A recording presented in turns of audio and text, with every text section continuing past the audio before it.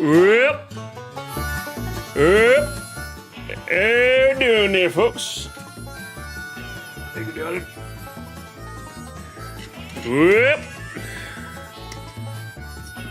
Yeah, they just don't make them spicy takes like they used to. Yep.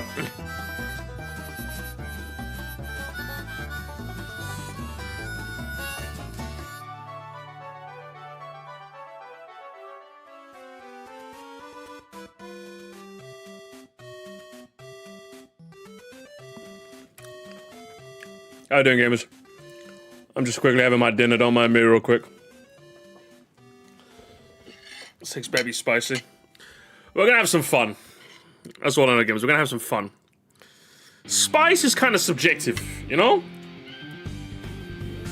What I might think is spicy, you guys might not think is that spicy. I've also tried to avoid,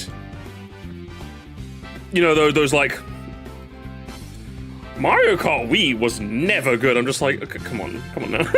Come on, let's be real with ourselves here, okay? You know, I've tried to avoid those. I've tried to find stuff that's quite spicy, also that we can have a fun talk about, you know? That's kind of what I've gone for here.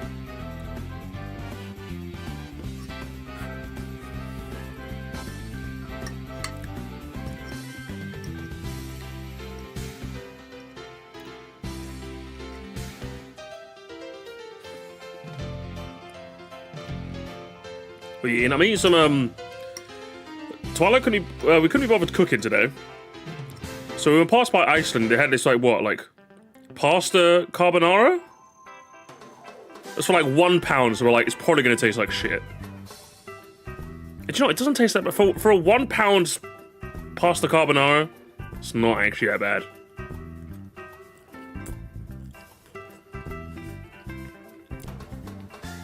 You know what I mean? Like, Twilight makes a better pasta carbonara. Like, she's made it for me before and it's better, but she's feeling lazy. Iceland did this bitch. That's not bad. Just be zero mission. Oh, hell yeah.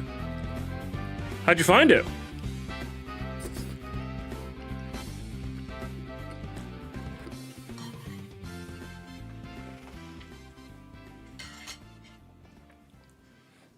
Lazy like Game Freak? Yeah. Those lazy bastard.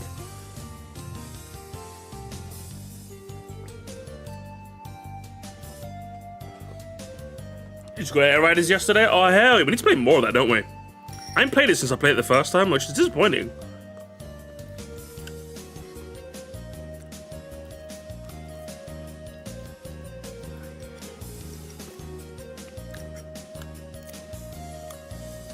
Used to be Super Metroid? Oh, hell yeah. Everyone playing Metroid is... Oh, everyone playing Metroid just makes me a very happy man. What, Sonic 06? Oh, come on. Alright, now I'm mad. Big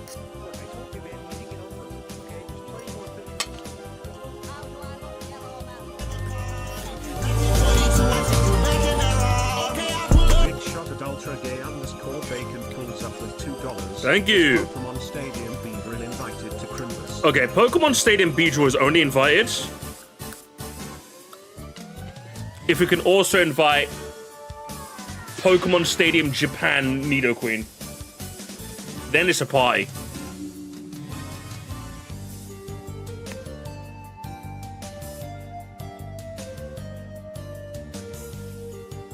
I'm ready. I'm ready, gamers. We're playing Hades? Hell yeah. Why is everyone playing games?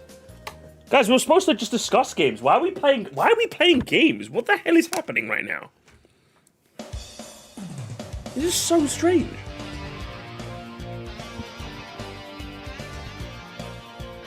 Read through Lord of the Rings. And then we got people reading?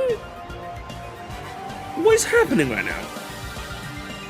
And then Brad, what, peak and peak? Okay, yeah, this is... Yeah, today's crazy. Oh my god.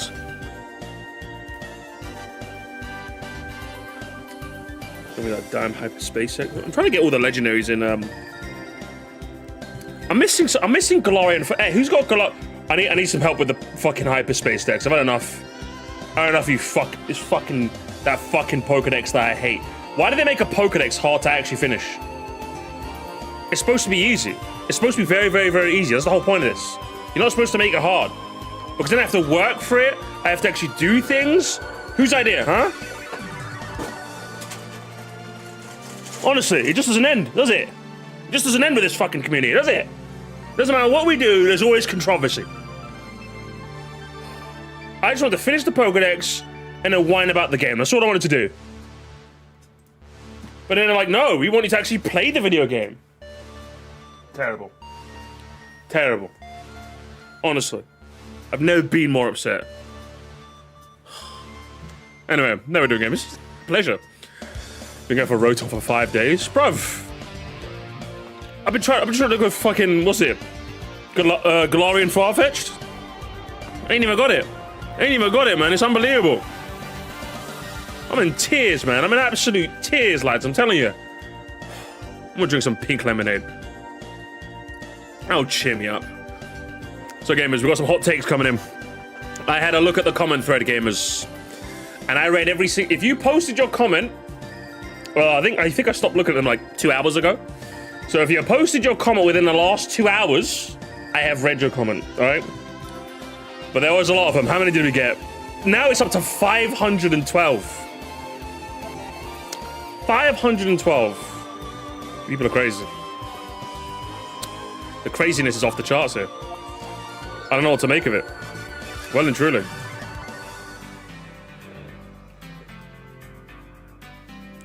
We had... Look at that. 500... Hang on, where is it? Yeah, 512. Bloody hell, lads. What am I supposed to do, huh? How many genuine comments?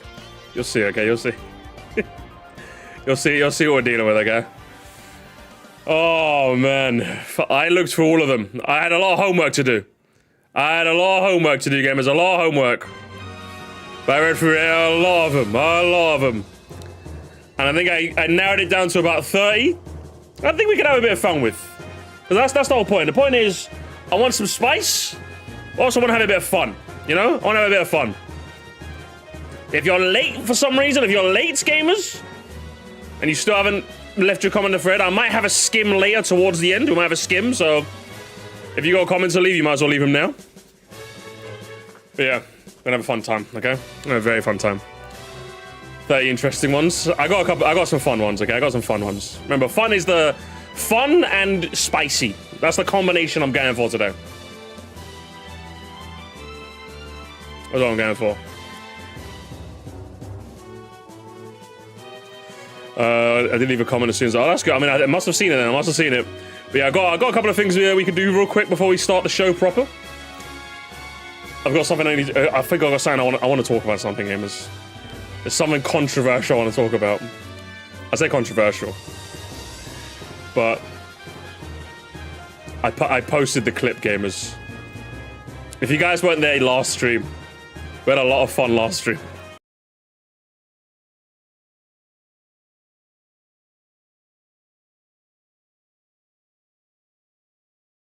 The camera. What the fuck? Why am I large? Why am I so fat? My apologies, gamers. I don't know where I've gone. I decided to large up the joint. Yeah, we decided to join it. If you guys want to see it, you guys know where to find it, okay? There's no... Well, I'm not playing the audio right now. There's no audio. But if you guys know where to see it, okay? If you want the unmuted version, go watch it, okay? We had a lot of fun last stream. But I also saw some funny things on my Twitter feed, gamers. I saw some funny things. He bought the Switch. He bought the Switch 2, gamers. He bought the Switch 2. Can you believe this? Can you believe this? I was just upset as you were. No, hope scrolling. I think I saw some things in news as well. Hang on. Twitter stream. no, just a couple. What's going on here? I think I saw some things on... Did I see anything in news? I was a bit upset about this. I've been actually kind of looking forward to the 007 game. I don't know how many people have been looking forward to that. I got delayed. It's a bit of a shame. I'm like, oh, that's a shame, honestly. Bit of a damn shame, but it's gonna get delayed to May. So as long as it didn't get like a GTA treatment, I'm kind of cool with that. But 2 months is fine. 2 months is fine. Also, this was strange. This was very, very strange. I don't know how many of you guys saw that. Looks like also Cyberpunk ended up being $17.49 for about 12 hours. I don't know how many of you guys bought. I wish I saw this earlier. I would have bought it. I would have bought Cyberpunk on the Switch 2 for $18. I would have bought that. I would have bought that. But man, I missed the window. Apparently it was an error. I don't know how that happened. But shame, huh? A shame. I would have literally gone on my fiance's Switch because her Switch is still sent to America. I think I would have bought it. I would have bought it. Would have been a lot of fun. You were just gonna buy it with this sale, but didn't get into. Ah man, poor Meech, poor Skibbity Meech, poor guy. Also, this we should play Crossworlds again, shouldn't we? Oh my god, another reason to come back to Crossworlds. So I don't know how many of you guys are the night. There's probably like 2 people who like are punching the air right now, celebrating the Night Sandies. I was anticipating the year got bumped from October to this January, so my wait is almost there. Best of luck to you, man. Best of luck to you. Yeah, I needed to meet Cyberpunk review. I need it too. What the hell, man? Terrible. Also, this was kind of neat. After also, Twilight Princess has been decompiled. Emulator bros are winning, okay? That's what happens, Nintendo, when you don't release it on the Switch too, okay? This is what happens when you don't put it on the NSO GCN, okay? Because it was a GameCube game, wasn't it? That's what you get. That's what you get, all right? Get ready for the Midna mods. Oh, okay, you know what? Modding was a mistake. I've had enough of you people. I've already had enough of you people. In something that was a bit of a shame, the cheapest model of the Steam Deck is no longer in production. Like, oh, if I was ever gonna get a Steam Deck, it probably would have been the cheapest one. But they just stopped making them. So I'm like, oh, that fucking sucks, doesn't it? I was just waiting for it to kind of like get a little cheaper, but instead they just stopped making it. Wow. That just sucks, doesn't it? Seems like it's always sold abysmally. I mean, I just kind of hoping for them to like make it a little cheaper, you know? I was hoping, man. Well, I guess the dream's dead. The dream is dead, gamers. Oh, also, this was kind of neat. What's it? Oh, like, also, I don't know how many of you guys heard that, like, apparently. Oh, what? The tweet's dead? Oh. What the hell? That's strange. Zaz has been added to Zaz has been added to Rumble. That's kind of funny. But what was it? Oh no, I heard that. What's it? Switch. I don't remember what the story was. I'm trying to scroll up to see the story. But apparently they made a smaller version of the game key. Nintendo. You know the Switch 2. The problem with the reason why people are using game key cards is because the actual game card was like 64 gigabytes, which is a lot more than a lot of games needed. Apparently they made a smaller one, so a lot of smaller games should have a chance to become regular game cards. Yeah, they made a 16 and 32 gigabyte cards now. I don't remember what the story was, but they made that as well, which is kind of neat. So they should be able to make. There should be less games on game key cards now. That's kind of neat. Nintendo told them to take the tweet down. What, this one? Which one was it? It was this one. This was the tweet. Apparently it's gone now. I'm glad it's been archived at least. I'm happy to share that positive update regarding Nintendo Switch 2. There's no better time. 2 days ago, Nintendo announced a smaller cartridge sizes. This allows us to recalculate production in a way that wasn't possible before. So that was kind of neat, eh? But I guess Nintendo told them to take it down because it makes them look bad. Fucking scumbags, bro. Get them out of here. Hey, it's your fault for not making a smaller version sooner, bro.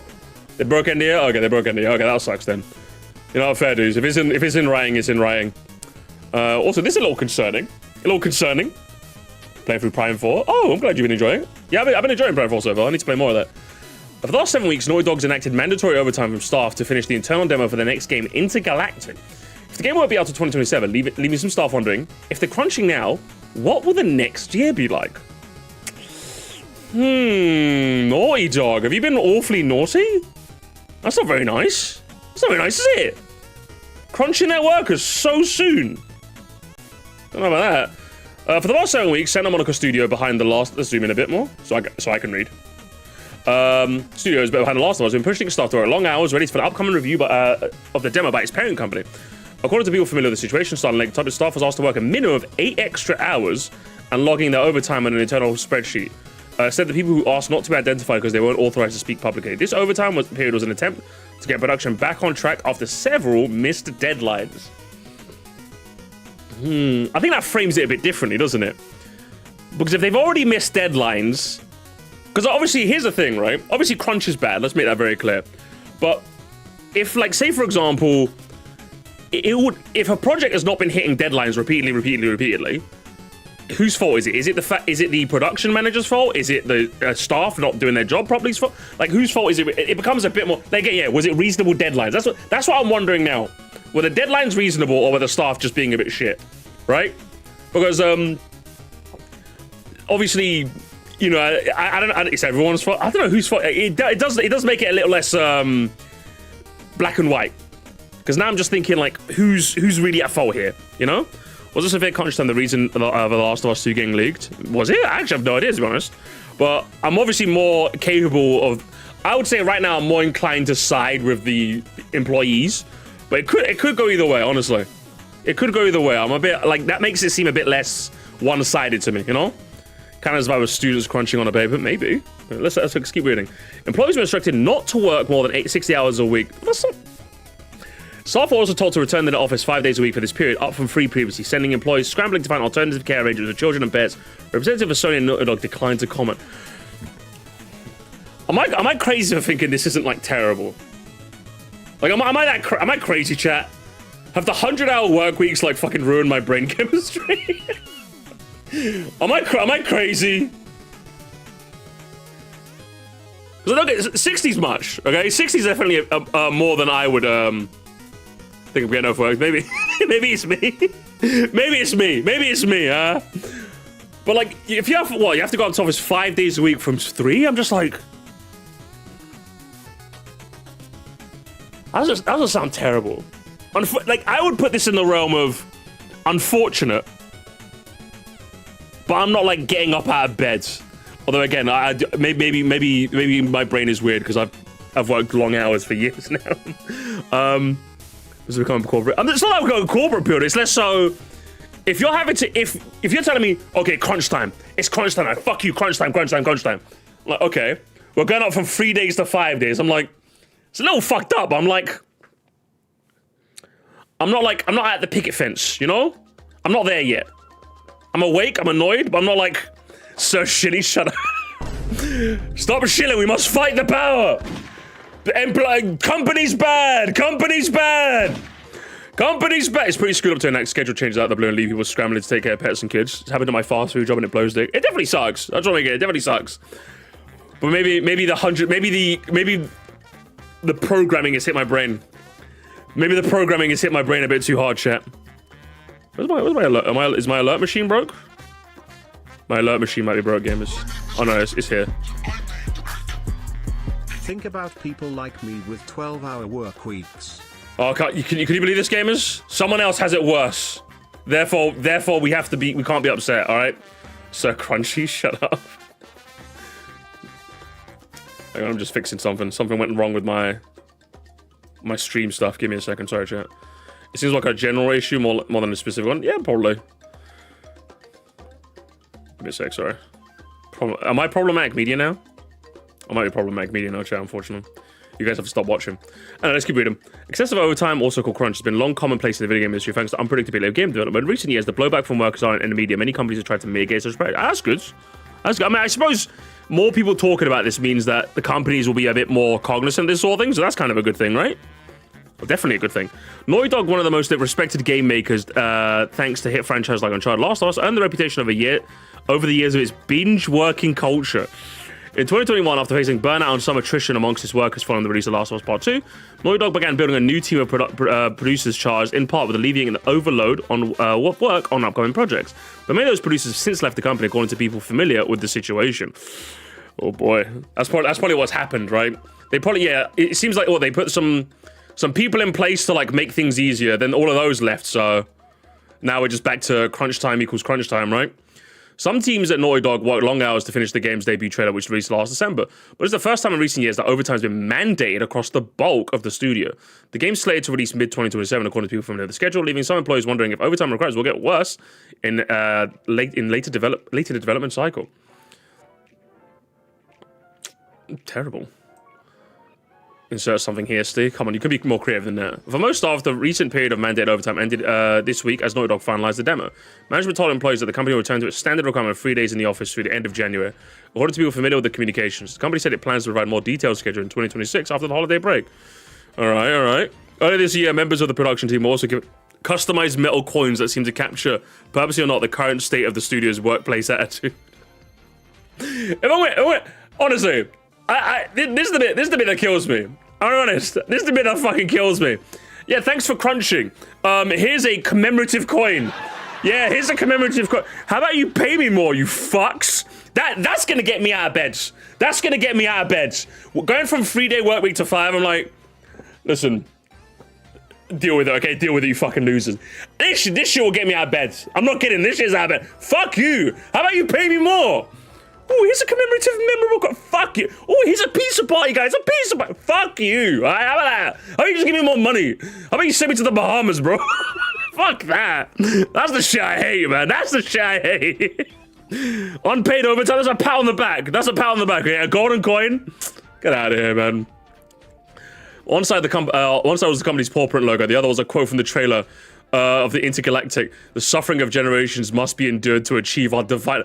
Oh, fuck you! You're gonna put a quote from the game? Kill me. They put a commemorative coin with a quote from the game. Yeah, kill me. Yeah, Pat, yeah, get rid of him. I'm not buying this game. I'm boycotting the game. I'm boycotting Divine Crunch.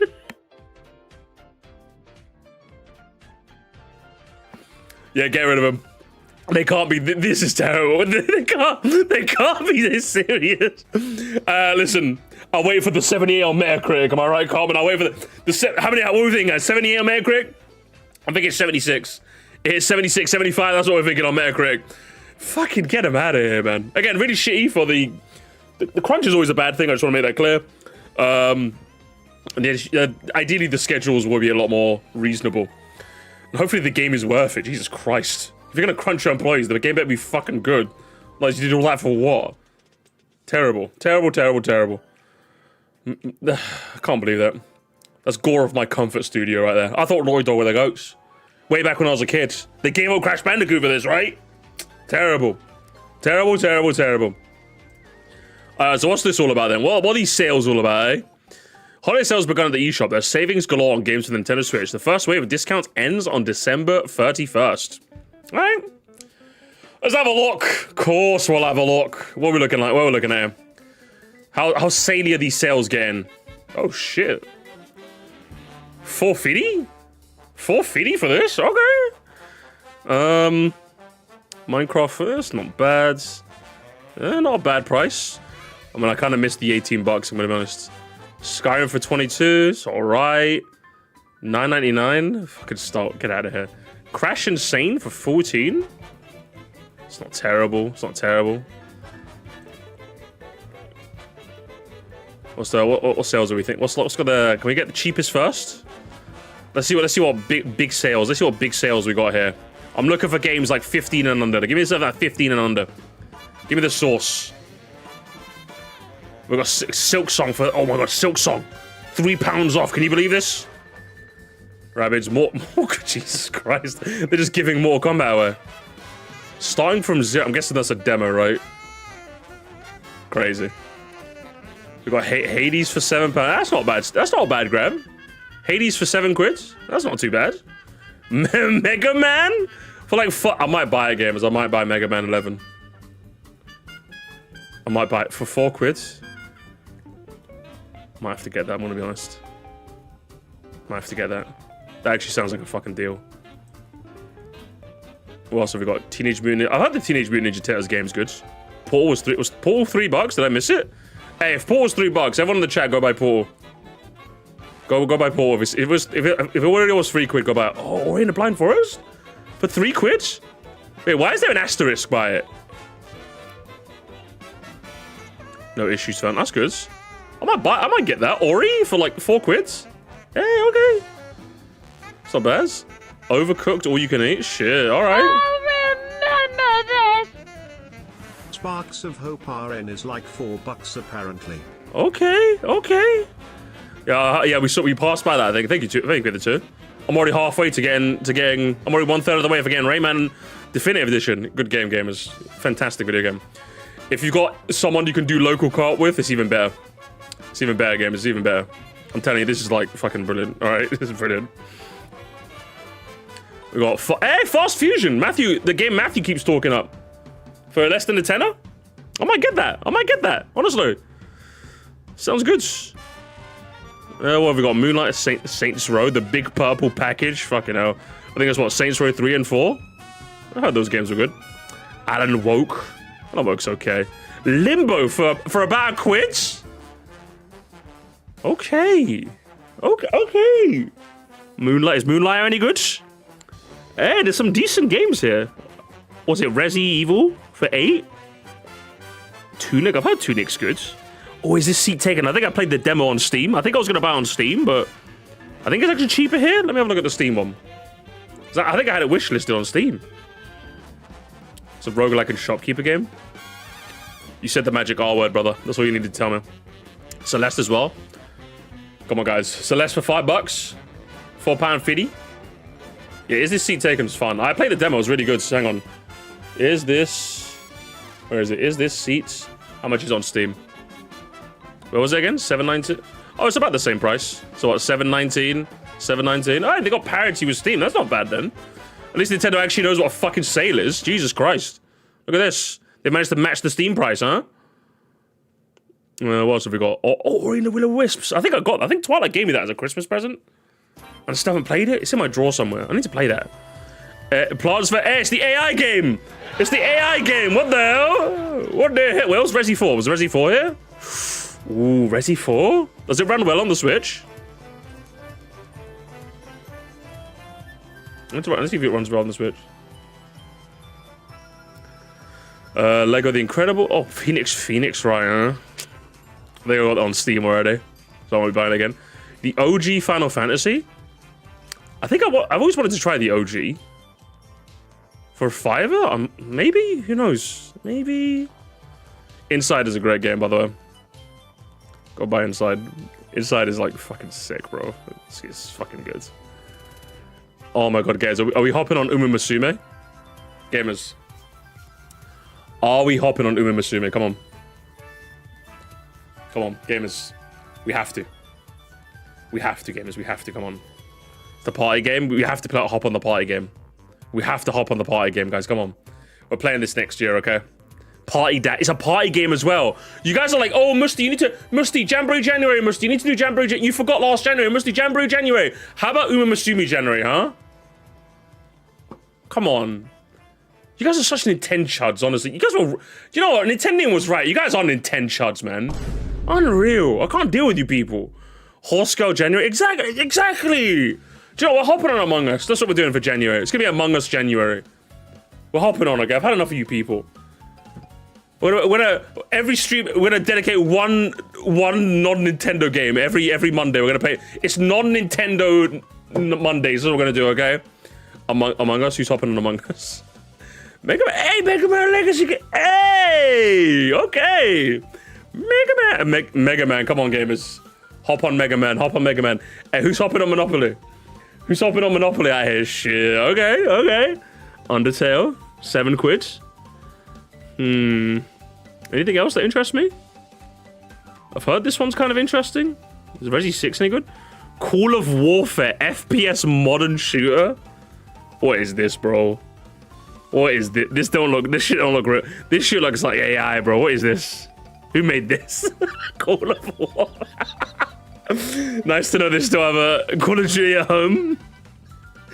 Origins for what, a tenner? Isn't terrible?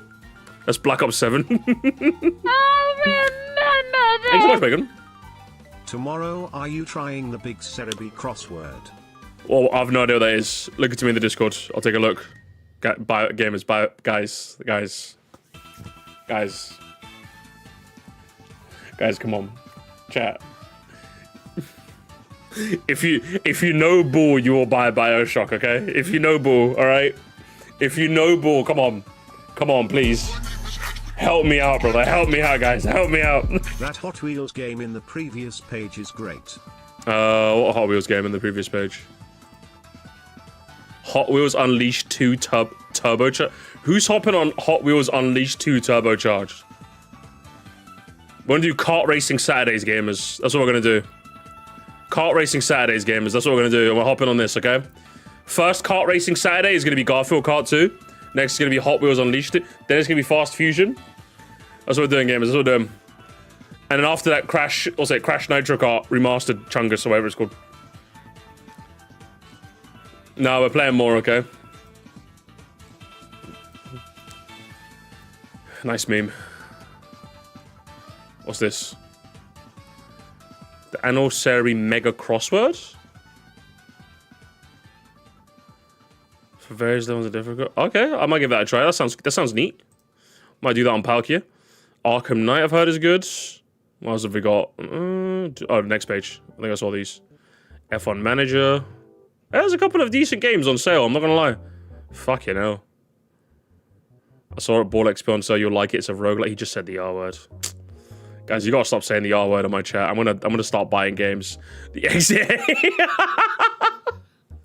Fucking hell. This is like a 20-minute game. That's really funny. This is really funny. It's got a Nintendo Switch 2 edition. For 4, the game's like 20 minutes, man. Come on. Come on. You charging 4 quid for that? It's like, I think I beat it in like 20, 30 minutes. It's a fun little game. It's a fun, short little game. But like, I don't know, like 4 quid? Come on now, what are we doing? Can't be doing that. A little bit much, let's go. What's his roguelike month? Sonic Frontiers. Oh, it's the game that's better than Odyssey, apparently. The game that's better than Odyssey. Or the Sonic Chuds. The Sonic Chuds would have me believe. It's no use. It's better than Sonic. It's better than Mario. Oh, I can't believe this. Hey, Slay the Spire. I think Slay the Spire 2 comes out in March. That's gonna be cool. The Odyssey killer. Real. It's so real, so true. Sega ages Sonic the Hedgehog. Why are they just selling Sonic 1 on its own? They just be putting this game anywhere, aren't they? Who the fuck is Cal the Kangaroo? Hey guys, are we hopping on Cal the Kangaroo?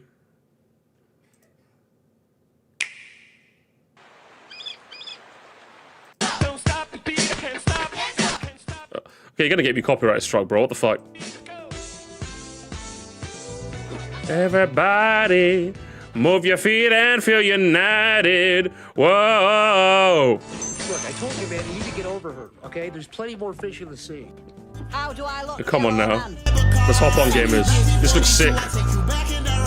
Come on now. Big shot at official team Zombie. Thank you so much, Zombie. With $5. I spent all of last night thinking of an opinion and I realized that I am the coldest MF on the planet. Hey man, put on a jacket, brother. Put on a jacket. Or maybe don't, because it's about to get hot in here soon, right? It's pronounced KO, and Benjamin H covered that game as a solid 3D platformer. Of course Benjamin H covered it, bro. That's like Benja Slop. We need a new category. It's called Benja Slop, gamers. That's what we need. This is prime Benja Slop. Oh my god, I can't believe this. I'm sure it's alright. Not really in the business for another 3D platformer. Oh, slime. Guys, low-key, I'm not a cozy game Andy. You'd never catch me playing a game that doesn't have a gun or a ball in it. But if there's one that got my heart. If there's one that got my heart, gamers, I'm not gonna lie. It's a gun. I mean, it was close enough to a gun. That's what got me. Slime Ranch is fun. I had so much fun playing that. I think I got addicted to it for like 20 hours and I just stopped it and never played it again because I'm just like, this is crack. Slime Ranch was like fucking crack, bro. I'm not kidding. I was here trading slimes, raising slimes. I was like finding all sorts of different colored ones. Bruv, I was a slime goblin for a bit, man. I'm not even kidding. I still haven't played the second one. I need to. That game fucking had me hooked and cooked, man. Mega Man 8. Oh, I need to get that as well. I need to get that so hard.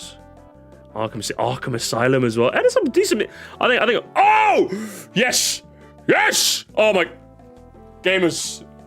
If you are a roguelike guy the same way I am, for the love of all that is holy.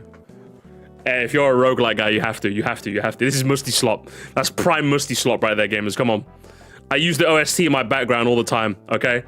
I use the OST in my background all the time. For the love of all that is holy. Okay. For the love of all that is holy. Come on. If you like a good roguelike, you're gonna love Dicey Dungeons, okay? A short hike. I've heard a short hike is good as well.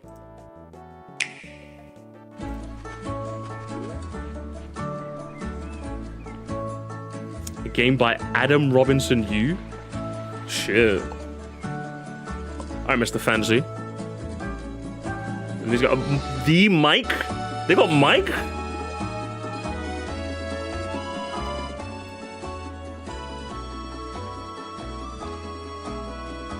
Yeah, this looks like this is definitely giving wholesome slop. A glorious game of exploration and reconnection. From Eurogamer, a tiny, deeply playful director. From Edge Magazine? Am I going to trust Edge Magazine? Really? I don't know about that.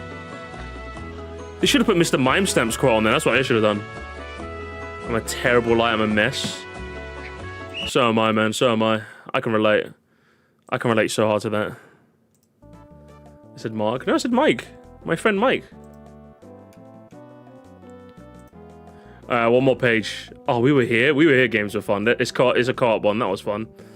What else have we got? Reprisal? What the fuck is in the Reprisal? Oh, they put Instinct mode in here? Okay, this is like my favorite Hitman game ever, by the way. I've not played the Modern Trilogy. But they made a fucking... What? What do they add? Yeah, they added Instinct, man. All new minimap?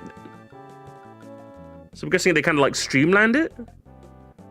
The worst version of Blood Money? Is it worse? Like, how so? Huh. Interesting. They made it more accessible to modern audiences, huh? Interesting. You gotta play it. It's on my list. It's on my list for next year. Didn't they add PewDiePie? Oh, if they did, I'm killing them. But yeah, interesting. I think I've had enough of the look at the sales. Some decent sales there. I'd say about as usually about the price wise, about the same as I would see on Steam. Not too different from Steam. So I don't know. I thought it was pretty good. Pretty good sales. Definitely a couple of games I'm interested in getting now. About Steam quality, good stuff, Nintendo. Well done. Well done for doing the bare minimum, Nintendo. Well done. Well done. Oh no, gamers. I am become sales. Destroyer of worlds. Physical video game sales in the US have hit their worst November since tracking began. Console hardware sales have also collapsed, while subscriptions and mobile gaming are propped up overall spending. Oh, people just don't like buying people just don't be going to stores anymore, man. It's a shame, isn't it? It really is a goddamn shame, isn't it? People just don't like getting out of their people don't like getting out of their house anymore, man. That's the reality of it. People just don't like getting out of their house anymore. No one wants to leave the house. Especially in America, we have to drive everywhere. Are you kidding me? Like, I live in London. It's about 20 minutes to my nearest... It's about like 10 minutes to my nearest CEX. And I'm just like... Okay, is it on the store? You know? And I felt 14% year over year. Shit, man. Console hardware sales collapsed with Xbox down 70% and PlayStation down 40%. Overall content spending still grew 1% thanks to subscription services and rising 16%. Mobile gaming is up too. Terrible. November is a key month for the video game industry, with Black Friday and Cyber Monday being vital dates in a Monday and already rife holiday spree. However, physical games as well as physical hardware caught the short end of the stick, seeing a massive hit in terms of sales. The AAA game industry has been at war with physical retailers like GameStop for years, with used game sales being particularly sore point for publishers. Combined with the general disdain for ownership in general, and need to control the customer's product post-purchase has formed the industry, much to the chagrin of both physical game stores and players. Definitely. I think this... Honestly, one of the biggest, saddest points about modern day video games, I'd say gaming in the modern day, is that, or I would say gaming in the modern, it's just like subscription models. Subscription models are like battle passes, right? When you need just like a couple of subscriptions for a couple of things, it's fine. But when everything's a subscription model, it's like, bro, just what happened to the day where I can just own something, man? Same with battle passes, man. Like, a game having a battle pass is cool. Like, you pay for, like, progression in the game. Like, oh, okay, that's neat. But, like, when every game has it, it feels like I'm clocking in for each job. I'm just like, what's happened here, bro? what's happened here? And I think it's one of those issues that's like really hard to like unify people on, because most people, I would say, most people usually have like maybe one or two, and that's it. So they don't really see the bigger problem, you know? Ironically enough, me and Twilight were talking about this earlier. She said like, oh, I don't think Battle Pass are that bad. I'm just like, well, you only say that because you play Overwatch, honey. It's the only game is Battle Pass you buy, so of course you'd say that. It's like, yeah, well, I like the concept. Yeah, the world loves the concept. But like, if I want to, like, I literally have to choose. Imagine for a second I have to choose. Okay, do I buy Siege's pass? Do I buy Fortnite's pass? Do I buy Apex pass? Or do I buy Overwatch's pass? Because I have to choose. Because I can't invest all my time into one game. So I'm just like, what's the point of it? I don't even bother buying Battle Pass anymore. I've just given up on all of them because I'm just like, what's the point? I'll just play when I feel like playing. I've gone back to play Titanfall 2, bro. That game was just like, hey, you just want to jump in and play a game? Fucking jump in and play a game. I'm like, yeah. Sucks, man. Fucking sucks. The way a lot of my friends talk about doing daily missions live service legitimately feels like they're getting into a part-time job. And the worst part, I think, like, do you know what the worst part is, right? It's a fucking boiling frog situation. You know? Like, people have been the frogs that have been in that broth for so long, they don't realize they're burning. That's the issue with, like, subscriptions. Because it becomes, oh, like, you play the game, like, because it starts off so normal. That's the worst bit. Battle Passes start off so normal. It's, hey, you're playing the game, right? You're enjoying the game? Oh, yeah, of course. Hey, so how about you buy this thing so you can progress, like, extra stuff? Oh, that's neat. But then what happens is people start loving the game less, but they're already so born into the system, they have to, you know what I mean? So it's like a marriage that you, like, becomes loveless, but you realize it slowly over time, as opposed to someone cheated, boom, done, you know? It's like slowly over years you realize they're not packing your lunches anymore, they're not kissing you at the door anymore, but you've been married for 10 years, so they make up more excuses not to go out. That's what it is. You know, that's what Fortnite is now to a lot of people. For me, if Fortnite has a good battle pass, I'll buy it. Like last season, I played The Simpsons, bro. That season was fire. I got my month's worth out of that game, and I'm kind of cool just leaving it. The new season seems neat, but I'm just like, oh, I'm okay, thank you. I'll just play something else for now. I mean, that's what we did. I've been playing Titanfall, but a lot of people just don't have that, like. It's not even they don't have that, like, gumption to realize it. I do think a lot of people actually realize this, but it's just they're too bought in, you know? Like, when playing video games becomes less of a video game, but more of, like, a way to socially decompress with your friends, like, now you're kind of tied into the game, right? So, like, Fortnite is less, I'm playing a battle royale, but more, I get to hang out with my friends. You know, the battle royale's kind of cool like this, you know? It becomes more that now. Like the social aspect of gaming has been so ingrained into people that they can't imagine it without it. And if you want to kind of, my subtle way of proving this point to you is, I would honestly, like, and tell me true or not true, right? The number one question people ask when you talk about a game is it free? Do you know what the second question I hear all the time is? Is it multiplayer? That is the second question I hear all the time, because for a lot of people, when they don't know, gaming is like more of a social activity for them. You know? Like, a lot of people don't realize this, but it's true. It's true. For me, it's true. People either ask, is it free? Or ask, does it have multiplayer? And if you want proof, ask, what's that guy's name? Joe Mama, the guy who made the Super Mario Bros. Remastered mod. Everyone kept asking, is it gonna have multiplayer? Is it gonna have multiplayer soon? Is it gonna have multiplayer soon? Is it gonna have multiplayer soon? Everyone wants multiplayer. Everyone wants to be able to play something with their friends. Everyone loves that shit. Myself included. I'm not pretending I'm above the situation. When the guy who made Buckshot Roulette said there's a multiplayer mod now, I was fucking licking my lips, bro. I was like, hell yeah, let's go. Like, it just works, you know what I mean? Fortnite's weird because I'd rather just almost just buy the skins outright than buy the battle pass, even if the skins cost more. I think I'm weird, and I just play the game just to play the game. I don't think you're weird. What it is that the battle pass is a much better sell. Like, imagine, what sounds better? You pay $10 and you get a whole line of progression over the course of, like, what, a month or two? Or you pay $25 for one skin now. Like, in principle, you know, hey, I just want the one skin. I'll buy the one skin. But for a lot of people, it's like they see the value. There's a reason why. I think I saw something in the hot takes thing. I don't think I did it, but it's like, why do people get, like, annoyed at, like, I think who was it? I don't remember who said it actually. I think it might be on the list, so I'm not going to spoil it. But there was something related to this in the hot takes thing, which we'll get to in a second. But yeah, it's like $10 for 7 skins or 20 for 1. It's like, well, yeah, that just sounds better. Doesn't that sound way better? $10 for 7 skins or 20 for 1.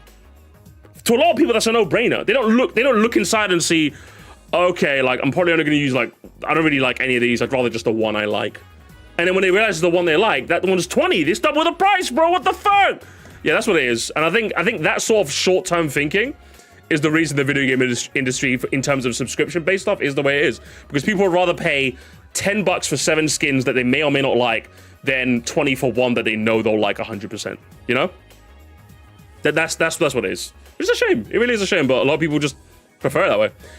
I just think every time I tell my friends to play a cool game, the question is, how long is it going to take me to finish it? I mean, that's fair. But I know that as a streamer, the number one question I hear is either, is it free or is it got multiplayer? Those are the two questions I hear a lot.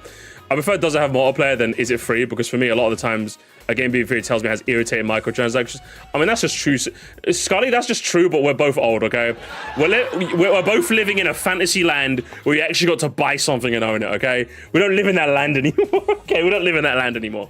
Anyway, let's keep reading for a bit. Given the constant attack on physical game sales, from old hat tactics, including the one-time code for online play and new releases, to recent expansions of online game subscription services, oh my god.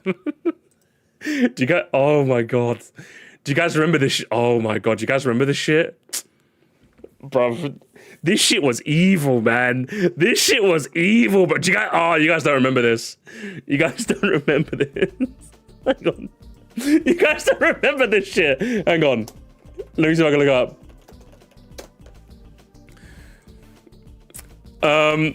Okay. How many of you guys remember this shit?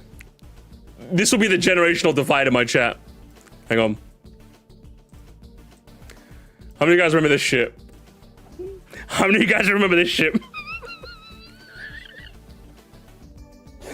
Because publishers hated used copies so much, you only got to play online for a game you bought if you bought it firsthand. That used to be the video game industry, guys. For the entirety of if you were playing a Wii when you were a kid, you avoided all this. PS3, Xbox 360 generation, it's full of this shit. All right.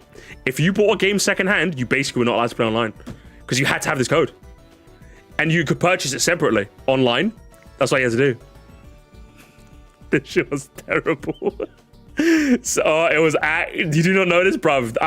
The day they killed this, Hitler died. I'm telling you.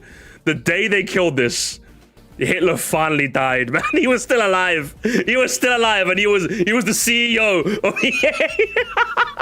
I'm telling you, man. This shit was crazy. Surprised they stopped doing this. Well, because the reason they stopped doing this is because they realized they could let you play online for free and then sell you stuff afterwards. That's the reason they done it. It makes them more money in the long run if they let you play online now. Oh yeah, it was terrible. It was absolutely terrible, and I hate it. Thankfully, Call of Duty didn't do that, which was nice. Which was actually quite nice. But like, EA was the big one. EA was the big one. Every EA game that had multiplayer had an online code thing. And it was terrible. I used to be so mad, but this is such a card-carrying villain, Dr. Robotnik ass move that I can't help but be amused. I'm glad you guys are amused. I'm glad we're so far removed from it that we can be amused. But yeah, back in the day, it was ass. I'm telling you, it's so shit. It's the reason I couldn't play a lot of like multiplayer games on the PS3 back in the day, because like I had to buy them all full price, so I couldn't play online. It was terrible, honestly. But yeah, Call of Duty didn't do that, which was fucking nice. It was so nice. I don't know. Where were we? It was. I was here. It's scarcely surprising that the physical market is showing its wounds. Hardware. The PS5 was November's best-selling hardware. PlayStation was November's best-selling hardware in units and dollars. The first time it's occurred since the launch of the Nintendo Switch 2. Nintendo Switch 2 ranked second in November across both units. Oh my god. Nintendo was right all along. In a thread on Blue Sky, Sir Karna's senior director, Matt Piscatella, went over some November sales statistics just released by the company. One of the big stats coming from is the 14%. Yeah, we kind of went through that. Record low. Physical games being killed off. Let's skip to the paragraph. The drop in physical sales is nothing surprising because the industry is consistently throwing the sector under the bus.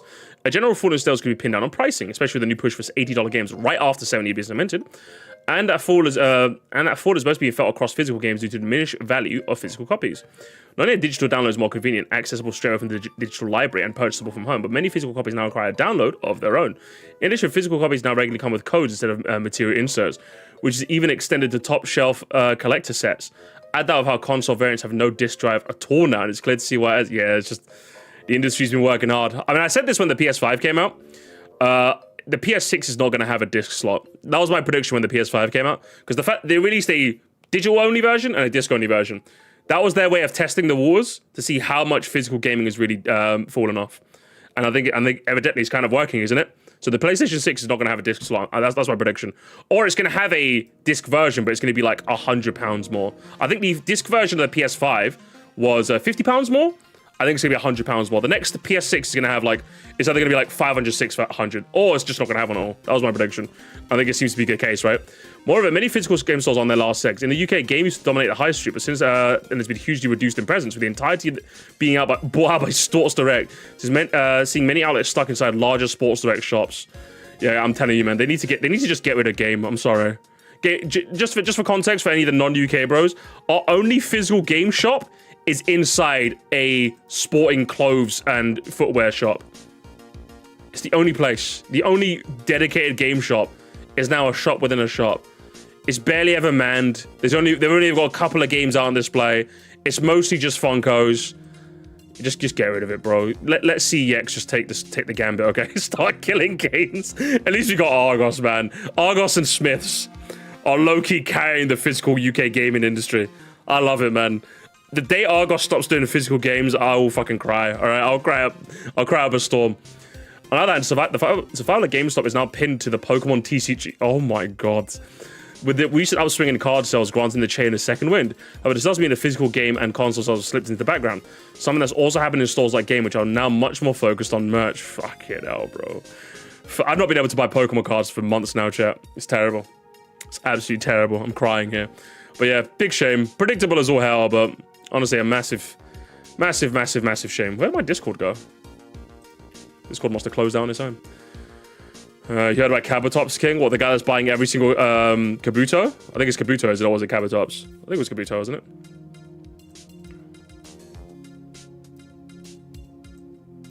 Come on now. Never forgetting the day I found a physical copy of Cuphead at like 20 bucks? I think I got one more story here, gamers. One more story, gamers. Oh my god. Sony files patent for AI-powered sensitive tech to alter video game content. Fucking hell, ref. Sony, what is happening? What are we doing here? I'm in tears, bro. They got the clankers out here censoring shit. SA's new patent titled Automatic Bespoke Edits of Video Content Using AI, and the description of the filing reveals that the company is currently exploring ways to use AI-powered tools to tailor entertainment experiences for different users. I can't. Chat, just imagine. Chat, just imagine it. Just imagine for a second, chat. Just imagine for a second. You're playing like San Andreas Remastered. They detect that you're a white user, so they censor the N-words. That's the future they want you to live in, gamers. That is the future they want you to live in. And I'll be careful if I were you. I'll be very, very careful. All right? Be very, very careful. Although this type of functionality would likely be a welcome asset for parents of younger gamers, the implementation would raise some serious concerns about the intersection of AI and art. We need to kill him, though. We need to kill this AI bubble, don't we? We need to pop him, man. Higher production on cards so that cards are more accessible, so scalpers' false sense of scarcity is. I really hope so. I really hope they make more cards, man. They fucking need to. I'll be in shambles, man. Someone make a Polygon, man, 1984 TV edit. They need to, honestly. Thank you so much for the re-membership, man. They censor COD voice chat to remove all the slurs. The slurs like half the fun, man. If you're playing Call of Duty in 2025, you're going there like as the last bastion of like the old internet, man. Like, come on, bro. Like, if I buy Black Ops 7, it's because I want to go into a lobby and be like, howdy, y'all, and everyone goes, shut the fuck up. You know what I mean? That's the only reason I'm buying it, you know what I mean? Oh, what's the point? Just make zombies a separate game mode at that point, man. Come on, man. What's the point? What's the fucking point, man? Useless. Useless. They don't make lobbies like that. Honestly, they don't make lobbies like they used to, man. Gamers have recently seen how many comments on the explosion of AI at Larian Studios have caused a lot of drama for that team. It seems like some creators and consumers might take issue with AI altering finished products to help censor them. Yeah, like, even like as much as we joke, like, what is the point of this? Like, who is this benefiting? Like, I'm being genuine. Who is this fucking benefiting?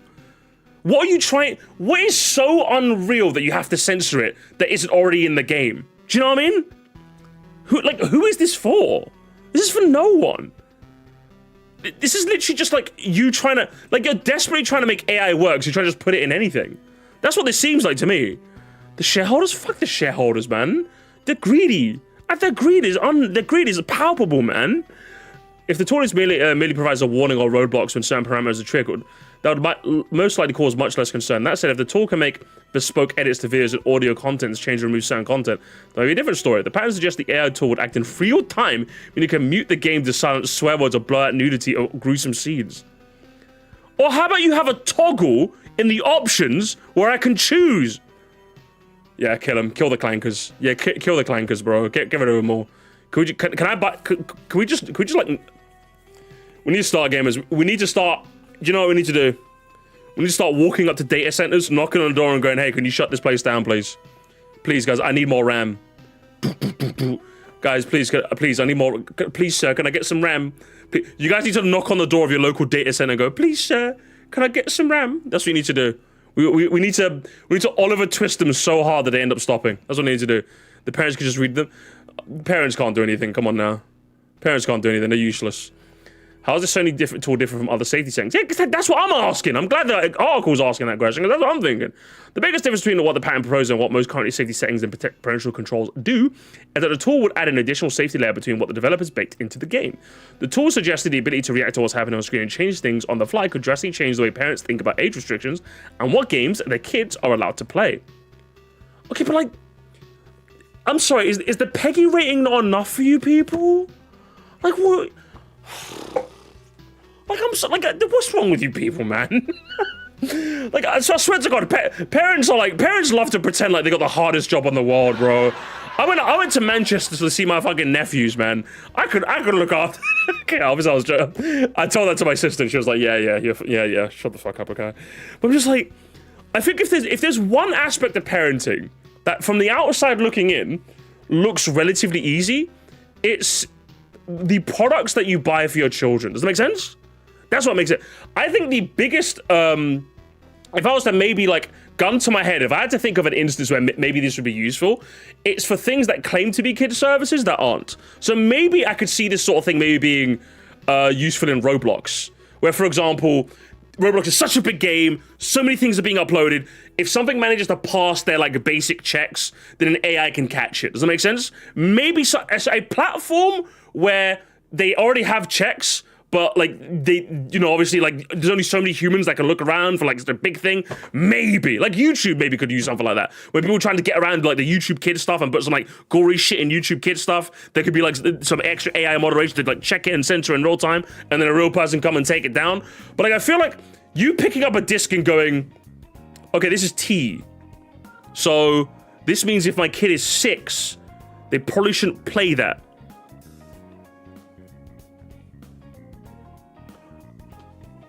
You know? Maybe something like that? Like, what are we doing? Oh, it's T for toddler. Roblox is already doing that. It backfired spectacular. Well, they need to, I don't know, man. Try Santa. I'm just thinking of use cases over here, man. Like, yeah, like, because that seems like one of the easiest things. It genuinely seems like one of the easiest things when it comes to raising a kid, right? But, like, I just don't get it, man. This is M for my child. Honestly, the patent explains that the tool could be used for most major computer ecosystems. That means if the tool does make its way from conception to production, it can also have an impact not just on PlayStation owners, but Nintendo, Xbox, and even PC gamers as well. Keep in mind, there's a simple patent filing which doesn't guarantee the final product will ever see the light of day. Let's fucking hope not, bro. M for mother approved. Shut up. Shut up. That's enough of that. That's enough of that. All right, good news. Or not good news, but good news segment, should I say. Right, gamers. Let's get to the meat and potatoes. I think we're all warmed up, gamers. Are you ready, gamers? Are you ready? Step into the ring. Are you ready to step into the ring? Let's find out, gamers. Let's find out. How spicy are we getting? Gamers, I have something amazing for you today. I decided to put up a community post for my Musquires and beyond. Of you guys, of me asking you guys to give me your spiciest video game takes. I decided to sift through all of the comments, and I picked out the ones that could be the most interesting to talk about. Now, bearing in mind, that's kind of what I was going for this one. I'm not going for the ones that are like deliberately spicy. I'm not going for the Mario Kart Wii is the worst one, because I'm just like, that's a bit boring. I'm going for the ones that are spicy, but we can have a fun conversation about. So, without further ado, who is going to be the first to step in the ring? Let me open my folder and see where it takes us. I think we're going to start off quite strong with this one. But I think this is a topic that I think a lot of people might have a take about. Lord knows when I saw this, I was just like, okay, interesting. Let's start, gamers. Let's start. Who's gonna be the first to step into the ring? F7 Jin. Come on down, brother. Come on down. As he gives us Crossworld is a B-tier kart racer at best. The items are unsatisfying to use, like the Ninja Star, and after 15 hours, I still don't get which does what, as it's not immediately obvious looking at them. The crossover aspect is lackluster with no voice lines, and there's just not enough tracks, even with their consistent quality. I'm just gonna ask F7 real quick. If Sega was like, if Sega decided to like hear your advice and go, ooh, yeah, you like that? Oh, you like that? Oh, yeah? Oh, yeah, you like these? You like these? You like these? How about like, oh, there we go. We got some straight lines. We got some straight lines. Maybe they should add that to Crossworlds, eh? Maybe we should get that. Maybe we should get that in there. What do you think, gamers? Fact or whack? I don't know about this one, if I'm being honest. Daring today, are we? Daring today, indeed. I think we're gonna draw the cool S. No, not cool enough. I'm gonna be honest. 15 hours and you don't know what the items do? There's literally a green glove and a red glove. When you say you don't know what the items do, I'm just like are we colorblind? Like what's going on here? That's all I'm asking. That's all I'm asking. All right, that's all I'm asking. That's all I'm gonna say to you. All right, because when you say beta, I'm just like I don't get it. I won't agree with this though. I will say the Ninja Star is like my least favorite item in the game. I will say that sucks. And any single time I play this game custom lobbies, I turn that item off because I fucking hate it. So I don't like this in the slightest. When it comes to I still don't know what each item does, I will chalk that up to a hang on one sec, let me pick this up. I'll be muting donos while I'm doing this, by the way, so I'm gonna let this one roll, but that's it. Perhaps we don't need to cross worlds, but instead go across the world in a straight line. Fast like woe indeed. Thanks so much, Camp. I will be muting dono so I can just like yap, obviously. I will say that where's my pen? Is my pen gonna work? No, my pen stopped working. What the fuck? Whose idea was my pen? According to my pen this? Oh, there we go. My pen's working now. It's all good. It's all good. After 15 hours. Hang on. Can I get a pen? There we go. My pen's working now. I just had to break out the drawing tablet for this one, gamers. After 15 hours, this is the bit that confuses me. Like 15 hours, and you still don't get which does what. I'm just like, I feel like that. Do you know what I feel like this is? Do you know what I feel like this is, gamers? I feel like this is his Mario programming kicking in, and he's like kind of confused. That's what this is, gamers. That's what this is. I mean, this is Mario Kart programming kicking in. I will say some of the wisps maybe like I don't know. Maybe the effects aren't as. I would say there's maybe some items that just like make me have question marks. Like the wisp that eats stuff. I'm just like. That item always felt a bit like lackluster to me. So there's definitely like, it's got a share of lackluster items. But I would say it's definitely got no more lackluster items than Mario Kart does. Do you know what I mean? So I'm just like, I don't know about that, to be honest. I feel like the speed wisp could maybe give you more speed. I don't know, man. Brother, just read the wiki. I don't know about that. Listen, this ain't Terraria, okay? There's a wisp that eats There's a wisp that eats stuff. Okay, gamers. I think we might have to put the 15 hours in. I think we might seriously be questioning the 15 hours here. I think we might be, gamers. I think this might be a bit of an exaggeration here. I think we might be questioning this game. I think this guy might be a little too bing with build. I think it might be. I think, let me correct this, gamers. Let me correct this real quick. Let me just correct it. Let me see, let's do... Boom, there we go. 1.5 hours. There we go. That's maybe a bit better. That's maybe a bit better. The crossover aspect is lackluster. I will say, I'll color this in yellow. I will say I kind of agree. I think it's kind of cool that they have him in the first place. It's definitely like cool that they have them. Like it's cool that I can go on the game and be like, oh hey, I'm SpongeBob. I'm SpongeBob. Hey guys, I'm SpongeBob.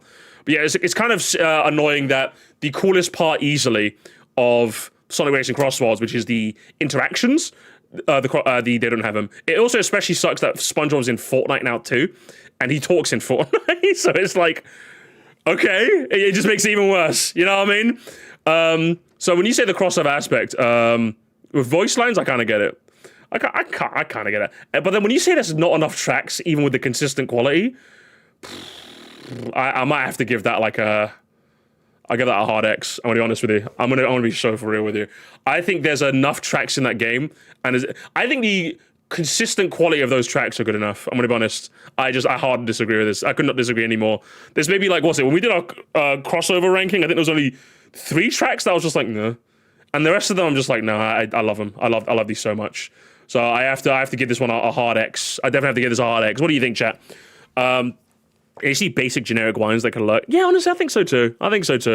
There's less than Mario Kart 1 and people complain that it doesn't have enough. Well, yeah, that's because the difference is we were in Mario Kart World, we were coming off of 96 tracks in the BCP. So of course people are going to make that comparison. Is it a fair comparison? Maybe not, but it's a comparison. With Sonic Racing Cross Wars, you have nothing to compare it to, so you're just comparing them against each other, which is to say a lot of the tracks are really consistently good, and some of them are absolute standouts. I would happily say the tracks in this game are easily, like, by kart racing standards, like, what's it, Pumpkin Mansion? It's like one of the best tracks I've ever played in a car racer. Like, are you kidding me? It's fantastic, man. You know? So we're like, what are we doing? Like, yeah, you compare it to Sonic Racing Transform, which I imagine had a similar amount. So that's what we're comparing it to here. So I don't know about that, man. I think you really are just bing with Hooper. I'm gonna be honest. I'm gonna call it. I'm gonna give this one a whack. I'm gonna give this a whack. The crossover aspect fair, but I'm gonna give this overall a whack, gamers. What do you think? What do you think? I think why is the shield item in Crossword a generic shield that makes you metal, but not a shield power from an actual Sonic game? Okay, that kind of sucks. I will say that kind of sucks. The highs are very high. There's just too much fine enough tracks I don't care about playing. Really? I think for me, the fact that there's like no stinkers is like a boon. Like there's very, very few stinkers in that game compared to Mario Kart World. Mario Kart World, there's a bunch of like Crosswalls does not have a star view peak. You know, it doesn't have one. I'll happily play the tracks. There's some I want to play more than others, but it don't have a star view peak where I'm like, I'm happy never playing this again. Do you know what I mean? So I'm gonna give this a whack. And we're gonna move on. I won't deny I'm winning a hoop, or maybe they're just better games. Yeah, I don't know, buddy. I don't know about that, buddy. I don't know about that. Maybe you're just married to Nintendo. Maybe you need to divorce them someday. How about that? But either way, interesting take. And we'll leave that there. I'm gonna save this image. So anytime I open this image now, people will just see that. So there's take number 1, gamers. Take number 1. I'm gonna plot that one away. It's I'm Mario. Mario Kart 1 is just better though. I don't know, Hasbro, man. I don't know about that. I think we're gonna take it. I'm very crossword brain, so I've got a very definitive bias on the subject.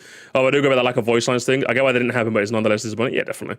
I get it. Right, let's get on to another one, gamers. Let's get on to another crazy one. Another crazy one. You had a couple of crazy ones here. I think we're gonna keep up the crazy momentum, chat, with our next one. Who is gonna step in to the ring? We have got Salap5951, who says, Metroidvanias suck as a genre.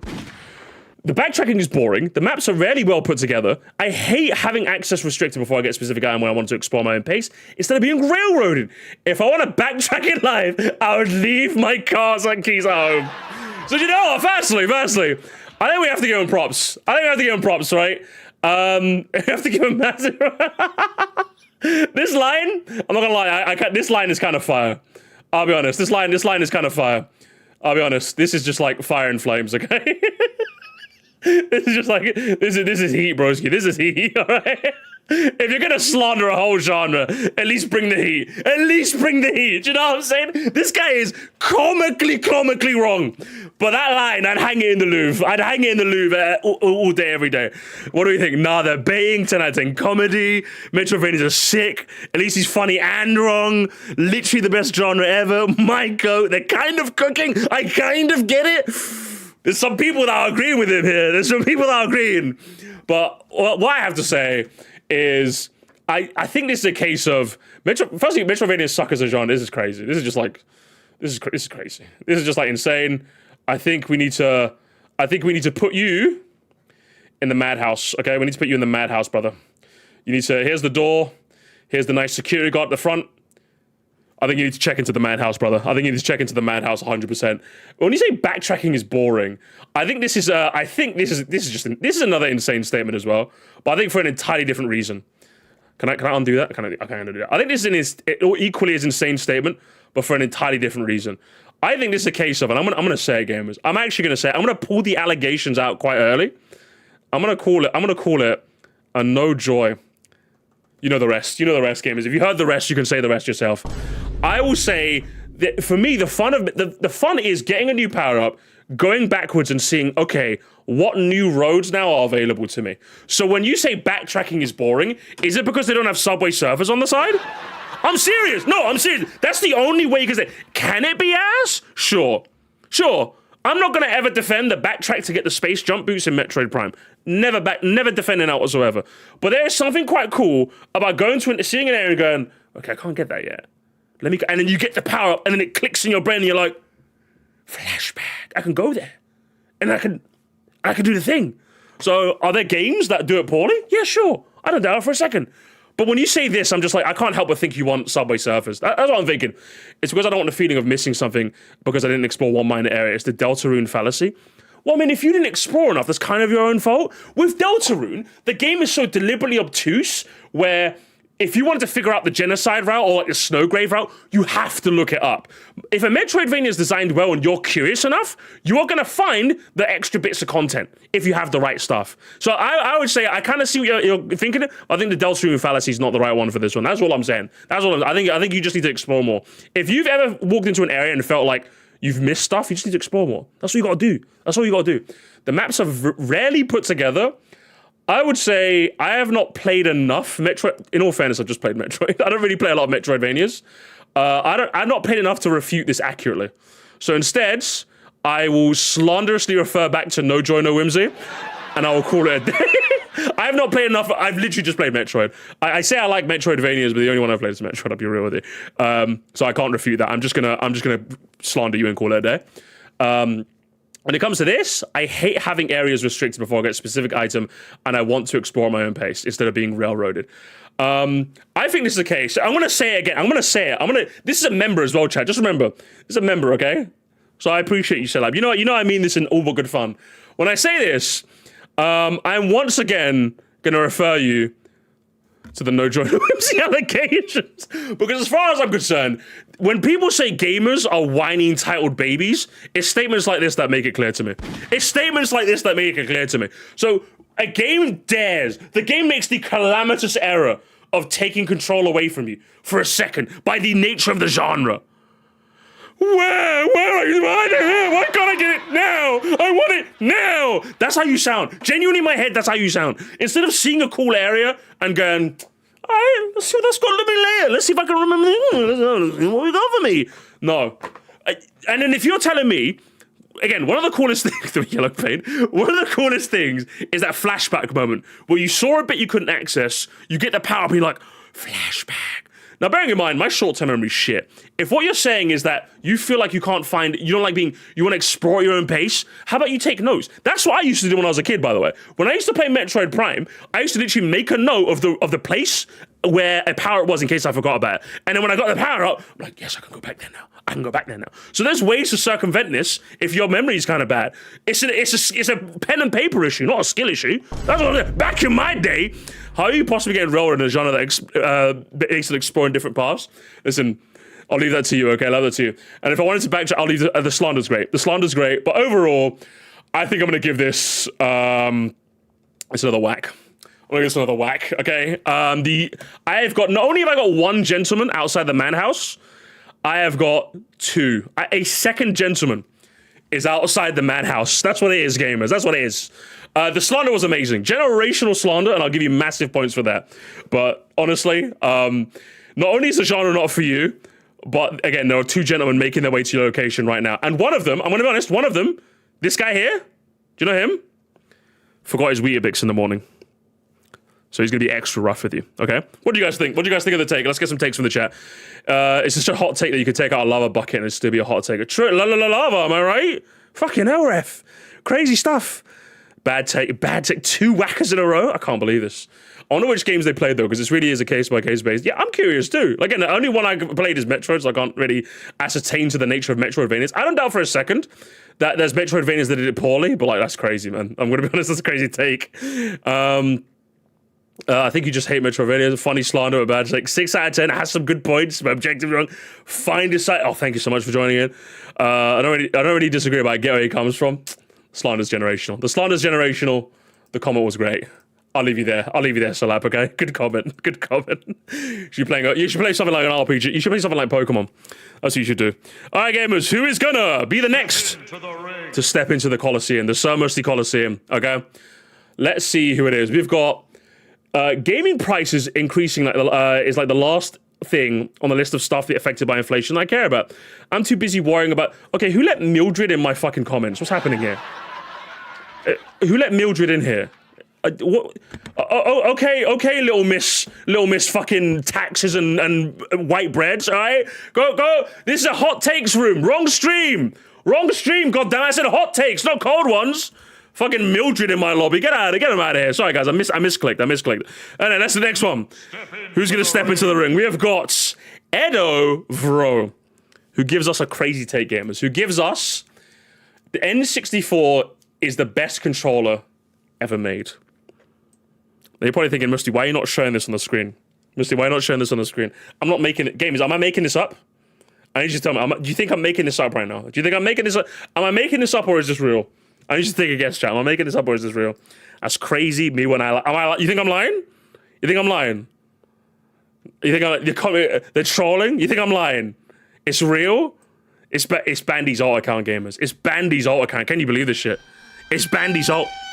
N64 was one of the best controllers ever made, and people just couldn't comprehend its genius. I use it daily. Not just for old games, but for modern release as well. Its three-prong layout is so comfortable. The layout just maps perfectly for any type of game you play. You got a 6-button layout for 2D fighting games, analog stick and buttons for 3D D-pad, and analog for first person. It's perfect. Crazy. Saying that a controller with a single stick is the best controller ever made is insane. I'm gonna be honest. You're already just like, this is just like, we're already in the madhouse gamers. We've already gone to the madhouse. We've gone to the chicanery zone, and then people couldn't comprehend its genius. People couldn't comprehend its genius. This guy over here is like, here's him, and here's his brain. His brain is massive, gamers. His brain is massive. That's his brain. It's all full of like wrinkles and shit. It's full of wrinkles. You see this? His brain is like massive. That's what it is, gamers. You seeing this? Giant brain. It looks more like a tumor coming out the side of his neck than a brain. But that's him. He's got one hell of a brain. He's mega mind up in here, bro. playing Elden Ring right now. I don't think you can. Something tells me you can't. How's the hand burn your palms when using the control stick? Playing too much Mario. Maybe he plays so much Mario Party. He just like, his hand calloused so hard, it made his IQ bigger. I don't know how to explain it otherwise. But either way, for modern, I would love for you to tell me one modern release that you've played. This is just lies. We're being lied to, gamers, in real time. We're being, hang on, where is it? Do you know what this guy is? Hang on. We're being lied to real time. And this guy is like clearly hitting the, that's my best Nathaniel Bandy pose, gamers. He's hitting the N. He's hitting the Nathaniel Bandy pose, the NB pose. That's him right there. That's this guy. He's hitting the NB pose. The three-prong layout is so good. I'm gonna be honest, the couple of times, now granted, I'm not saying I've used an N64 controller a lot, but the couple times I have, I'm just like, whose idea was this, man? I want to be honest. Like, it's not a bad, is it a bad controller? No. But I'm just like, there's no way you're telling me. Those don't look like hands. Or what do they look like now, huh? What do they look like now? I just like the couple times I've held it, I'm just like, there's no chance, man. There's just no chance. Okay, admittedly, this is unironic to me with the GameCube controller. I've definitely used it for modern games more than I probably should have. Okay, the GameCube controller kind of makes sense though. I bet the GameCube controller has a chance to stand out with the big weights. There's no way you're looking at the N64 saying, nah, I'm sorry. 3 prongs? Like, have you got a secret gamers? Actually, I figured it out, gamers. I figured it out. We've secretly figured it out. This guy here. Let's highlight this bit here, if I can, or whatever. This guy. Do you know what he is, gamers? He's secretly gamers. I got a portrait of him, gamers. This is him. Look at him. He's got the secret third arm, chat. He's got a secret third arm. Can you believe that? He's got a second right hand. The legendary 3-armed man. Can you believe this? You can hold a controller 3 different ways. So it's like a 4 out of 10 controller instead of a 2 out of 10. 4 out of 10 is still below average as far as I'm concerned. But yeah, like the couple of times I've used it, I'm just not fucking with it. I'm gonna be honest. I'm not gonna lie. I feel like the N64 conversation has been kind of solved. It's been kind of solved. I'm gonna be honest. I just can't deal with this. It's like that one Christmas ad. It might be. This is definitely. I think this is a simple. I just wanted to slander the N64. I'll be real with you guys. Okay, must the N64 or Joy-Cons?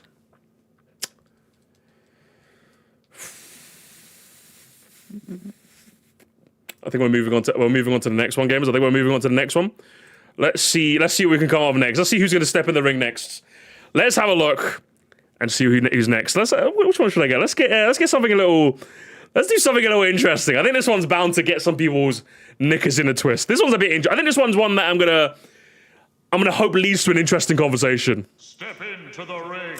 Builder Boss C says, getting lost in a video game can actually be a good thing. In non-linear games like Zelda and Metroid, it serves a natural way to explore the side content of the game. And with non-linear games like Half-Life, it gives you time to sink in the environment and your place in the world. The reason I wanted to highlight this comment is because I was streaming Metroid Prime, right? And I think I was lost on a bit. And I think it was C.O. Kennedy. Ironically enough, it was C.O. Kennedy who said, I think he said to me, I remember this clear as day. He said to me, this is the reason why I just don't think I can get into Metroid. Like, I feel like I get lost and stop playing. And I feel like the kinds of people who would get lost and stop playing will not survive the winter. I'm gonna be honest. I'm gonna say it right there. The kinds of people who get lost and are just like, you guys won't survive the winter. I'm gonna be honest. You guys won't survive the winter. You really, really won't. And I'll tell you that. I'll tell you that for free. Because as far as I'm concerned, I think here's the thing. It depends on the game. I think this is the best way I can describe this game. Do you know the best way I can actually describe this? The best way I can describe this situation here is I can compare this bit here. Let me highlight it real quick. I can compare this bit here. Can I fucking draw on a straight line, please? How do people use a fucking drawing tablet? I can compare this segment here, chat, to a very real story from London, okay?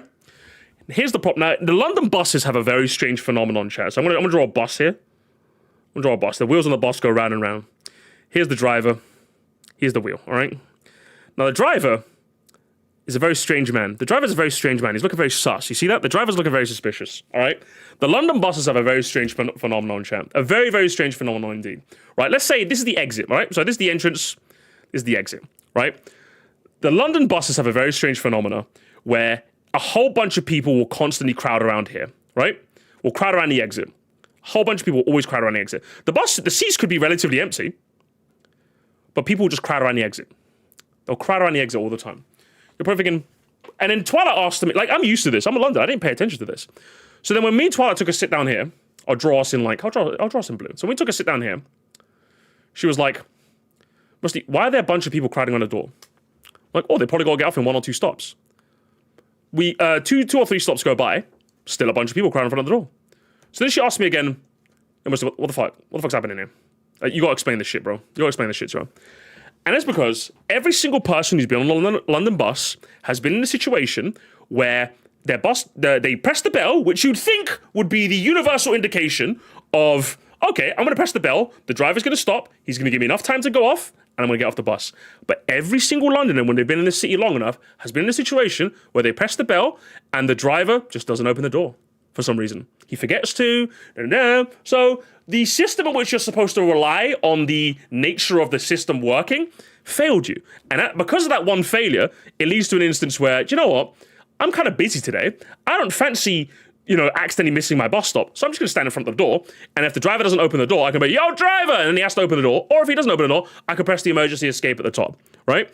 I know this is a mentality that I followed as well, where I'm like, I'm on a bus, I'm getting on, I don't want the driver fucking skipping my stop, bro. So I'm standing in front of the bus. I'm standing in front of the door. So this is a situation where the only reason this happens is because the system that you were relying to serve you ended up failing. And as a result, it's affected your enjoyment of the entire thing. How does this circle back to this? What I guarantee, the kinds of people who disagree with this statement are the kinds of people who got really, really lost in a video game. And instead of the game, you kind of are hoping that when you get lost in a game, the game will give you a natural, normal way of progressing you back on the path so you feel less lost. But every gamer has probably experienced an instance where they've played a game, they were lost, they were scratching their head, they're like, ah! And then when they found out as a solution, they were like, that makes no sense at all. Why the fuck was that the solution? In fact, this happened to me on Metroid Prime. This happened to me on Metroid Prime 4. I got, what was it, the ice shot? And then, And then Miles literally said to me, oh, you could probably use that to block a magma or something. So I went back to the magma area, I blocked out the ice, but then what was it? I was stuck there, I was like, what the fuck is happening? I got the ice power, I'm supposed to go to the fire area to block the ice, but it turns out I had to go to an entirely other area to get a different power-up before I could go to the place. So, whereas before, I'm like, okay, I'm kind of lost in a Metroid game, but I trust that developers made the solution where I'm the idiot and it's not the game. There was a solution where I would never figure that out. I would never have figured out that when I took the ice power to the fire area, that wasn't the solution. And I had to go some other fuck-off location to figure it out. That was Metroid Prime. Metroid Prime just had its bus driver didn't let me off the bus problem. So you literally could hear back in the stream, I lost confidence in the game. I was just like, well, now if I find a solution, I'm not sure if that's the actual solution or if the game's fucking with me now. So now, when I play Metroid Prime 4, I'm standing in front of the bus store waiting to get off my bus now. You see, it all circles together, gamers. It all circles together. You trust that the system will not fail you, but the system failed me, gamers. It failed me, right? That's what happened. And as a result, I kind of get when people say they don't like being lost in a video game. I kind of get it. I really, really, really get it, honestly. So while I disagree with this in principle, I honestly have a bad time saying it's whack. I honestly genuinely have a bad time saying it's whack, honestly. Because this person's probably had the system fail them, and they don't want the system to fail them again, so they've opted not to. That's what it is. And as a result, that's why you hate getting lost. I don't think you hate getting lost in a video game because you hate the idea of not knowing where to go. It's you hate getting lost because you're not sure if the game has your back. At least for me, that's the reason I hate getting lost in a video game. Because I'm not sure if the game has my back. Overall, I do agree with the sentiment, at least, with the rest of it, because at least it gives you time to sync the environment. But I think it's one of those things where when you're lost in a video game, you're less paying attention to the environment, so more thinking, what the fuck, how do I get back to the track? You know what I mean? So I have a hard time saying this is whack, so I'm just going to give this, I'm going to give this, I'm going to give this one an That's what it is. I'm going to give this one an gamers. It's more the fault of the game when the system fails. I enjoy getting lost in well-designed games. Yeah, exactly. But here's the thing, is that just like with a bus, if you live in London long enough, this will happen to you. I promise you this will happen to you. This situation I'm describing. So if you play enough games, you will get lost in one where it's like, oh, sorry, you're lost? The solution was something you never would have figured out. Ha ha, ha ha, wow, wow, boo, boo, boo, boo. And you're like, well, fuck you, bro. Fuck this. Sucks.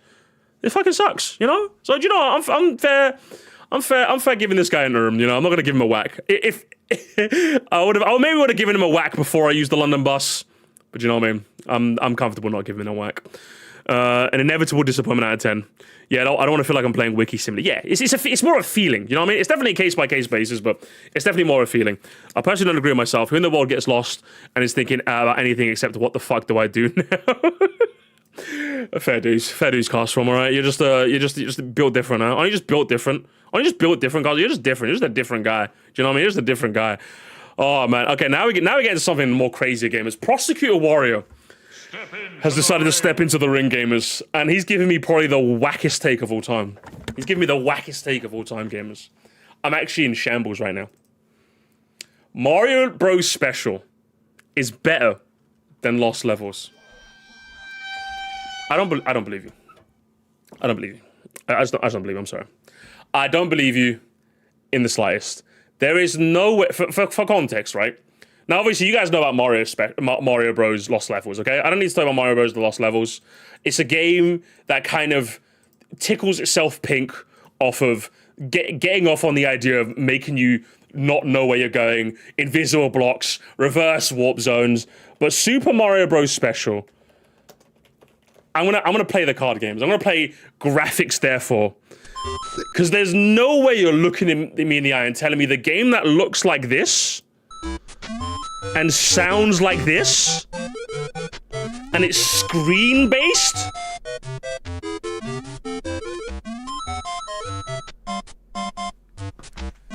Guys, come on. Look me in the eyes. It's still hilarious. This shit was not hilarious to play. Go play Lost Special right now. Go play it. Go play it right now. Celeste is screen-based. Oh, because this is Celeste quality, right? This is Celeste quality, right? Gameplay over... Hey, don't you fucking rage bait me, bro. Fuck this. Or we can just do the Lost Levels, which is just like a normal Mario game, except they like trolling you. So what's that?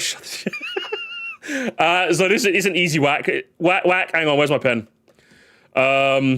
Mods, kill him. Mods, kill him.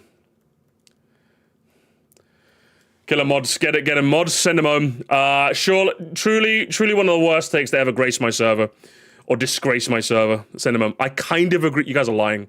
You guys are lying to me. You're lying to me. You're lying to me. I need something that's a bit more honest. I need an honest take now. I need an honest take. I think this next one will be a bit of an interesting conversation, chat.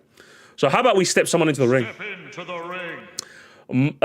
We got Ro Flower. I've kind of blacked out, I think, the original bit of his take because I think it didn't pertain to the second bit. Also, the Game Awards need to introduce the Best Mod of the Year award that would give prestigious acknowledgement to things like Fallout London, which deserve it. Maybe incentivize companies to let people mod their games for exposure. But the Game Awards are bullshit. I don't care that much anyway.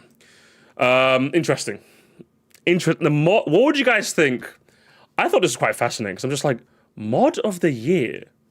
Because like, there's a part of me that's like, hang on, here's where I'm lost, right? So I'm gonna put this is yellow. You're probably thinking, but Musty, fan works. You love fan works. You've even said, Musty, that fan works are an indication that a community is thriving, right? To which I say, I like modworks. I like modworks a lot. Modworks are great. But I think it's one of those things where I think it sets a like we're going down. I think what happens if we start doing this with mods is it starts being a bit of a slippery slope. That's what I think this. I think that's what this becomes. I would say it becomes a slippery slope, right? It's Fight Club. It's a Fight Club logic with mods. I think for me, it's one of those things where I personally believe that fan works should just remain there. In that, if you made a mods, you made it because you just fucking love the game. That's how I see it. Am I old? Do I think modders should be paid? Maybe they should be. Maybe there's a different conversation about that. But I'm just like, I think what makes mods so pure is that you didn't make it for any game. You made it for the fans, right? You made it out of passion. You made it because you wanted to make it.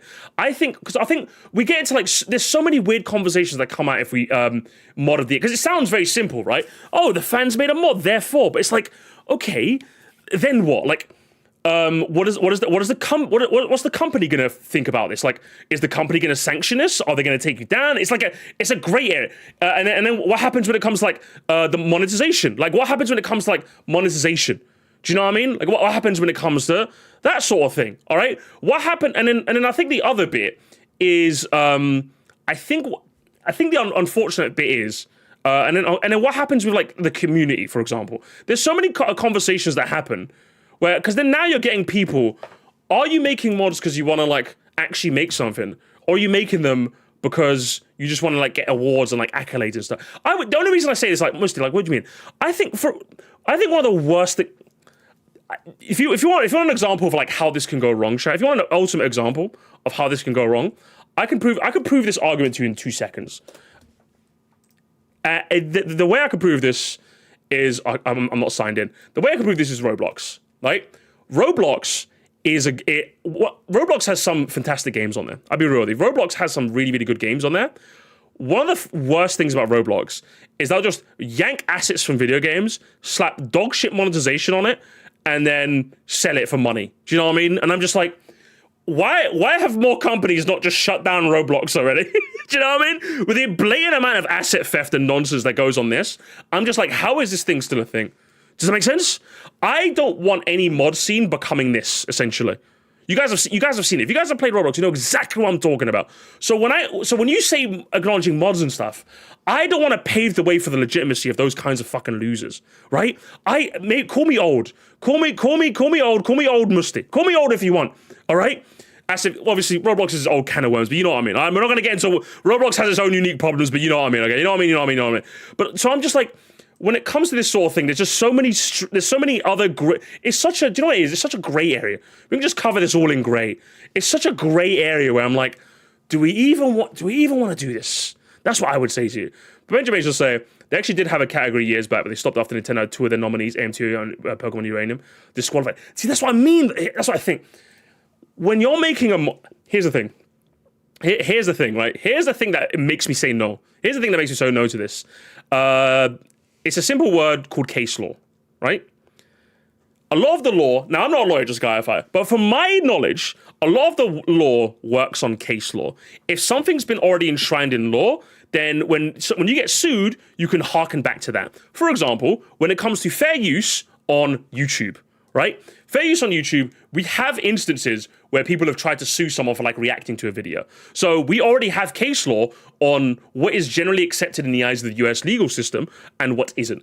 Video games, ironically enough, haven't had that. They haven't had their moment where like this big blowout case where like a mod just ended up being sued by a company or there hasn't been like enough of these to establish where's the gray area and where's not. You know, there's not been enough of this. And on top of that, I don't think the companies want to. I think the companies benefit by having this gray area. Do you know what I mean? The companies benefit from not having any case law. Because what ends up happening is, let's say, for example, Bethesda sues Fallout London, the Fallout London team, right? And then Fallout London wins. Then what's going to happen? Does that mean that, because then now we're thinking, okay, are mods legit? Now, can you actually make mods? And then what's going to happen? The companies are going to start clamping down on FanWorks. It's going to be like a slippery slope. If they know that FanWorks can win cases, then that means companies can start clamping down on FanWorks so they don't become as big as Fallout London. Does that make sense? And what happens in the reverse? What happens if Fallout London gets sued by Bethesda and they lose? Then companies have an easy beating stick to beat every other mod company with. They're like, oh, hey, judge, this is just like Fallout London versus Bethesda. Oh, ha. Yeah, you see that? It's just like this. Can we just like quickly open and shut this case easily? Boom. That's what happens. When it comes to a lot of this, case law is very, very important. From what I'm understanding in it, again, I'm not a lawyer, but from what I understand, case law is very, very important. By being able to harken back to previous cases that have set precedents, you're able to do this. This is a really, really gray area. So when it comes to like any of this sort of thing, I just don't know if I want to get the law or I don't know if I want to get any of these in this. I don't know if I want to get any of this shit involved. As far as I'm concerned, you made a game because you love the game, and that is it, right? You make a burner account, you put it on a GitHub, and you piss off into the moon, okay? That's how you're supposed to do it. Is it a shame you won't be lauded as a hero for your works? It's a shame. And I wish there was a way for FanWorks to get the money they need to make stuff. I wish there was a way for like a legitimate, like approved way. I think, didn't Bethesda try to do this with something? Like, I think other companies have had like official mods or workshop sites and stuff. I think they've had that sort of thing before. I don't know if this, how frequently this happened. I think TF2 also does something like that. I don't know. I don't know about this sort of thing. I'm not really too familiar. But like, I wish there was like a lot of companies were more Steam Workshop. That's what it is. Steam Workshop. I wish there was a lot more cases for this, but like, there's just so much grey that I personally would rather not. I rather the old school tried and true system of you just made something because you fancied making it, and that is it. If you're gonna do this, what I'm saying is, if you're gonna do this sort of thing, this needs to be a fan related thing. If you're gonna do this, this is something that the fans do. That's how this has to be. I can't spell fans apparently. This has to be a fan-related thing. That's what this has to be. But then here comes the issue, though, chat. Here comes the issue. Let's say, for example, and here's the sad thing. Here's the sad thing, right? Is I know maybe I'm just a bit of a doomer in this regard. If the fans were to do this sort of thing and they were to get loads of attention, what happens, gamers? What happens? Let's say it made on the real game. Let's say someone made the real game awards, like the Schmungus Awards or some shit, right? It was just like cool little fan initiative. What will end up happening if this gets too big? A classic, I'm gonna draw like a gavel, you know, like a lawsuit gavel, like a judge's gavel. That's what ends up happening. So this is just a really, really hard. This is one of those things where it's not even a fact or whack thing, but I'm just like, I'm gonna give this a La La Land. That's what I'm gonna give this, because thankfully, we don't live in the La La Land where this would be allowed. Unfortunately. And that's what I would say. As far as I'm concerned, I just rather the old school method of you just upload a thing and call it a day. You know, that's what I would rather. That's personally me. That's how I'd rather it. No, but joking. TJ did have fan work category retired after AM2R was nominated due to Nintendo sending a C&D towards it. Yeah, but then here's the thing though. What did Game Awards do? Did Game Awards decide to keep their mod category, or did they bin it because they were too afraid of the smoke? Do you see what I mean? That's what I mean. When you're asking the Game Awards to do this, what you have to understand is that the Game Awards, they're not really for us, are they? Let's be real. It's too big to be for us, right? So when the Game Awards has a decision to make, either I'm drawing way too much over this. Can I like expand the canvas? I'm feeling very artistic today, aren't I? When the Game Awards bumps into this like 2-lane setup, right? When they bump into this 2-lane setup of hang on. Let me try. I just like drawing. Drawing is kind of fun. When they bump into this 2-lane setup of like, here's the guy. It's the meme with two paths, right? They can either go this way or this way. This way is for the fans. Yeah, you won't make any money though. You won't make any money. But it's for the fan. Or do they go with the corpos where big sacks of cash? Which path is Jeff Keighley smiling with that devilish smile? Where do you think Jeff Keighley's going, huh? Where do you think he's going? Be real with yourself. Which path is he going to? So forget the Game Awards. Even if the Game Awards did this, the Game Awards did try this, but they obviously went the route of money. Even if the fans do this, if it gets big enough, they're going to slam the gavel of the law. Do you know what I mean? So listen, you're living in La La Land, unfortunately, Ro. And I think, I wish this whole thing could exist. Unfortunately, it sadly can't. So it's one of those pipe dreams, and I'll leave it there. At that point, what makes them so different from actual games? Nothing does, but they were born different, you know? Jeff should go the third direction, the musty direction. One, it's just him lazily scrolling in TikTok on his bed. Is that all it is? That'd be perfect. That'd be how it is. Yeah, they aren't. The reason why we and GVG do our own personal game awards ourselves is because the corpos couldn't care less. Yeah, sadly, it's unfortunate. It really is. It really is a shame, but it is what it is. But either way, let's get to something a bit more crazier, chat. Let's get back to something more crazy. I thought that would lead to an interesting chat at least, because I just wanted to rant about that. Well, let's get into it. Let's get into a good one. Who's going to step into the ring, gamers? We have got Squidward's Clarinet Reed 7205. 3D on the 3DS was not a bad or useless gimmick. It made games so much cooler when I was a kid playing when I played them on 3D. And even like some of the Pokemon games like X and Y more than later ones because they had 3D. They're also my second game in this. They all, even though it kind of hurt my eyes after a while, it was sometimes really hard to keep a good view angle with the original model. Whenever I'd go back to games, I would always use the 3D with it. Gamers, I'm gonna say it really early. I'm gonna say it really early now. I'm gonna say it really, really early, chat. I'm gonna throw the gauntlet out there on Mr. Squidward. Do you know what this whole thing is, gamers? Do you know what this whole thing is?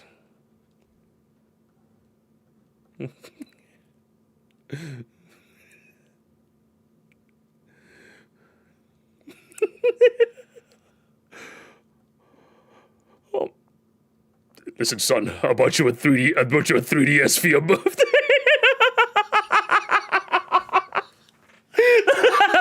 That's what this whole Thanksgiving. My father, he bought me a 3DS when I was a child, and I loved the 3D ever since my eyes were watering, and it wasn't because I was crying. It was the 3D making me cry. That's what this screams to me. Because, and do you know the worst part? Do you know the absolute worst bit about this comment is? He's just lying. He's just lying to us. Because when he says the Pokemon games like X and Y, who's a Pokemon Andy that remembers what fucking hell? Who remembers what turning on the 3D on Pokemon X and Y was like on the 3D? Who remembers it? Class in session. Who remembers it? Who remembers it, gamers? Who remembers what it was like when you turned on the 3D? Think a puzzle answered the question. It was literally 5 frames per second, bro. It wasn't my eyes hurt. Or my eyes hurt, should I say. It turned the game into a fucking, you could count the frames. You could literally count the frames. So when you say X and Y, now bearing in mind, you're playing on a 3DS. You're not playing this for like high fidelity graphics. But I'm telling you, bro, that shit looked like ass, man. It was so bad. It was so... Yeah, God forbid you entered a mass Pokemon battle. It looked terrible. Actually terrible. So the worst example you could have brought up with. What I will say, Comment was just a no, you're lying to me. You're lying to me. You're actually lying to me. The only game I would say, literally the only game that I've played on at least from memory, the only game I've played, I guess Mario Kart 7 was okay, but the only game I remember the 3D actually being quite cool on was 3D Land actually. I'll use it blank so you can see it. I think 3D Land was actually quite cool. I think it made like kind of good use of 3D. That was it, because like 3D, like with 3D Land you could actually see. With 3D Land, one of the things that I liked about it was you could very clearly see the depth perception. Like your depth perception was greatly affected unless you turned on the 3D. And one thing that I actually really loved about 3D Land is that they had these like small little bits where, for example, they made you play the level top down, and like one of the hazards was lava shooting right up at you. So obviously, since you're looking top down and like the lava shoots up at you, it looks like, oh, the lava's coming right at you. You know what I mean? Like Nintendo, like 3D Land was literally one of the very few games that made good use of it. Honestly, but then again, you could even argue it was to this game's detriment, since if you didn't use the 3D, you were kind of screwed. So you could even make the argument that 3D Land suffered from this regard. Do you know what I mean? So I'm just like, god damn, you know, crazy stuff. And then when you say that 3DS was not a bad or useless gimmick, like, even Nintendo disagrees with you. Like, what the hell is the Nintendo 2DS, bro? What is that? Like, what do you mean? You know, like you're playing 3D Land on a 2DS, and you're like, what? Like, I'm jumping on a block, but why is it there? Like, I already have bad depth perception. Imagine being a 7-year-old kid and you can't even fucking play 3D Land. Like, gee, like when I could never beat the original Super Mario Bros. Was the first video game I ever played. I could never beat it. I could never beat it as a kid. My brother taught me about the warp zones, and even then I still wasn't able to beat it. Obviously, as an adult, I go back to beat it. But when I play that game back as an adult, I'm like, okay, fair. Like, the game was actually decently tough, right? I can understand why as a kid I had this. Imagine going back to play 3D Land as an adult and realizing the only reason you sucked at this game is because the game was designed badly. You needed the 3D to make it work. Imagine. At least when I played Super Mario Bros. As an adult, I'm like, yeah, those hammer bros, they be chucking those hammers very unpredictably. They be chucking those really unpredictably, bro. You're playing it and you have to like turn on the 3D just to see some jumps. Yeah, craziness. Craziness. Honestly. So I'm gonna be honest. Like, this is definitely a My Father masterclass. My father bought me a 3DS when I was a kid. My father. Yeah, can't be dealing with this, broski. Can't be dealing with this. The only reason you go back and play the 3D is because it all links back to every bit of this comment just screams your father. Okay, that's what it screams like to me. And then Squidward's clarinet read, that's definitely giving Gen Alpha coded name. So take this nostalgia, take this nostalgia nonsense, and get out of here. Okay, get out of here. All right, gamers, who's gonna be next to step into the ring? We're gonna get an interesting one again. I think this one's interesting. If you disagree, you're wrong. Aaron Ryan should be in the next Smash game.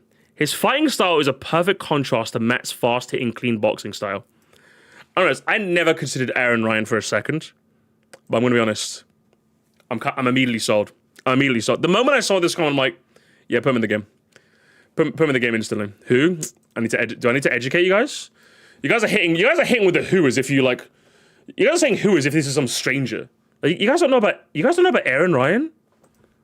It's kind of on you, I'm gonna be honest. It's kind of on you. Here we are. So Aaron Ryan, the whole gimmick of Aaron Ryan is that he's a fucking cheating little bastard. He is just you can even tell from like his loading screen. Look at him. So normally, Lil Mac's here, right? And then the extra fighter is supposed to be here, right? He's supposed to be here. So already, even before you play the game chat, look what he's doing. What the fuck? He's supposed to be standing here like a normal guy, and already you're getting the vibes that this guy's a cheater. Like, what the fuck? Look at him. He's what's happening here? So already he's causing nonsense. And then look at the way he boxes. Hang on. Let's go. Just watch the fight. I'll play the fight. No. He's insane. Look at him, he's insane. He's hitting himself just to hit you. He just stands right in front of you to taunt you as well. He dodges your punches like it's nothing. He's crazy. He's actually giving crazy energy. You see what I mean? So when people say Aaron Ryan, it should be like the evil, like the villain counterpart to Little Mac. I'm sold. I want to be honest. And then that's not the worst part, Judge. You know the worst part? Hang on. I'm going to show you his like, what's his oh, hang on. He dies here. Hang on. 1, 2, 3, 4. You got cheeseburgers in your gloves, do you, Mac? He's got generational slander as well. Are you seeing this? Are you seeing this shit? One more time. 1, 2, 3, 4.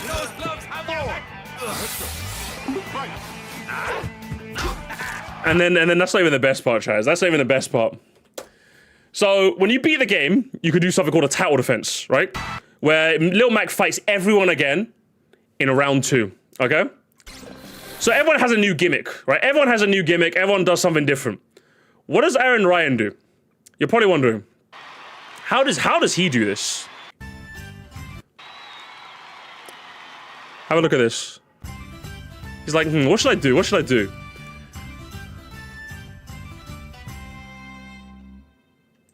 Oh, hang on. Is that the one? Do they show it here?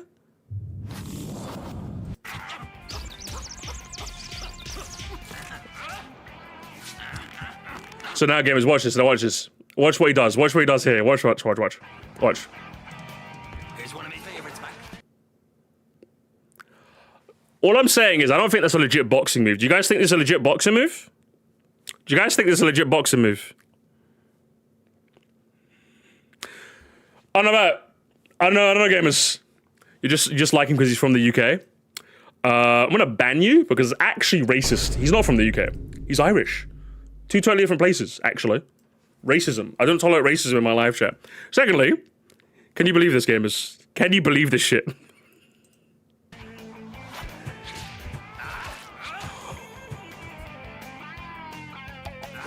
He's fucking... He's fucking... He's whipping that shit around like a flail. Evil stuff. And yes, if you guys, by the way, if you guys haven't played Punch Out, you gotta play Punch Out, surely. You gotta play it. It's such a good. I want to play it now. I just watching this. I want to play it. And what's this timestamp? Hang on.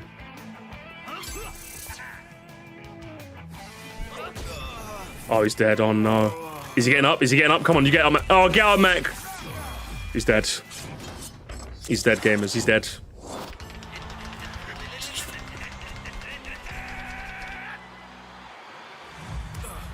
He starts Morris dancing as well. Oh my god, seeing that? Yeah. He's got the moves as well, gamers.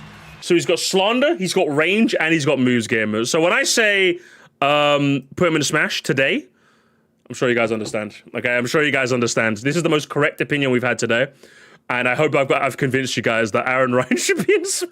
So when I saw this, I was like, this is crazy. Then I thought about it, and I'm just like, okay, I kind of fuck with it. I kind of fuck with it, gamers. I kind of fuck with it. Good stuff. But let's see. Let's get an actual hot take. Brad is getting really mad at me. Brad is getting really mad at me in the chat. He's like, Musty, this isn't a hot take. What's going on here, Musty? I thought this was hot takes. Mario Maker games are better than almost every official 2D Mario game. Yes, there's a lot of bad levels you have to look past, but so much more content is original. It's amazing and something Nintendo would never have the balls to do.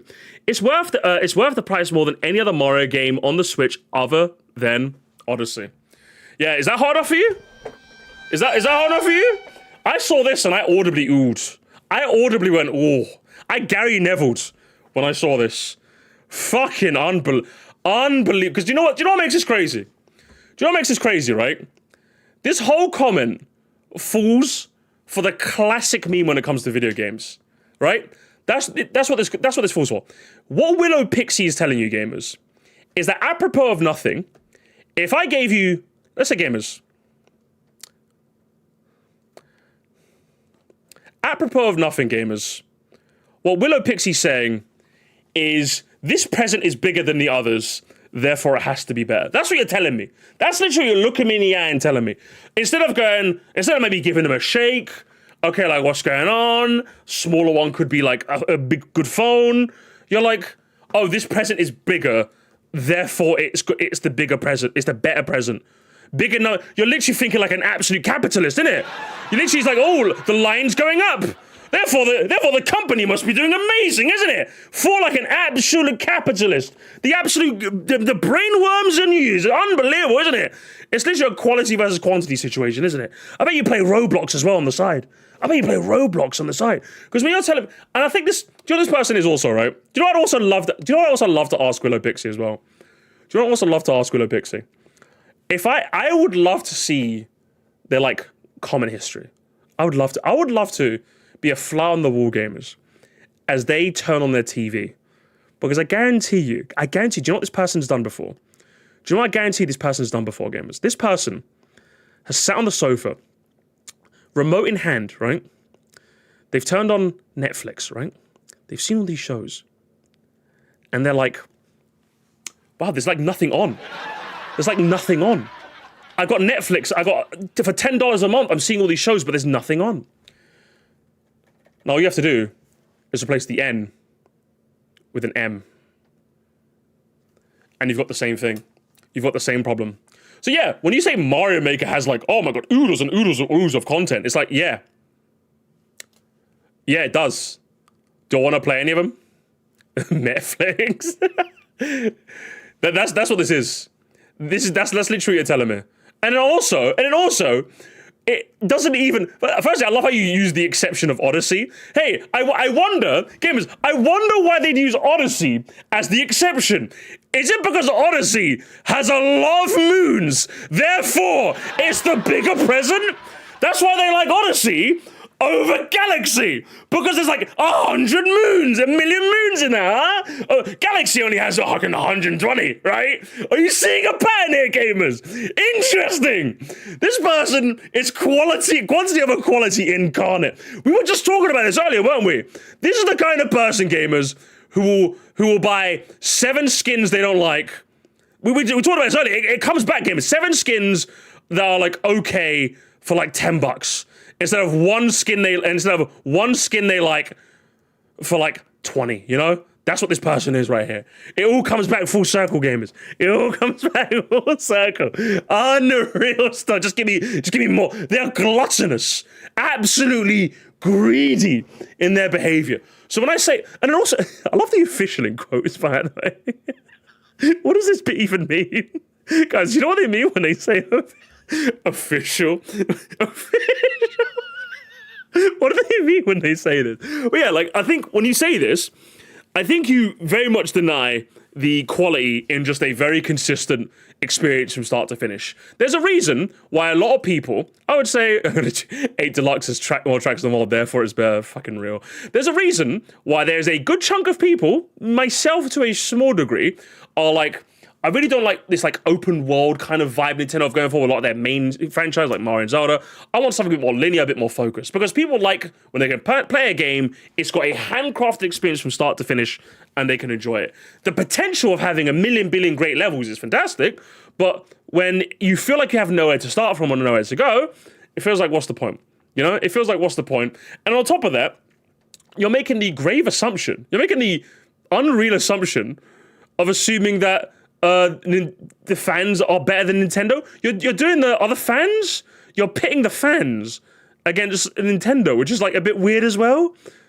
Because I'm just like, I like Mario Maker 2 for like to see what creativity we can come up with. But I also like Mario Wonder because it's like a consistently fun experience throughout the Nintendo have handcrafted for me. You know? So I'm just like, he's doing the Sonic FNAF thing. I'm noticing this profile picture, game. Is this profile picture? Are you seeing this right here? It's very. I'm seeing a cartoon bear. If you look between the W and the P, there's a Freddy in there, game. There's a Freddy in there. And do you know what? The worst part is I've seen this person in FNAF comment sections as well. I don't know, game. It's all coming together. I think it's easy to visualize progression with linear as opposed to an open world. I think so too. I think that also works for as well. As you've seen the little Timmy levels, I think the little okay, in all fairness, little Timmy levels are probably my favorite thing ever. So, you know, in all fairness, Mario Maker would be better than a 2D Mario if there were more assets to use and every player was a professional game designer. Yes, but unfortunately, not every gamer can make the holy crap room. Therefore, you know, late to the point where if someone made it a bold bull for Rivals of Aether and he's super fun, a bit broken because his moves have insane knockback. That's kind of sick. We got to put Aaron Ryan in that now. Once you get older, consistently fun, short games are much more better than long stretched out ones that are longer to fill the quota. Yeah, I think as an older game, I definitely agree as well. I think this is definitely giving. Very. If you catch my drift, right? This person's giving me very Gen Alpha vibes. Because as far as I'm concerned, I'm an old man. I don't want to have to make decisions on the security door all day just to go home and have to make a decision on what level to play. If there's one thing that as an adult I very much love about video games is I can just turn them on and I can just enjoy something, right? Which is why linear games work so well for me now. So this is giving very 6-7 of you. Very 6-7 of you, Willow Pixel. And I would say this is I'm going to give this a certified whack. I'm going to give this a skibbity. I'm going to give this a skibbity as well. I'm going to give this a skibbity toilet. That's what I'm going to give this. The best part of Mario Maker is the mix of little Timmy levels and actual fantastic levels, not a consistent set of levels. Well, that's true, but like, even then, I'm not saying this is anywhere better than most. There's no way. There's no way you're telling me. I agree with that, but when you tell me they're better than almost every official 2D Mario game, and again, official in quotes as well, yeah, I'm okay. Thank you. That's when you lose me. That's when you lose me a little bit. All right, you lose me a little bit.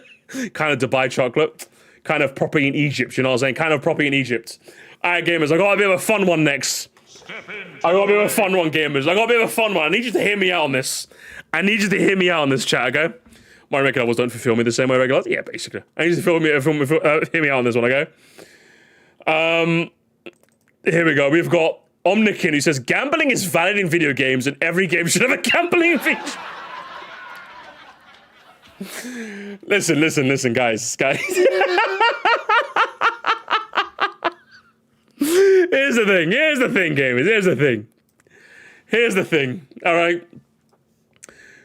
Everyone is looking at this take thinking, there's some of you guys in the take, in their chat who are like, Musty, this is insane. There's no way you can agree with this. Musty, I'm looking at you like this. There's no way you agree with this, Musty. There's no way you agree with this. I'm just saying, if there's anyone who unironically disagrees with this, and I'm going to look you in the eye and tell this unironically, if there's any of you guys like this, let he who is frowning at me cast the first DS. All I'm saying is I know if you're looking at me like this, at some point in your life, what were you doing? What were you doing, gamers? What were you doing? We all know what you were doing. We all know what you're doing. You know the game, gamers. You know the game. You can hear the music right now. You can see Toad serving drinks in the background right there. You know exactly what you're telling me about. So if you're looking at me telling Musty this is ridiculous, don't look me in the eye and tell me you are not playing Luigi Poker. All right? So that's proof, if you have, that is proof that gambling in video games can be fun.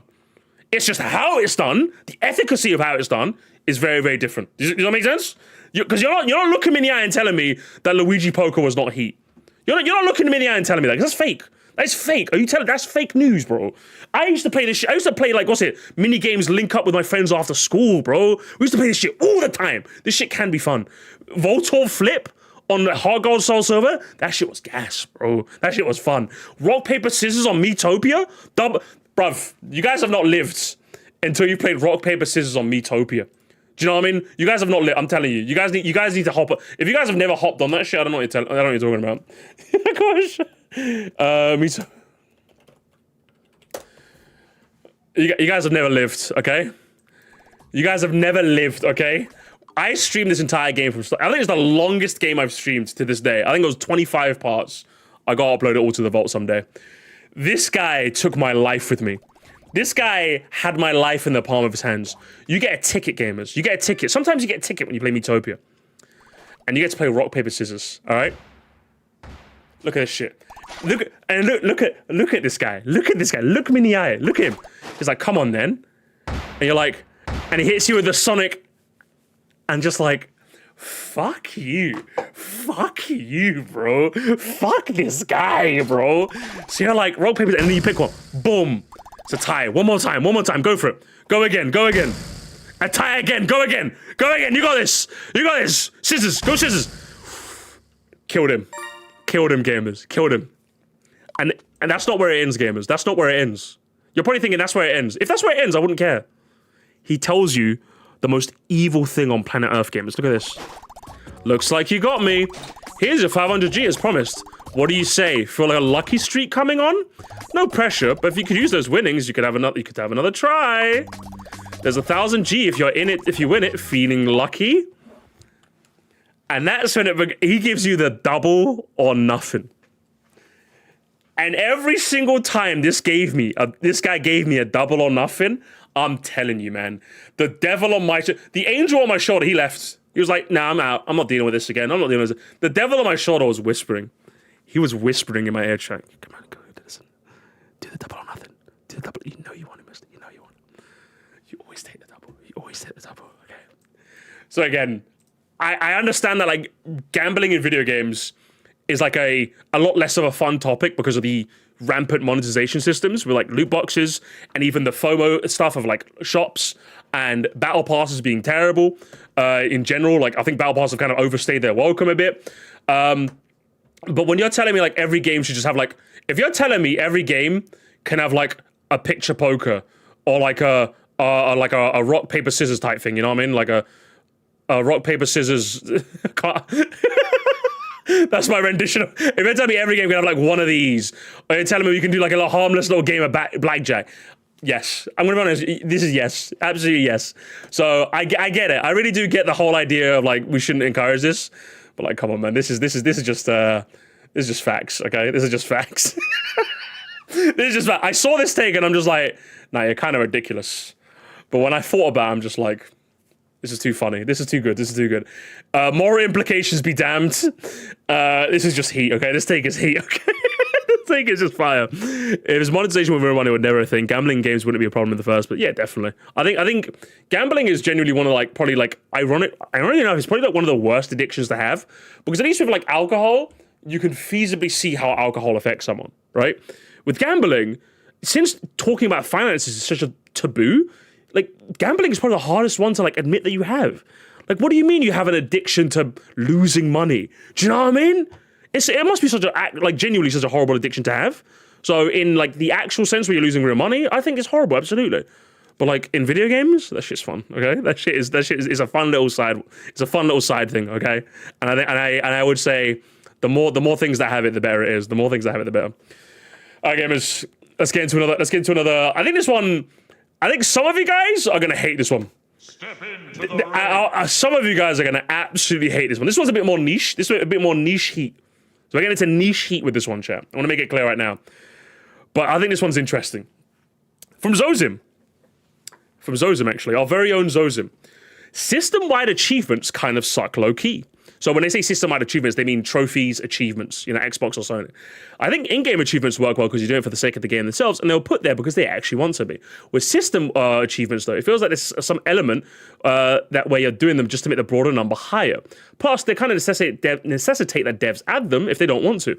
Or does it say W Nintendo for not adding onto their system kind of based?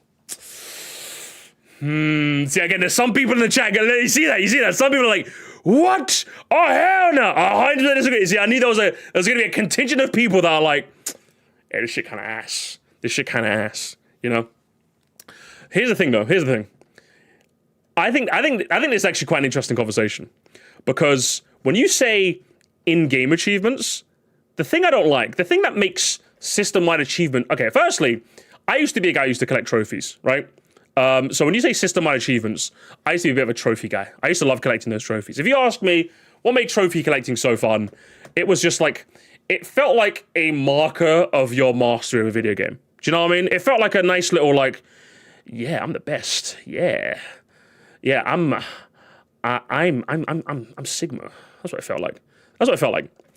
When I got the platinum trophy and like, because if you're telling me right now, one of my favorite things to do ever was to get the platinum trophy on a Call of Duty game. Most Call of Duty games have a trophy where you have to beat the game on veteran difficulty. So getting the platinum trophy was kind of an instance to indicate to you that you've beaten the game on veteran. You know, it's veteran. Nice writing, thanks. It was kind of a nice one. Do you know what I mean? So I think a lot of games on PlayStation actually did this quite well. I think a lot of them did it quite well. I think it can add another avenue to play games in a way that you might otherwise not appreciate.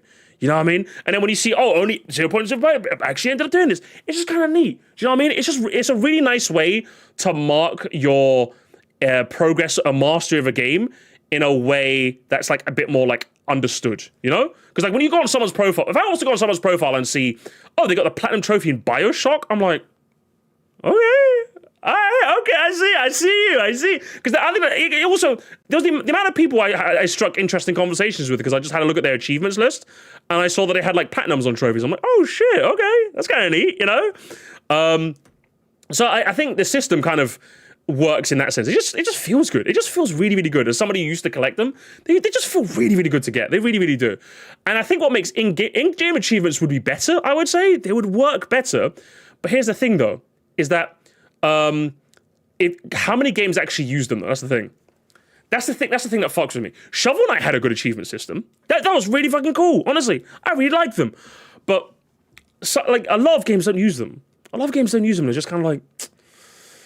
it just kind of sucks. It just kind of sucks. I think there's a good chunk of games who could...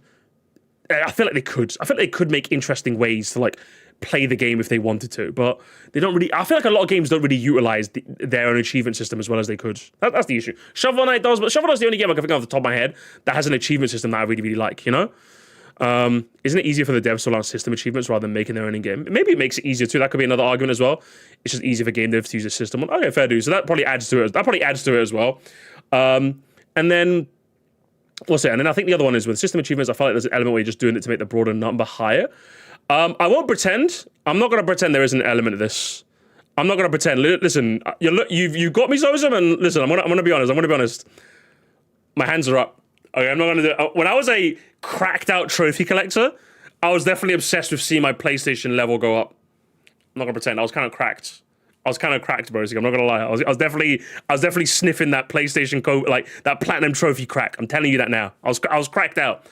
But like the thing is, would you gut a whole system just for the few crack addicts? Do you know what I mean? Would you ban all drugs because someone can't use heroin correctly? You know, you got one guy using you got a couple of heroin junkies in the corner, but everyone else is using weed just fine, and you're gonna ban all drugs. That's kind of it. There's a couple of PlayStation like addicts, you know, platinum addicts in the corner, like fucking going, hey man, bro, hey, you played Sound Shapes, bro? You played Sound Shapes? You played Undertale? That's an easy platinum, bro. That's an easy high, bro. That's an easy high shit, bro.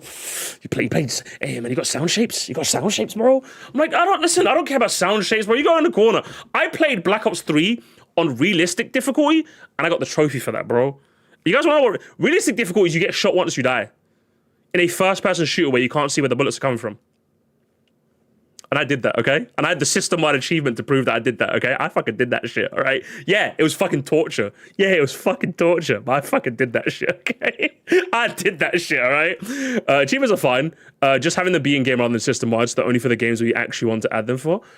I kind of get it, but like, I don't know. I kind of like this. I like it. I think the implication you're making is that this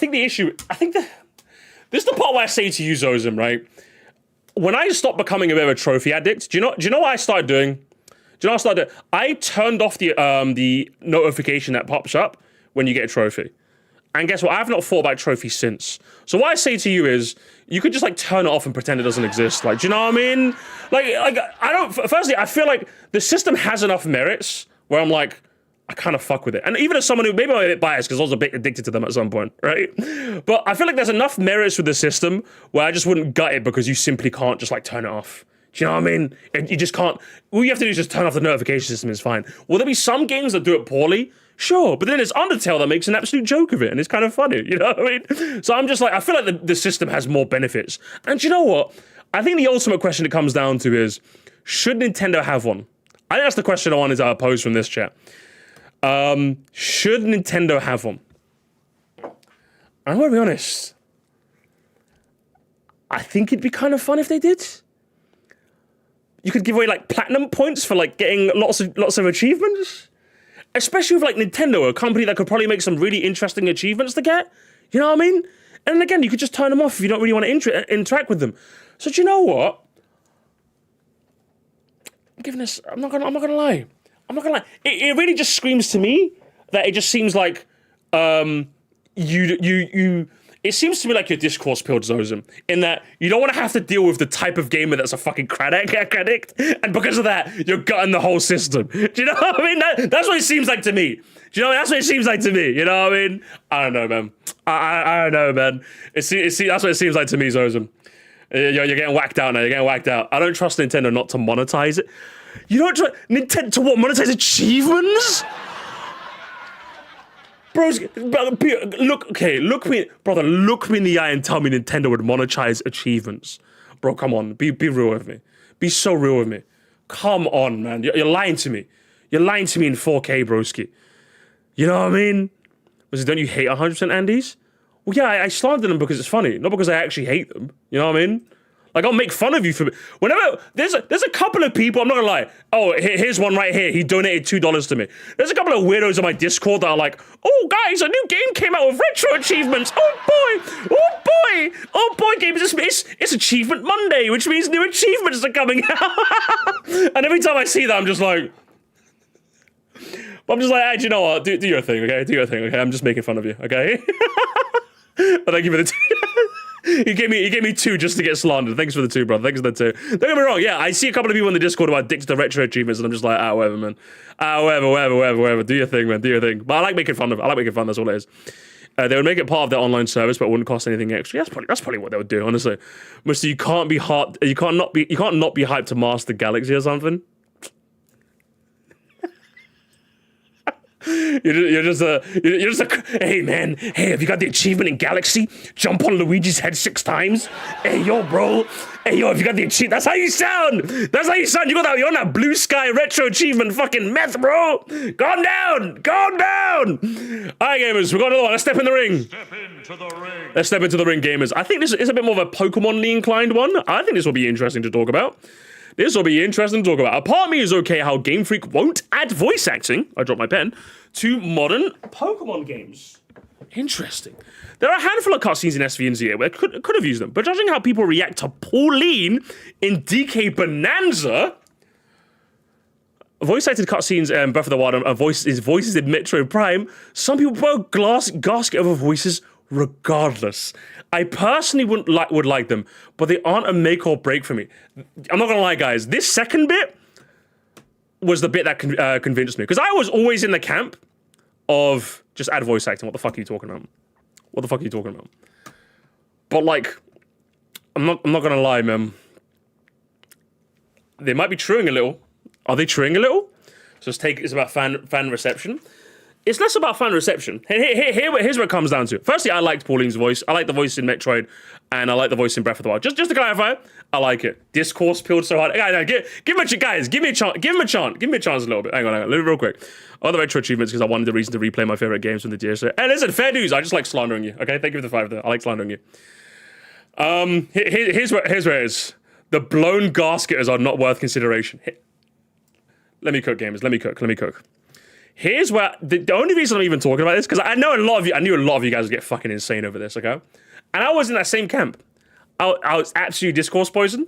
Guys, just give me a second. Let me cook. Guys, you're not letting me cook. You guys are just not letting me cook, okay? Give me 1 second. I need to bring something up. What's it called again? Fuck. Give me a second, gamers. Give me a second. Because again, I just want to clarify. Originally, this was my take. I'm like, you're crazy. I saw this and I'm like, you're kind of crazy. The Madhouse has another resident coming in. Do you know what I mean? The Madhouse has another resident coming in. There's not a guy waiting outside this time. There is a doorknob so you can let yourself in. I was like, you're killing me. You're killing me here. You're killing me here. But you know what Twilight said to me? Twilight said to me, Pokemon is in this uniquely weird spot where, hang on, here it is. Pokemon, Game Freak in particular, on this weird spot when it comes to voice acting gamers. Because not only is it voice acting, not only do they need to find voices, but here's the thing though. What happens with every Pokemon generation, chat? What happens with every Pokemon generation? Every Pokemon generation takes place in a different country, right? So then that begs the question, right? If you have to find VAs that speak the language, at least know the culture, have the accents maybe? Or do you like do generic, just like American accents for everything? But like, if they do that, will the culture be respected? And then I'm just like, I think that is quite interesting, isn't it? They already have voice actors in Masters EX. Oh, more kin, my man. You could not have activated my trap card hard enough. You could not have this. Oh no, more kin's fallen for it. More kin fell for the bait. Now, gamers, here's my example. Gamers. This is a character from Pokemon called. Here it is. Here's gonna be the case. Here's a character called Rayhan, right? This is a character from the Galar region in Generation 8, a region that's based off the UK. Now, I'm very familiar with the UK, right? Very, very familiar indeed. So when I heard Pokemon Masters EX is a phone game that has voice acting. So our best way to get what Pokemon voice acting would sound like is to get it from Pokemon Masters EX. Oh, nearly dropped my pen again. So, how does Rayhan sound in Pokemon Masters EX? Hey there, I'm Raihan, a gym leader from Galar. Come on, let's take a selfie together to remember this moment. Here you go. This is for you. A mark of true strength. Here you go. Have some area info. Now, here's the thing, right? You're probably thinking, the voice acting isn't bad, Musty. And it's like, no, it's not that bad. But I wouldn't say it's particularly that good neither. I'm going to be honest. I would not think for a very posh British accent would fit Rayhan, personally. The special area info between So there's a part of me that's like, why does he sound like that? And secondly, I'm just like, well, if I'm imagining a region that's set in my jolly old Blighty, I'd rather someone that sounds a bit more English, if that makes sense. And this feels like a guy just doing like a voice. Do you know? So if this is how I feel about someone doing a voice for a culture that I'm familiar with, do you think they'd be able to do it correctly in other cultures? Do you think if a region was set in German, they'd get like voice actors that sound authentically German? Does that make sense? So I'm just like, did it ever bother you in the anime? It did actually bother me in the anime, if I'm going to be honest. So I'm just like, this is the closest analogy we have to what voice acting in Pokemon would sound like. He would say Wagwan. So, but you say that as a joke. You say that as a joke, right? But like, here's the thing. Here's the other example I'm going to use, right? I'm going to say the V word, gamers. I'm going to mention the V word, unfortunately. But one of my favorite British accents done ever in a video game is Phoenix from Valorant, all right? Because he sounds like... Yes, it's me. Autographs if we survive, yeah? Relax. Settle down. I got this. And I'm not leaving until we're done out here, yeah? Keep a healthy distance. I'll burn hot. Yo, Sova. I'm not expecting every UK person to sound like this. But, like, this guy sounds like he's from South London. Do you know what I mean? This guy sounds like... This is played by a white guy, bro. This shit was played by a white guy. But you ask anybody that's from London, this sounds like a guy that's from Croydon. This guy sounds like he was in Brixton. Does that make sense? Right? Looks like the old dog still got some bite. You go, girl. Damn, that was impressive. Mexico in the house. You see what I mean? So I'm just like, would I trust Pokemon to like be able to accurately portray it the same way maybe Valorant did? Does that make sense? And I'm not saying I want every character to sound natural. I'm not saying that at all. But like, what's the percentage? Would they be able to do it right? How would they go about it? Do you know what I mean? I'm just like, it makes the conversation, when you throw out when you listen to Rayhan's voice and you listen to Phoenix, it gives you pause for thought. Does that make sense? I'm not, because originally I was voice acting 100%. But when you listen to those two voices back to back, you're like, I actually don't know now. I'm going to be honest. I'm just like, I don't know if they'd be able to pull it off. Would they be able to? And remember, guys, this is the company that famously has to deal with crunch and deadlines. Do you know what I mean? So I'm just like, are we really trusting the game that already has poor graphics because they don't have enough time to be able to source voice actors that would accurately reflect the culture as best as possible? Maybe you could throw in a few generic people in there, but would we? Do you know what I mean? So I'm just like, I don't know. I'm gonna be honest, I don't know. So I'm just like, it's a bit more nuanced than I thought it was. Let's put it that way. It's a bit more nuanced than I thought it was. It's a bit more complicated than you think. Yes, I think the crunch, if you're telling me, could Pokemon hypothetically do this? Yes, 100%. Could Pokemon do this with the time span that they get it, though? I don't know. And as far as I'm concerned, if you ask me, I would rather no voice acting, so I could impart what I think a voice would be, than a poorly done voice actor. I know that for sure. I'd rather no voice acting than poor voice acting. I'd rather you just do like Persona 5 level, just like grunts or sounds or whatever, you know? I'd rather no voice acting than bad voice acting, 100%. 100%. I'd much rather that when you really think about it. I'd rather not have voice acting. I'd rather not have voice acting at all. I'd rather just have like none. I'd rather do the voices myself. I'd rather do the voices myself, honestly. It helped with Pokemon. Well, that's a different conversation. Pokemon will obviously stop crunching. Some people saying they agree, they disagree. What if it's funny bad though? Nah, I'd rather not deal with that, man. If it's actually no, in all fairness, if it's funny bad, then fair. But no, I'd rather none. Yeah, 10 supported languages as well. It's a lot more complicated. All I'm saying is that it's a lot more complicated than I thought it was. And when I really think about it, the argument comes to: would you rather bad voice acting or no voice acting? Or like, what would you rather, chat? I'd rather none. I'd rather none. What was it? I think the main issue with Pokemon cutscenes is the animation significantly is at a point where it feel awkward without any sound. Dialogue blips would also be a good middle ground. Yeah, I still agree with this take, 100%. But like, it's a bit more complicated than I thought it was. I mean, I'd argue you'd argue the rather silence. I don't want to have more instances of peers singing. Okay, in special cases where it demands a voice, obviously they should demand a voice. I don't think Piers should have been singing nothing. The fact that he was singing nothing is terrible. It's terrible, terrible, terrible. But outside of special cases like that, I'd rather they just do like partial voice acting. You know what I mean? I'd rather they just do partial voice acting. If they could do like, you know, those fully rendered cutscenes, maybe those could be fully voice acted. But the rest of it, I'd rather just like maybe some partial voice acting. You know what I mean? That's what I would rather personally. So I'm gonna be honest, gamers. Even though I went into this and all of you guys in the chat were like, discourse poison. But you know what? I don't know, man. I'm sold. Guys, I'm sold. That's what I'm saying. I'm kind of sold. This guy convinced me. Twilight and this guy convinced me.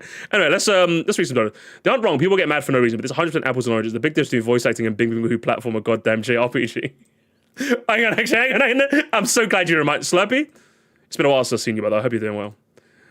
But you reminded me of this. All I'm saying, Pokemon fans, I need you to look me in the eye. I need you to look me dead in the eye and tell me. Hang on. Let me find it. Give me like 1 second. Give me 1 second and see if I can find it. Please tell me. Did I like the tweet? Please tell me I liked the tweet. Hang on. Please. I gotta find it. Give me 1 second. I'm telling you it's worth it. Oh, what's it? Let me see if I can find it. Let me see if I can find the tweet. Hang on. Oh, hang on. Is it? Yeah, here it is. I found the gamers. Would you like a Pokemon game that sounded like this? Good. You made it. Hang on, let me turn it up. Hang on. I see Toadsworth roped you into this too. The Monarch's job is never done, but we can talk more later. Bowser's castle should be just up ahead. I thought I smelled something burning. Focus M. Bowser's got the power stars, and you know what that means. Yeah, trouble. Exactly. So watch your back. Oh, and if you find any red coins out there, make sure to grab those too. Collect enough, and I might just have an upgrade waiting for you. Right. You're the boss, princess. Yeah, that's what Pokemon voice acting is gonna be in Gen 10.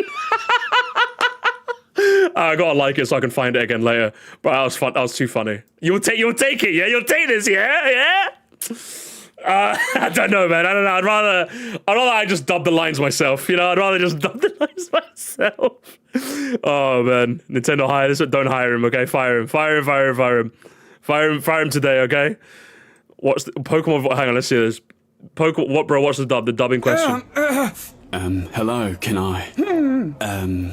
Do you want like some food or something? No, I want your money! Will that be all for you today? Now! Empty the drawer! Empty my drawers? I've got a gun, idiot! Hey Beavis, what's that thing we're supposed to say? Oh, I think it's, bunghole. Yeah, that's it, it's bunghole. This is a That's what Galar would, you know, actually in fairness, if Galar sounded like that, I'd like that better. But either way, funny stuff. As if Armored Core 6 has a great voice acting, but it doesn't work for Mario. Imagine it does. That was just a funny slander video. But either way, I'm gonna give this a facts. I'm gonna give this a facts, gamers, and I'll leave it there. I think the whole point is I think this is definitely a lot more of an interesting conversation. Also, I'd say a more nuanced conversation than I thought it was. So I'm just like, we'll see what they do. We'll see what they do for the next Pokemon gen. Although they should still definitely have like partial voice acting. If they're gonna do like a cutscene like Piers, that should definitely be voice acted. Okay, Game Freak, fucking get out of here, man. Get out of here. Interesting. Interesting. I mean, where's my folder gone? Hang on. What was the other donors? There's two other donors. You guys are... No, VA is better than VO because it caused me the ears to bleed and die. True! Saw doesn't know you can go in the options and turn it off. Raihan the goat. Raihan is he's a cool gym leader, but not a good voice actor. I saw it, thank you. Open world games have a lot more overall potential to be better than the game genres. Open world games have a lot more overall potential to be better than other game genres and to be genuinely great games.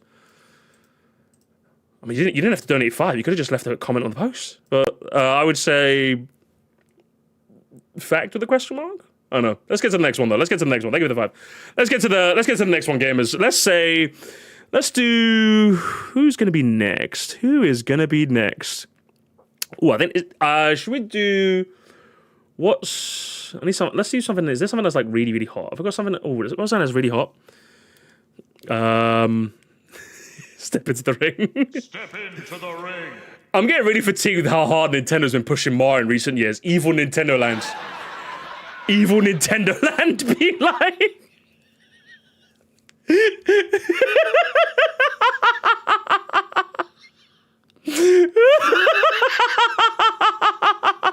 Yeah, gamers, whose man's is this? Whose man's is this? Okay, that was just a funny one. Okay, let's put that one aside. Let's put that one aside. Let's put one aside. Here we go. Let's do another like crazy one game. Let's do another crazy one. Step into the ring. We have got this person, Rose Candy. I did not care for Bowser's inside story. The art, the character story are great, but the gameplay ranges from sluggish to frustrating. I don't like how the Mario Bros. Exclusively play in 2D while in Bowser's body, and Bowser himself feels like a chore to play as. Both versions of battling aren't engaging to me. I hate the minigames so much. They are what killed my motivation to play. It's insanely disappointing to see how gassed up to hell and back this game is.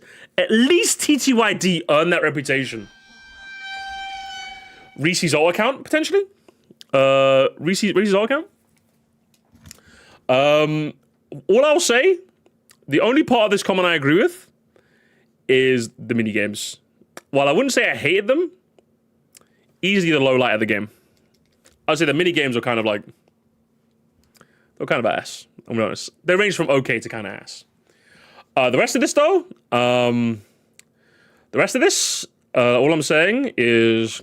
Ooh, hang on. A game is... Oh my god. We got another person checking in.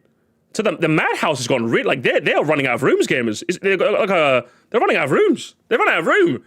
There's a guard waiting outside for you. There's a guard waiting outside. He's, like, really pissed off. He's like, he's working a double. It's Christmas. It's fucking Christmas, and he can't see his kids. You know what I mean? That's him. He's mad. He's mad at you, broski. He's mad at you. Okay, so... The art, the characters, the story are great. The gameplay ranges from sluggish to frustrating, to which I would say... I'll be honest. I'll make a bold accusation when I say this. I'll make a very, very bold accusation when I play this.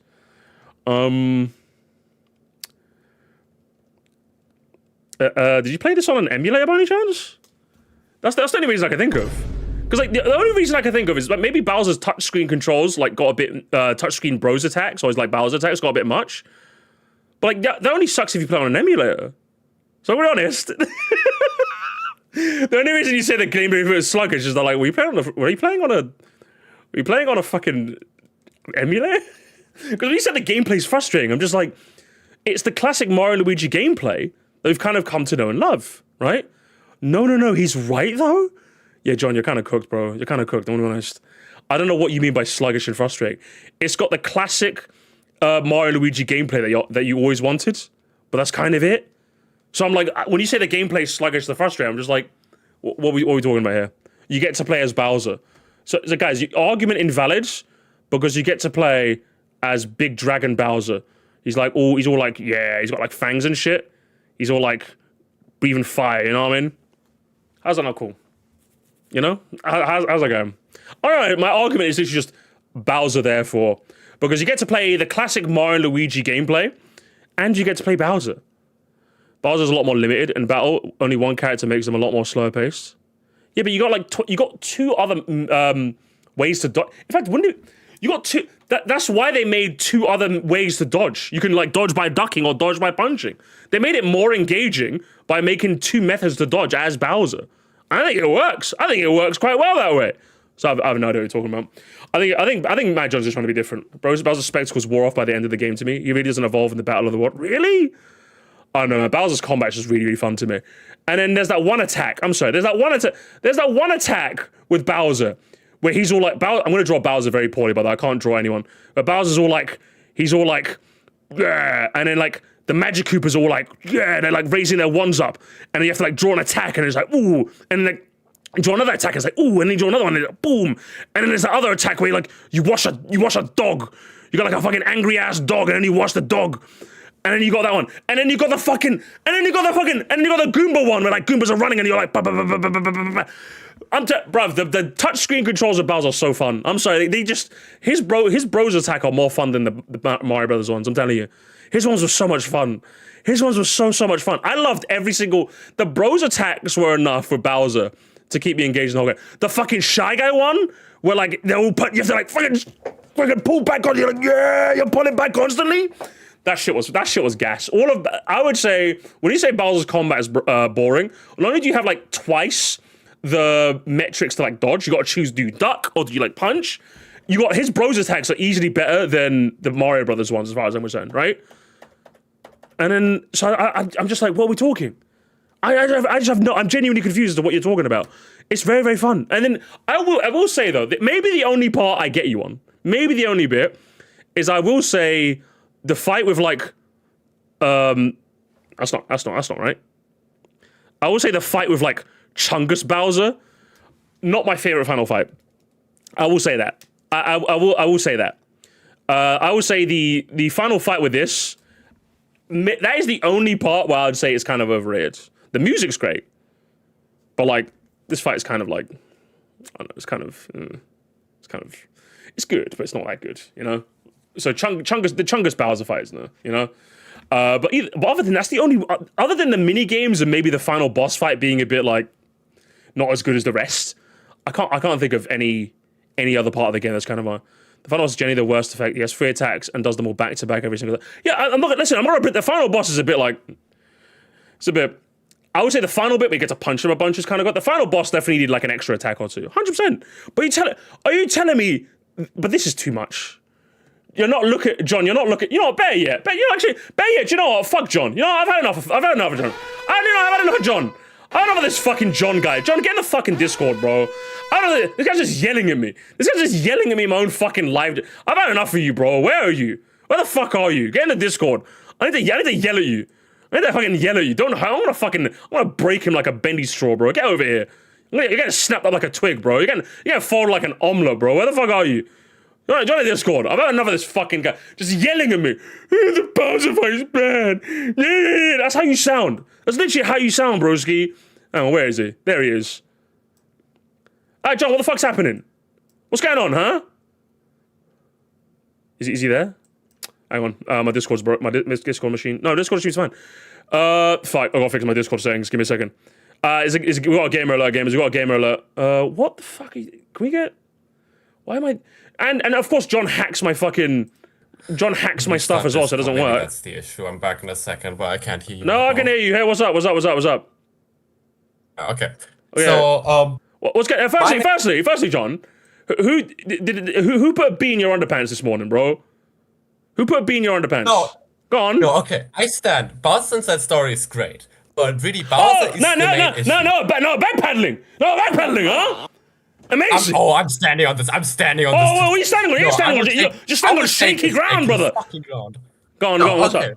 The biggest issue with Bowser is, in the overworld, he's extremely limited. He has fire and punching, that's cool and all, but the fact that you're very limited and you can't jump, that's the main issue. The level design is accounting for that, yeah, but he's extremely slow, at his fucking...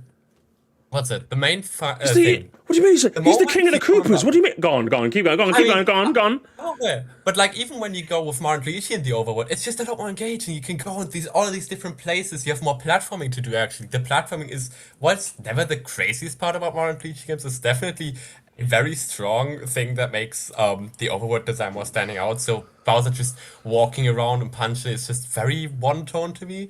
And then the battles, like the dodging isn't the problem. I'm so sorry. I'm sorry. Do you need Subway Surfers, John? I'm sorry. You're talking. Hang on. You're talking to me. I'm the biggest proponent of if the game is slow and sluggish, I'll stop playing the game. Okay. I got undiagnosed ADHD, motherfucker. I at no point I played this game relatively recently. You can't give me the fucking must be. You haven't played this game. You haven't played this game. No. Okay. I no point. Yeah, Bowser's a bit. He's slow because he's big. He's fucking Bowser, bro. Okay, but the worst thing is, it's not the game is dingling the keys in front of me myself. They put me Mario Luigi with this fun and more fast-paced gameplay. Then I have to play Bowser again. Like, make this two fucking different games. Like, I don't want to. What do you mean? You're playing as Bowser, cool and then go back to the lame thing. Why should I play Bowser's lame? Bowser's lame now. Bowser's lame now. Is. What do you mean? I stand by that. Oh, I'm sorry. No, I'm sorry. I'm calling you play. Not only did you play on an emulator, but you're German. Okay, I'm sorry. I'm not having this. Half of the fun of Bowser is his fucking jokes. All right, Bowser's got jokes. He's a funny fella. His dialogue is amazing. I'm not taking that away from him, but like everything outside of not everything, but fucking especially the battles, like in the late game area, where like this fucking clock block things you have because you only have one character. If you don't kill them immediately with Bowser, then you're fucked. Then you have these long animations with all these enemies, and it's not as engaging to dodge, and it just takes. But you can just avoid them. You got the charge punch to literally dash past the enemy. No, I'm sorry. I can understand this being a problem with like the last gauntlet being too tough, but like you could just dash it. You got a dash punch, don't you? I'm misremembering this, chat. Don't you get like a dash punch to move faster? Like you can literally use dash punch past the enemies. If you've had enough of the enemies, you just pass. It's not like it's random encounter. If it was random encounters, I would get it. Like you're walking around for 2 seconds, the screen transition, enemy encounter. If you're high enough level, you don't want to fight the enemies anymore. You can just zoom back past them.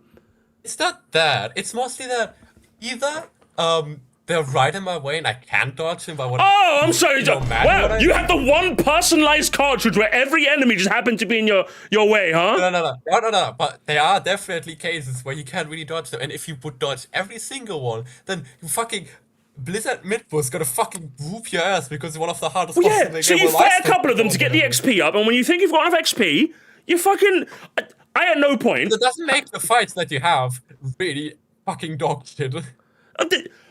When you say dog shit, I've got like every fight in Mario and Luigi gets boring if you keep repetitively playing them. Because the fun of a fight in Mario and Luigi is you play them, you figure out their tail, you figure out how to dodge them, and then that's it, right? So once I've played an enemy enough times, I'm like, okay, I've learnt your pattern, I've figured you out. Do I have to play you more to grind the game? The answer is usually no. The game usually doesn't make you grind. That's the thing. So, like, I can understand your issue if we're dealing with, like, a Gen 4 Elite 4 problem, where, like, you have to grind 10 whole levels. In Bowser's Inside Story, I beat enough enemies where I feel like I've figured them out where they're not fun to play anymore, and I just stopped doing it. But at no point was I under-leveled doing that, so the game kind of accounts for that. I would agree with that. It's just that, it's because, again, the whole comparison with, like, the moment I go back to Mario Luigi, that issue doesn't exist anymore. Why should I be engaged in Bowser's gameplay? With, like, when I go with Mario Luigi, you have a lot more enemy variety, they have more shit they can do, they are a lot more interesting. And mainly, that's the thing with the final castle, where you have, like, almost the exact same enemies all the time. Granted, like, the Fofo enemies, the Fofo robots are pretty cool. But, like, these clock block things, which, like, take way too long to defeat. Like the second you punch them, they have this like big animation where they pull down their blocks and you can't dodge them really, and it's really. Listen, I'm not even just trying to disagree with you for the sake of disagreeing with you, right? By the time an enemy got boring, I just stopped fighting them, and the game never punished me because of it. So I'm like, the fact that it happened the first place is where I'm like, why I like fighting enemies, but now they're shit again. Why should I care for Bowser? I'm sorry, you played the Bowser game and you don't like it. I just don't get it. I'm not gonna lie. You played the Bowser game and you hate the Bowser. It's fucking the boss fights are what's good, but all the enemies encounters, I'm like, bro, I'm bored as fuck. Like. With Mario Luigi, again, Subway Surfers. Surely it's Subway Surfers, right? But the game literally didn't go it's got to be Subway Surfers. It's got to be Subway. Brother, I'm sorry, it's Subway Surfers, man. I'm sorry. Like that's all I gotta say, man.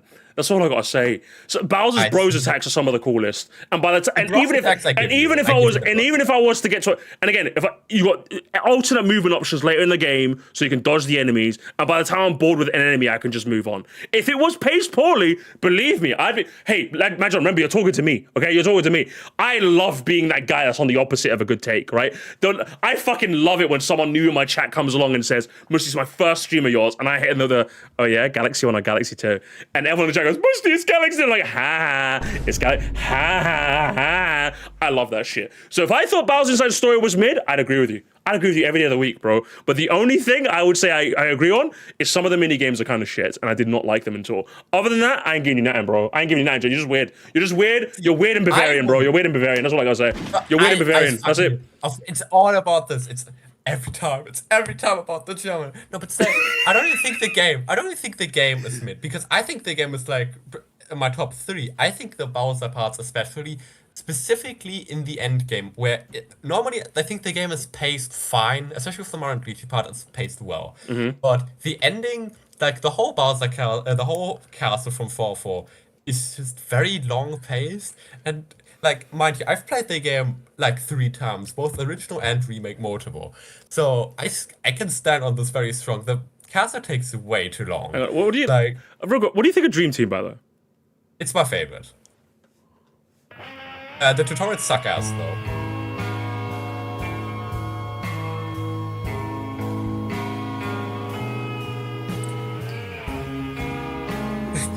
Yeah? Dream Team, yeah? Yeah. Dream Team. The thing is, Dream Team has way higher highs. No, hang on. I answered it. So, Matt John, we're in a Discord call right now, so you gotta make sure that the headphones button is the deafen button, and the microphone icon is the mute button. Okay, continue. Okay, fucking with Dream Team, it's like it has the way higher highs. Okay. Oh, sorry, man. Sorry. I have to teach you about Discord VC. So, like, you click one, and then you join a server, and then you can join other people who also join a server. Anyway, continue. Sorry, continue. Fucking. What's that? He threw me off. Fuck my life. With Dreamy Bowser and Tasma, all the bosses are amazing. Again, with Bowser's Inside Story. Oh, sorry. Hang on. Real quick. I have to interrupt. So, guys, a boss is usually indicated by a ending of a set piece. Usually, that's how video games do this thing. So that's what a boss is. By the way, guys, just want to catch up on it. Sorry, continue, John. You forgot to teach how to connect to the. I don't live with the standard. I can't. I just wanted to talk about my games, and all of a sudden I get slapped. John,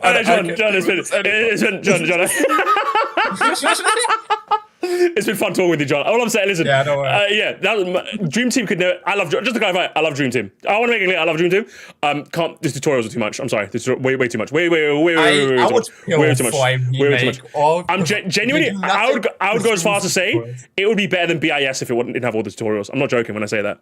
I'm not joking. It would be like literally two. It would literally be Galaxy 1, Galaxy 2, where you can't go wrong. It's just which side are you on? Too many tutorials, man. I'm sorry. There was literally one tutorial in the late game where Dreambird is like, "I'll let you figure it out, and if you need me, then I'll talk to me." And I was just like, "Thank the Lord!" But then the next thing he tutorialized again. I'm telling you, that game was terrible. It's like they forgot with the fucking. Yeah, I'm telling you, it was terrible. It was terrible. Oh no, never mind. Yeah, no, I'm sorry. It's terrible. It's terrible. But either way, John, lovely talking. Guys, give it up for John. Okay, it was fun to talk to, wasn't he? It was fun to talk to, even if he's wrong. Thank you so much, John, for jumping in, okay? Have a good one. Have a good one, man. Have a good one. Peace out. Fucking John, bro. It's always John. It's always fucking John, isn't it? Every single time, man. I've had enough of him. They never enjoy me that much. Oh, they're too much, man. I'm sorry. They're just too much. They're too much. The final boss fight was gas. The final boss fight was fucking amazing in Dream Team. But fucking, yeah, I'm sorry, man. There's too much. There's too much just, hey, we're going to stop the game to explain. It's like, let me figure it out. And if I'm lost, you can tell me. Okay, you can fucking tell me. Okay, come on, stop it. All right, stop it. Either way, this is with this one, gamers, we're going to go back to this. And I'm going to give this one a certified whack. This one is another whack take, gamers. Wizardy, what? He's whack, gamers. He's whack. He's whack, and he's not back. And did I get any donos? There's too many of you guys donos to me. Something. Happy Festivus. Happy Festivus, wherever that is. Thank you. What you think is a slog versus an actual slog? True, I agree. Mario Luigi Sun and Moon. Honestly, W slander. W slandering. But I did this segment, whoever does better have that tutorial music on. We'll see. Listen, if you're down, Georgia, I'll get you to help, alright? Anyway, too many whacks. Too many whacks. Get out of here, okay? Send him home. Send him home. Too many stuff. Alright, gamers. Now we're gonna get into another one. Step into the ring. We're gonna get into another one, gamers. Here we go. Having a backlog is stupid. Let yourself be in the middle of 15 games at once like a real human. Finally! Finally, someone said it! I've been saying this for months, and no one's been listening to me. This is just true. This is just facts. This is a truth supernova. It's like what's it? A big mushroom cloud. It's a big mushroom cloud. It's just fire everywhere. Millions are dead. Millions are, what the fuck? It's a truth nuke, gamers. It's a truth nuke in my stream right now. It's unreal, I'm telling you. It's unreal. Honestly, too many. I'm actually sick and tired of you guys. No, don't open 50 cam bars. I don't have 15 shows to watch. I've had enough of you fucking people. I'm gonna be honest. All right, listen. Let me dial it back a little. This is just funny, okay? This is just like funny haha XD, okay? This is definitely a little XD, all right? But in all seriousness, okay, the amount of you motherfuckers, the fact that, while backlogged is a website, backlog is not what you have, okay? I want to be clear. You do not have a backlog. You have a bunch of games that you just haven't played yet. And there's nothing wrong with that. There's nothing wrong with that. The amount of, the normalization of the backlog is one of the glaring flaws of online discourse. I'm telling you, bro. You people are actually like, you're thinking of video games how you think of a part-time job, broski. You're playing video games. You're supposed to be having fun. I mentioned earlier in the stream, I have Ori and the Will of the Wisps, I think, that my fiance got me 2 years ago for Christmas. I haven't played it yet. I'll play eventually, but I haven't played it yet. Do I feel a tinge of regret? Do I feel a tinge of... No! I'll just play it when I want to play it. Do you know what I mean? Like, I currently stopped playing Persona 3 Reload because I was, I played Air Riders, Metroid Prime 4, Pokemon ZA, then the DLC. So I put Persona 3 Reload on the back burner for now. And guess what? I don't feel a lick of badness. There's nothing wrong with that. It's going to be there when I keep playing it. Amazing stuff. So all I'm saying right now is you guys need to eliminate this word from your vocabulary like fucking yesterday. Like yesterday. I'm telling you, language is a powerful tool. Language is an extremely, extremely powerful tool, right? The words you use have an insane effect on how you perceive life. And if you want the ultimate example of this, now this is the part where I go TEDx talk mode, right? I'm gonna use the ultimate example. Where's the image? Here's the image. If you say the phrase, like, this cake is so good that I could die, the way it's perceived, two totally different ways depending on how you phrase it, right? Amazing. That's the power that language has, gamers. You can take the same sentence, but how you say it completely manipulates the situation. In the same way, when you refer to your wine cellar of beautiful video games as a backlog, you do nothing but a disservice to both yourself and the medium you think you love so much. That's what you're like. That's what you're doing. Instead, you call it a library. The Library of Must Alexandria, where I see millions and millions of games, and I get to choose what am I going to take from the shelf. Do you know what? I am gonna get Time Splitters 2 off the shelf again. And I am gonna install a mouse and keyboard mod on my emulator so I can play it with a mouse and keyboard. Oh, yes, that's what I'm gonna do. Oh, do you know what I fancy? Oh, let's play a bit of, what's this game? Sifu? I like playing Sifu. Oh, I've heard this game is really good. Let's give that one. Oh, that was really quality, wasn't it? Let's put that back on the shelf. Oh my god, is this seat taken? That's a good demo. Oh, do you know what I played the other week, chat? Apropos of nothing? Do you know what? I was scrolling the PlayStation Store the other day, and I found a little game called Kiwi, right? I just heard, like, 3 years ago that was kind of good, and I saw it again. Only be one. Shut up, Phoenix, okay? I wasn't talking about you. And I heard it was kind of fun. It was one of those, like, co-op games, and guess what? Me and Twilight finished the whole thing, and it was a fun little co-op game. That's what it was. You do little, you're two Kiwis in a mail room, and you gotta like sort the place out and do like fun little games. All I'm saying is that if you have a co-op buddy you can play this with, I think it's online. This game is really, really fun. All right, really, really fun. Quite short, so don't expect anything too long, but very, very fun, very, very charming, very, very wholesome chungus, right? There's probably games that I've been waiting on the backlog for like years now. But guess what? I don't care. I just played Kiwi. I was like, I'm playing Kiwi now. I'm playing Kiwi now, and I'm gonna enjoy Kiwi now. That's what I want to do. So, yeah. You guys need to stop using this word. Just please, for the love of all that is holy, stop using this word, all right? When you take an opinion from someone else on the internet, you say, I heard from this person that. And when you're talking about your video games, you refer to it as a library, not say backlog. A library sounds sophisticated. It sounds like books that have been there that could tell... If books could talk, they'd tell stories of a time once gone. That's what it sounds like. Backlogs sound like busy work, bro. It sounds like a slog. Don't be fucking doing that, okay? I'm gonna give this a certified facts. That's what I'm gonna give this. It's just true. This is just true. And anybody who disagrees is wrong, okay? Is wrong in Skibbity Toilet. And it's one of those rare times where there is no nuance. If you refer to it as a backlog, you are wrong. You're wrong and Skibbity Toilet 67. That's what you are. Thanks so much for the tones again, guys. Mario Luigi's, that's true. more slander. You should refer to it as a like, yes, true, I said the same thing! The viewer has left my mind thanks to and your perspective, so support must be given. Thank you, sir. Thank you. Literally, I'm telling you, you guys don't understand. Your English, if your English teachers have not taught you that language is an extremely powerful and amazing tool, they have done you a disservice, all right? How you say the same sentence, the very intonation you give one sentence could completely encapsulate that sentence in a completely different light. So if you're telling me that, the word backlog is doing that in your brain. It's a little worm in your brain, making you feel like this is all busy work. That's what it's doing. I can get rid of this shit, bro. Get rid of it. Get rid of it like yesterday. It's gone, okay? Refer to it as a library, your Steam library, preferably, okay? There we go. And that's facts, game. That's just facts. That's facts. I'm not hearing anything else, say anything else. No, I'm right, because I use backlog, but I define it as a library. I'm on another level from all of you. Maybe you're just on like, maybe you're stuck on like, Woo Master's out here stuck on the minor sword thinking he found like a bonus level. That's who you are, Woo Master. You think, oh, I found the minor sword. Aren't I special? No, you're on a looping water level, bro. You're gonna drown. I'm gonna go for air, man. Get out of here. All right, let's go for another one. I can't imagine looking at games like I have a backlog and getting depressed. I bought these games because they look fun. Yeah, exactly. Honestly, crazy, isn't it? I'm taking my sweet time with Doki Doki Literature Club, and because I'm too chicken. Why are you chicken? It's just a little fun baby literature club game. What do you mean? Too much true. Hot take time. Hot take time. Ooh, gamers. Okay, hang on. Let's. Oh, hang on. Step into the ring. Step into the ring.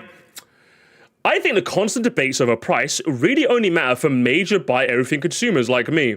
We need to stress to the more casual people who have lives that price don't matter unless it's over like $100 if that's all you're gonna play. This man made the torrid mistake of leaving this comment in a Sir Musty comment section, and he thought he wouldn't get made fun of. I'm not gonna lie, gamers. I'm not gonna lie. This is easily, gamers, without a shadow of a doubt, the worst take on the list. I think it's the worst one I had. It's the worst one. I didn't save the worst for last. I saved it for now. Jesus fucking Christ, broski. I don't know what he thought he was talking about. But anyway, let me read this down real quick. My girlfriend's stuck in the backlog mindset, and sometimes it gets onto me from my Steam library. I have no clue how to approach the topic. Do you know what I'm gonna do? I'm gonna upload my whole backlog rant on the Clips channel. You can send it to her, okay? That's what I'm gonna do. I'm gonna do that just for you. This is crazy. This is like, was it Pariah saying space flights level of craziness? Like, firstly, the constant debate only matter for. Hang on. They only matter. So the only people that get to talk about this, or the only people that really matter to, are the fucking soy boys who will buy everything. Duh, look at me. Look at me, guys. I have the latest copy of I have the Wii U 2 gamers. Look at me. Look at me, guys. Look at me. I have a $50 Stickman amiibo. Oh my god, guys. $50. Oh my god. That's you, bro. That's how you look, bro. That's literally how he looks. I'm not even joking. Wait, who is this guy? Who does this guy think he is? I love Stickman game. I love Stick games as well. It's my favorite website as a kid. But like, the unbelievable delusion to just think that like the price only matters to people who buy everything is insane to me. Mainly because, and I'm talking from someone, I was a brokey growing up. All right, let me make that clear. I was an absolute brokey growing up.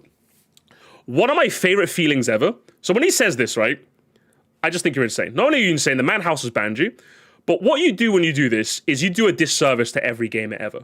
Now, the unks in the chat have got me. Maybe some of you young'uns have also got me. What do you do? I'm talking to the UK bros specifically, okay? This is you, all right? You're just walking down the street, headphones in, you got a nice pair of headphones, you just went on your business. You're walking down the street, you see an Argos here. You see like maybe a Tesco here. Now, let's assume you don't need anything from the Argos. You're not particularly hungry neither. But what you see next is CEX. What do? Every person in the UK right now has literally just looked at their phone or their computer and gone, we're going inside. And do you know what the best part about going inside is?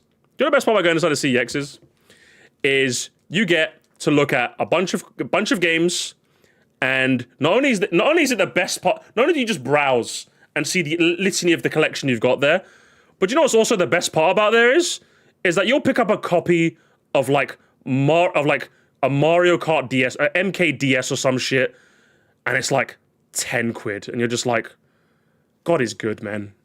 You're just like, immediately, like, it reinstalls your faith in society. When you can like literally have the option to go back and buy your childhood for like a tenner, right?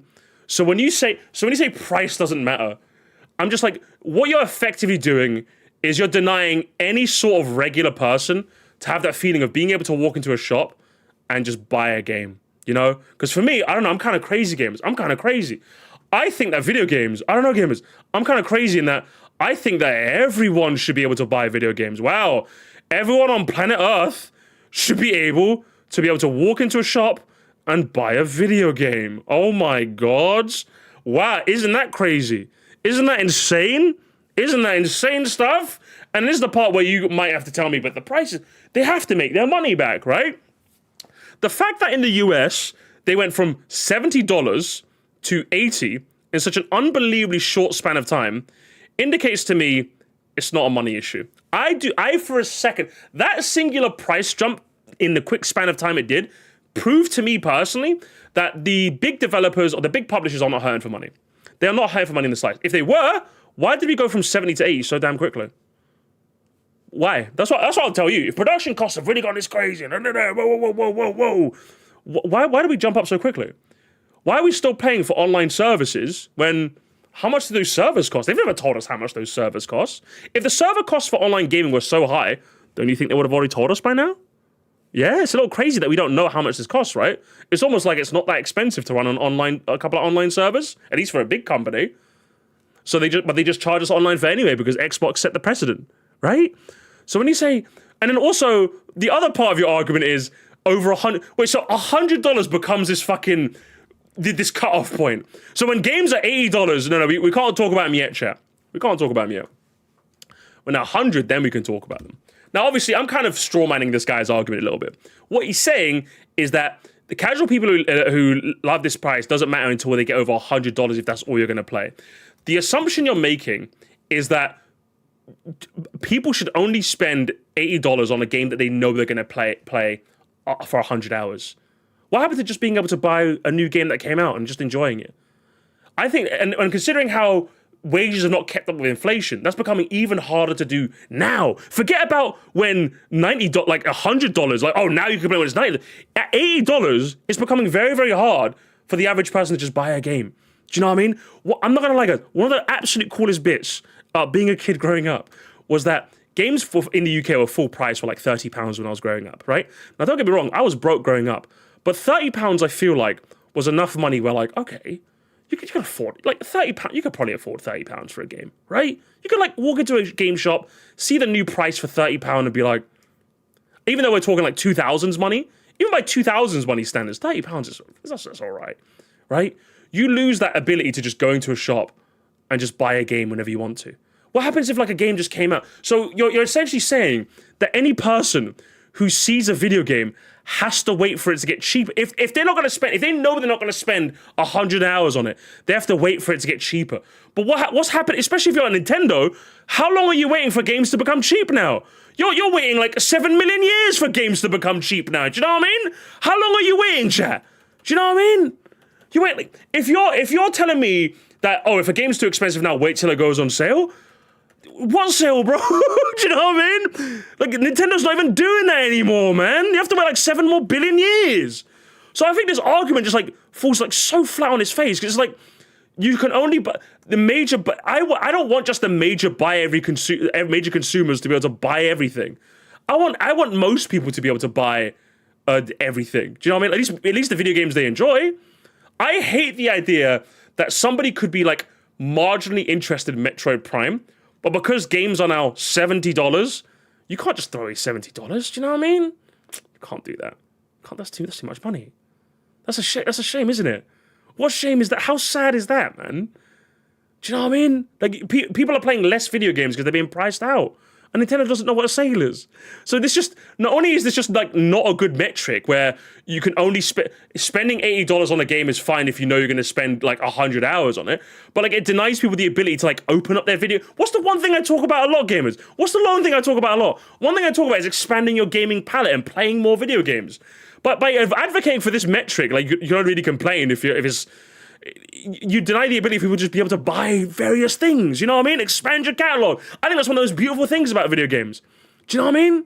So I'm just like, I don't know, man. It's unfortunate for sure. At least indies are good at turns. Yeah, but I think it's just one of those things where not only is this mindset just like really backwards, it just doesn't work. When you scrutinize this like mindset for a second, it just doesn't really work, does it? It just doesn't really work, man.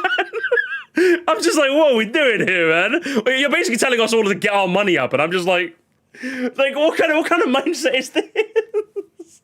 You know, it's terrible. You know, does it have to be just yeah? Like I don't want people who are broke to just be able to only afford indies and that's it. You know what I mean?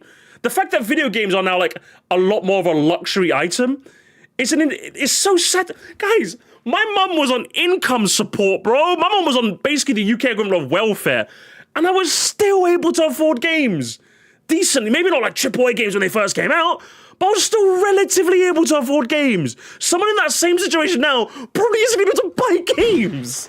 How sad is that? Do you know what I mean? How sad is that, man? That's crazy to me, man. I don't know, man. It was just an insane mindset to advocate for. And I think that is, regardless, I think you should be able to complain about video games being too expensive. So this is a whack sandwich, bro. This is a whack sandwich. It makes the implication that you can only complain about video games when they reach this arbitrary barometer of $100.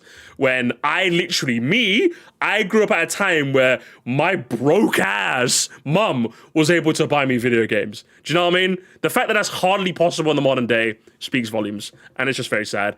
And especially if you're a Nintendo fan when Nintendo doesn't know what a sale is. So, unfortunate. Very, very unfortunate.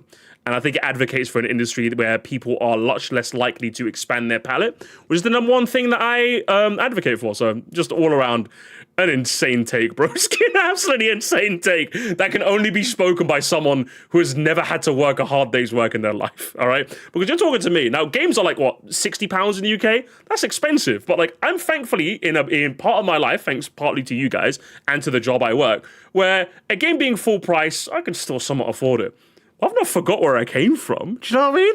You kind of forgot where you came from, brother. You forgot where you came from a little bit. That's crazy. What I'm saying is that so much he's never going to forget where he came from, okay? I remember begging my mom for years, for like months to get me a video game, you know, when it goes, you know what I mean? I'm never forgetting that, broski. Like, I used to be able to walk into a shop like, that's crazy. Crazy to take. So let's go with something a little less hot, shall we? Step into the ring. Let's go with something a little, this is one of those ones where some of you guys are going to cry. So it's like the retro achievements one. Some of you guys are going to cry. Others are going to be like, I don't care, Mercy, I don't care. I think it's this one. As cool as the in-depth home customization menu is, I honestly don't care if the Switch never gets anything more than what it currently has. It'd be nice if it got stuff, but on the home menu for like 10-second gap. I'm on the home menu for 10-second gaps between choosing the game I want to play. I couldn't care less. Firstly, they say could care less, which as you guys can see, I decided to correct them. Because could care less implies you could care less. You could care less, which is the opposite of what you intend to convey. So I corrected you there. You couldn't care less. That's how it looks. Oh, hang on. I get it. No customization is good. Next. Okay, you're kind of a little crazy there, brother. You're kind of a little crazy. Okay. You're kind of a little crazy. But what I would say is, here's the thing, right? Here's the thing. I get it. For me, if you're asking me personally, I'm like, you know, fair. I think it's a fair take. But do you know what kind of I'm bleeding hyper-realistic blood games. I'm bleeding hyper-realistic blood. They should never have gave me a pair. But do you know what it kind of fucks with me in the sense that do you know why I don't blame people who opine for more customization? Do you know why I'm a bit sympathetic? Do you know what makes me a bit sympathetic? It's because every fucking app now is like uniform and kind of boring. Like, and if you guys want me to like indicate to you, I like grew up on an internet where everything was just like wild and whimsical, right? Let me give you guys an example. Like, back in the modern day, gamers, every fucking website has what? 3 dots to indicate this is a menu. Oh, this fucking thing right here. Oh, whoops! Can't draw an arrow to save my life. This thing? Oh, that's the share button. Oh, fucking what other button is it? This button? That's to like something, or maybe is it a thumbs up button? You know what I mean? Like everything is just like so uniform and boring. Where I can kind of get it when Nintendo used to be quite quirky. I can kind of get someone opining for a more quirk-chungus layout. And if you guys want an example of this, I think the best example is the fucking Space Jam website back in the 90s, right? This is what they used to look like. And this is what it used to look like, gamers. This is what website interfaces used to look like, right? They used to just be like kind of crazy and wild and wacky. And like, I get it now, don't get me wrong. I like knowing that this is the menu button, this is the share button, and this is the like button. But like, you're not telling me you look at this and you're like, I kind of miss it. In fact, gamers, it's not just an image. You can go on there right now. It's a live website, gamers. It's a live website. You can go on the right. You can find the line. The casting. Look at it. Look at the lineups. Let's have a look at the lineups, gamers. Oh my god! Look at this shit. Look at this shit. If you guys want to, the font is like so. Oh no, his real isn't Newman. Michael Jordan as himself. Bugs Bunny. We got Wayne Knight. Oh my god! Look at this. This is the cast of Space Jam. You could barely read this. Yeah, they kept this up after all these years. Junior Jam kids. Much awaits you in Looney Tune Land. Click on different parts of the picture to learn fun games. The coloring book. Can we do a coloring book now? Shit. Oh, can I? Oh, I can't color. Oh, I guess the coloring thing doesn't work anymore. So you probably know how to use a computer better than mommy or daddy. Use the printer to print these simple black and white pictures. Oh, you use a printer yourself. Oh my god, that's crazy. So you click this image and then you print it out to you do some coloring. Oh hell yeah. All right, Pepe Le Pew. Oh my god, he's kid. Oh my god, Pepe Le Pew. You've been cancelled, mate. You can't be doing that anymore. No Space Jam news at the moment. Go back to, this is the Space Jam news, but there's none. So yeah, like, don't get me wrong. Like I said, all websites weren't about being able to read them. But like, listen, the whole point of why I went on this tangent is to indicate that this is definitely like substance, like style over substance, right? Style over substance, okay? But so when you're telling me we live in a world where every menu button looks like this, every share button loses and everything loses this, wanting your old whimsical Nintendo console that used to do this to go back to that style, I'm like, I kind of get it. If there was ever a type of thing that could go back to a more style over substance thing, I would go with this. Do you know what I mean? Like, I don't want my phone to do style over substance. I just want to be able to click something and it fucking works, all right? I want to click something that works. When it comes to, like, my laptop, no, I just want shit to work, okay? I just want all to work. I want it to be efficient as possible. When it comes to a video game console, though, that's like, I'm having my time off, I'm letting my hair down, I'm having a bit of fun. So yeah, I want the menu to be kind of wacky. I want it to be like some spinning little thing, and I can just like, yeah, I'll spin it, and then, you know, maybe I'll do a mini game if I want to click on BLZA or some shit, you know what I mean? So like, I'm personally okay with these. But at the same time, I kind of get it, man. I kind of get it. Do you know what I mean? I kind of get it, man. I would love it if we got more Space Jam type menus in our Nintendo. You know, definitely. I'd at least like some colors, but I wouldn't want something as interesting as the Wii. Really? Man, I would love it personally. It's people are nostalgic for the quirky Wii stuff. I remember people calling it clinical at the time. Oh yeah, because it was all like white. It looked like a doctor's office. I remember that one. People used to call it a doctor's office. time changes. Do you know what I mean? Georgie, you know what I've started seeing now? I've started seeing people saying, man, the 2000s were the best time for music ever. Bro, I grew up in the 2000s. I remember people saying the 2000s were shit and the 80s were better. And there's probably people that were 80s heads who grew up in the 80s were saying the 80s was shit, the 60s were better. Time is a flat circle. Literally, that's how it works. I'm starting to see. It's funny when that shit starts to happen with time frames I was alive for. Do you know what I mean? That's when it's really, really funny. You know, that's when it's really, really funny. So, do you know what? I'm going to be honest. I'm going to give this one a... I'm going to give this one a... I can't spell apparently. It's politely disagree. That's what I'm gonna give this one. I'm gonna give this one a politely disagree. You know, a politely disagree. Because I get it, don't get me wrong, you're only on the menu for 10 seconds, you just want it to be clean, effective, cool. But I want a bit more whimsy in my life, and if you were gonna get whimsical with your stuff, I think a games console is the best way to do it, especially when there's a company that used to do that. Do you know what I mean? I think I politely disagree with this one. So I kind of get it. What's it? The Frusuga Aero agenda must be maintained. We need more Comic Sans. That's what we need. We need more Comic Sans in the world. Everyone calls Comic Sans a baby font. Let's bring them back. These are still better as a 2007 baby. There's a man. You're too young. You're too young. Okay, you don't get it. You're too young. I think the Switch 2 could and should have more convenient menu on some personally that matches the game you're playing. Having all function, no fun feels wrong for Nintendo. Yeah, that's what I mean, right? That's what I mean, man. Come on, man. Just bring it back. Bring it back, gamers. That's what. Bring it back. Bring back a little bit of whimsy in my video game console specifically. Okay. All I'm saying is, if I see my online banking mobile app adopt a Space Jam layout, I'm changing banks. That's all I'm saying. That's all I'm saying, gamers. So who is next, gamers, to step in the ring? Into the ring. New Super Mario Bros. DS is the best Mario game. What the hell? Oh my God! No way!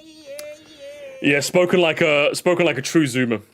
Spoken like a true Zoomer. But you're probably wondering, Musty, you blacked out the second bit. Musty, you blacked out the second bit. What's happening with the second bit, Musty? It's weird. Musty, you blacked out. Why did you black it out? And Mario Wonder is too long. What the hell? Oh my God! No way! Yeah, it's going. Oh, Musty! Oh, space! I can see it! Everyone changed their mind. Literally, that's amazing. That's amazing. Literally, everyone was like, "Oh man, hold up! I see it! I see it! Oh my God! No! Oh God!" Now everyone's like, "Nah." Hey, man, you people are crazy. You people are crazy. Yeah, I honestly, I'm gonna be honest. This is just, yeah. I think this is one of the instances, gamers, where we can just like straight up just like look at someone saying this and say this is what they do when they play video games, chat. So like here's the game, here's the Mario game. This is them playing it. They've also got an iPad in front of them with Subway Surfers. They've also got an iPad in front of them playing Subway Surfers. That's what happens, gamers. That's what happens, all right? That's what they do.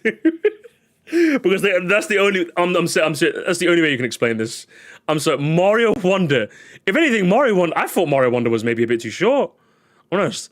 Maybe of average length by Mario standards, but like I was just kind of left going like, I kind of wanted a bit more, man. I'm gonna be honest. Like, what are we doing, man? What are we doing here, man? As for what? DS being the best Mario game? Oh, no, like, okay, if we're talking like DS as a package, like maybe I can kind of get it. But I'm just like, I'm sorry. Like, what are we doing? Like, there's the giant. Hang on, where is it? There's the.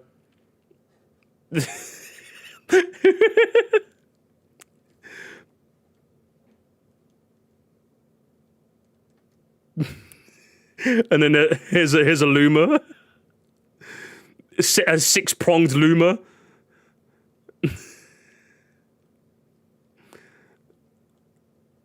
There we go. The giant Mario Galaxy in the corner. Address me. Okay, I must be addressed. Okay, I must be addressed. I must be addressed, gamers. I must be addressed. That's what I'm saying. Man. Because, like, you might tell me, Listen, those mini games are heat, okay? Those mini games are heat. Mario vs. Luigi's heat, all right? Best Mario game. And then it's not even the best 2D Mario game. Luigi's just sitting over here. Hey guys, I'm Luigi. Do you want to play my hit game, Luigi U? On the Year of Luigi? Do you want to play my hit game, Luigi U? On the Wii U too? Oh my god. So it's like, what are we doing here, man? Is this like, so I'm gonna give this one, this has gotta be, we gotta give this one a certified, I'm gonna put this one in purple actually, chat, because it represents purple guy, which the Zoomers love, so I'm gonna call this Zoomer. I'm gonna give this a Zoomer take. What do you guys think? There's no way. There's no way. Mario DS is maybe top 5. Maybe top 5. Like, what are we doing here? There's no way. There's no way, man. Come on. Who's standing by this take? One is as truly as new DS. Really should have been, frankly. There's no way these guys above it. This was Zoomer slop. What American state is the LU-shaped box art like? You go to Ohio to get that on, okay? You go to Ohio. You go to Ohio Chungus and then you get it. You get the box art. Best 2D Mario I sort of get, but best Mario game you sort of get? I don't know, man. The Mario World shaped box in the corner.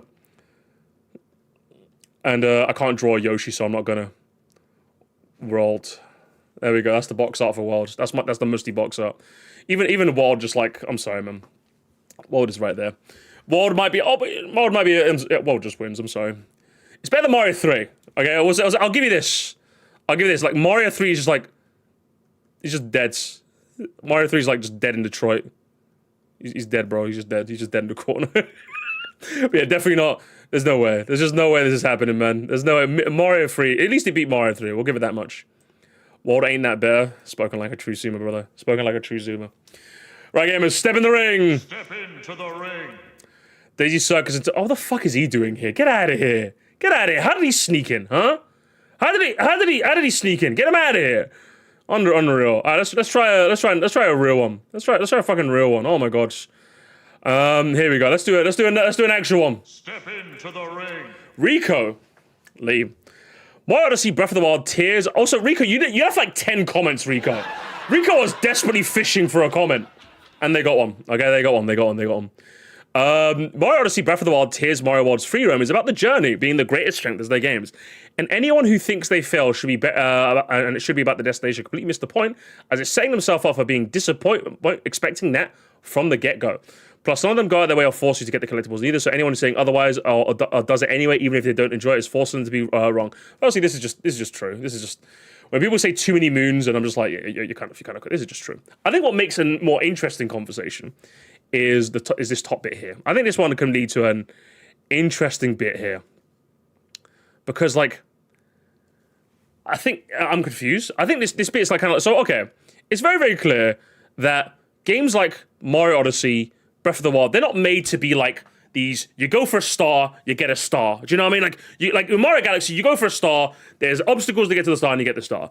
Mario Odyssey is very clearly supposed to be you're in Toast Arena. Have some fucking fun in Toast Arena. Do you know what I mean? Have some fun in Toast Arena. Do what you fucking do. Do you know what I mean?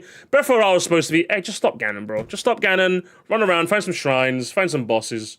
Just go be Ganon, bro. Just go be Ganon. Free roam is supposed to be, oh, isn't it cool? You can see how all these, like, Mario Kart tracks look like. Hey, just fuck around, find some people to mess around with. Stalk a Toad, see him park his car and get out and get ice cream. Do you know what I mean? Yeah, just do one of those. So obviously that's kind of more so the vibe they're going for than like a simple finite challenge. Do you know what I mean? But what I would say to you is it necessarily unfair for people to, for years and years and years, every single, like, one of these Mario and Zelda games have been very clearly, here's 1 point, here's you, go there. So Nintendo all of the sudden making their marquee Mario game and Zelda game more so about the destination as opposed to like, or the journey more so than destination, is like, I can understand people being a bit like, what the hell, man? Like, I was expecting, here's you, but now I got, oh, here, you're in a sandbox. You're in a cool little sandbox. Oh, you kicked a rock. Now here's a sandbox. Here's a special star for kicking a rock. Oh, you climbed a branch. Here's a shrine for climbing a branch. That's kind of what they're going for. They're going for a bit more of like, you just explore the world and just figure out what the fuck they're doing, right? Figure out what the fuck you're doing. So as much as I'm not gonna lie, as much as it's kind of annoying when people go like, open world stuff is kind of, because I'm just like, my brother in Christ, you made the cake, okay? You bought the games, you played the games. Go play something else. Do you know what I mean? The rewards in question. What I will say though, and I think another thing that this kind of harps on, right? For me, the problem with too many moons, when people say too many moons, here's the problem with too many moons, okay? Here's the problem with too many moons.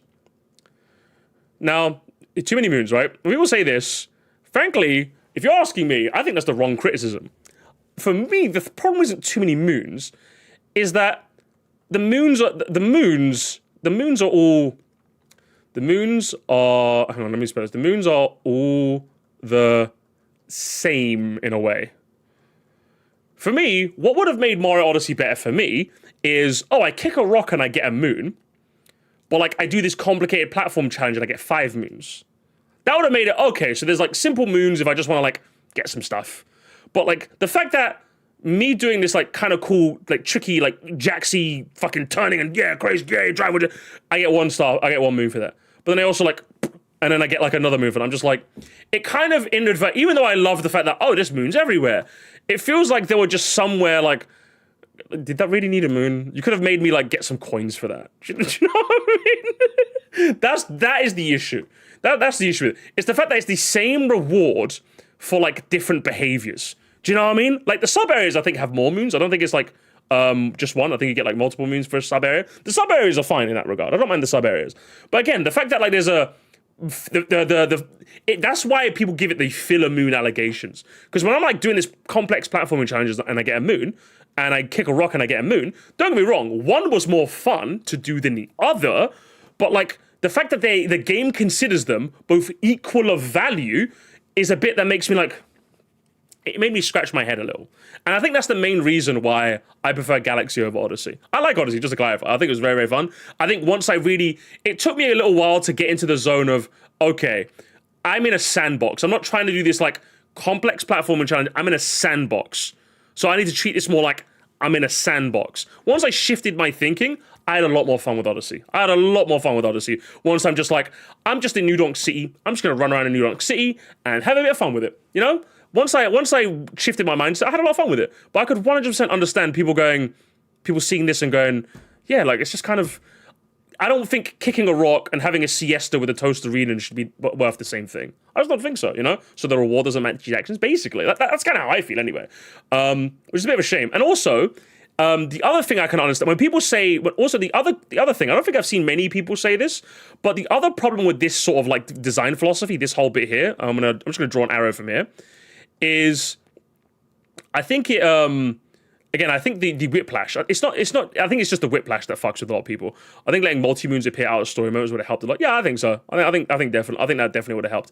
And I think the other thing that this sort of like game design philosophy kind of doesn't account for is, and I think everyone is going to agree, right? If I played this game when I was like 9 years old, best game of all time. If I played Mario Odyssey when I was 10, when I was like 9, it's not the best game of all time. You kidding me? But like, I'm playing Mario Odyssey when I'm like fucking like 23 or some shit. You know what I mean? Where the childlike, just wandering around in a sandbox just isn't like for me. Do you know what I mean? Like, I want to say it's not for me, but the whimsy of it isn't like as pronounced. You know? When I'm a kid, playing the digital version of a sandbox where I run around and find shit, oh my god, that'd be amazing. Oh my, I would have loved it. Same with Mario Kart World's Free Roam. Oh, Mario Kart's Free Roam is fucking great. Are you kidding me? I would have eaten that shit up when I get to drive around the tracks. Because like, half the fun of playing multiplayer Mario Kart when I was a kid was just exploring the stages. The amount of times when we just explored areas and like fucked around. Getting to do that officially? That would have been amazing. I have no idea that if I played Mario Odyssey when I was like 9, yeah, this would have been amazing. Yeah, it would have been amazing. But like, I'm not like, I could see people who are like older wanting to play Mario for like the platforming. Like they want like the more attuned for platforming, you know? And instead what you got was, hey, you're in a sandbox. You get to kick around a rock and play with some toasteritas, you know? That's kind of how it is. You know, again, once I shifted my mindset, I had a lot more fun with Odyssey. But yeah, a lot of people were expecting Galaxy and then more focus, and they didn't get it. right? And I didn't get it. So when people say that, when you say they were setting themselves up for disappointment in the first place, you're under the assumption that people knew what to expect of Mario Odyssey, and I think that's just a failing. When people play Pokemon in the modern day, and they say Pokemon sucks, why do I play Pokemon? Come on, we're doing it, man. Do you know? I'm just like, yeah, the game is made on a crunch. It's $1 billion franchise. It should be better. You know what the fuck you're getting into, though. Do you know what I mean? You're gonna get a game that's kind of fun, but could have been better if it was made not under a crunch. That's what you're gonna get with every Pokemon game. So you're kind of relating it to that standard. You know, should it be more? Should people campaign for more? Yeah, go for it. But like, that's kind of what I'm doing. You know what I mean?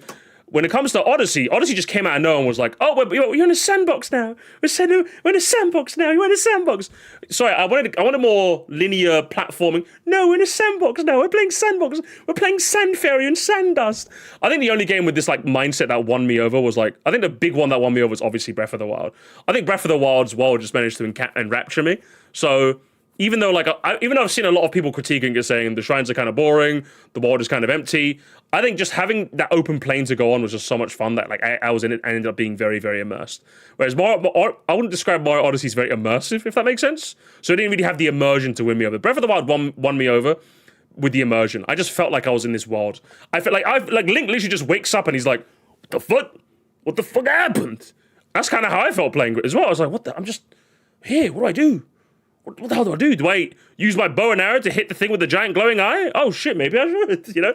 Eventide Island? What the fuck is Eventide Island, bro? What the fuck's happening here? Yeah, so I think without that sort of immersion, Odyssey didn't win me over the same way Breath of the Wild. But yeah, I'm gonna give this one a, what's it? Some people just don't like sandboxes. I do, but it doesn't mean people who don't it wrong. They just don't like it. I'm gonna give this, I'm gonna give this a purple guy. I'm gonna give this a purple guy rating. Okay, that's what I'm gonna give this. I was too young for that, unfortunately. The world wasn't ready for 11-year-old me on Twitter. Oh my god, Twitter mode. I genuinely don't remember a single soul complaining when Odyssey came out. I remember seeing a little bit, but not too many. I remember seeing a little bit of it. But that was a fun discussion nonetheless. I can definitely see where you're coming from, but as far as I'm concerned, you get a purple guy out of 10. Next one, who's stepping in the ring? Step into the ring. Reggie was never good. He never changed the game, and nothing he did had a lasting impact on Nintendo. And I'll be delivering his sentencing. Who the fuck let Alex Yard in here, bro? Who let Alex Yard in here? Get him out of here. Get him out of here. I can't believe this. Send him home. He snuck in, gamers. He snuck in for a filler episode. Anyway. Let's do another one. Let's do an actual one. 3D World is a boring game. Its core design is too similar to the new Super series. The green stars are just reskinned star coins. And the level design is better, but still too similar to what came before it. Many people have turned around on the game over time. I feel like it's more nostalgia than anything else. The green stars limit, especially for the final boss, makes the game tedious to replay. Ooh. This is a take coming straight from the Wii U era. I'm gonna be honest. This is just, you know what I mean? Like you're looking at the game that could very easily be the best game of all time. You're looking at like LeBron James and you're telling me it sucks. I'm just gonna hit you with the. Do you know what I'm gonna hit you? I'm gonna hit you with the. What am I gonna hit you with? I'm gonna hit you with the. Hang on. Here we go. I know I'm gonna hit you with the game. Let's see if you can guess it. Let's play a game of charades. Let's go. So.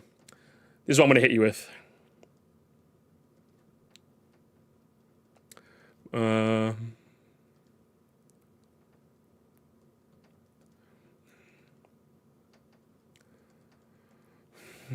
what I'm going to hit you with, brother. I'm going to hit you with the... you're just trying to be different, all right? You're in a world full of everyone, and you came to the dress in black party dressed in fucking orange. That's what you came in. You came in dressed in orange. Just trying to make sure you don't fit in. That's what you're doing. You're just trying to make it... You came to the funeral dressed in orange. Do you know what I mean? And I'm just like... What are we doing here, man? What are we doing here? What are we doing here? Now, I would say... I think the main sticking point of this criticism... It's not... 3D World's a boring game. I think you're just trying to be a bit... You're trying to be a bit chicanerous, okay? You're trying to be a bit contrarian for the sake of it, okay? Fair dues.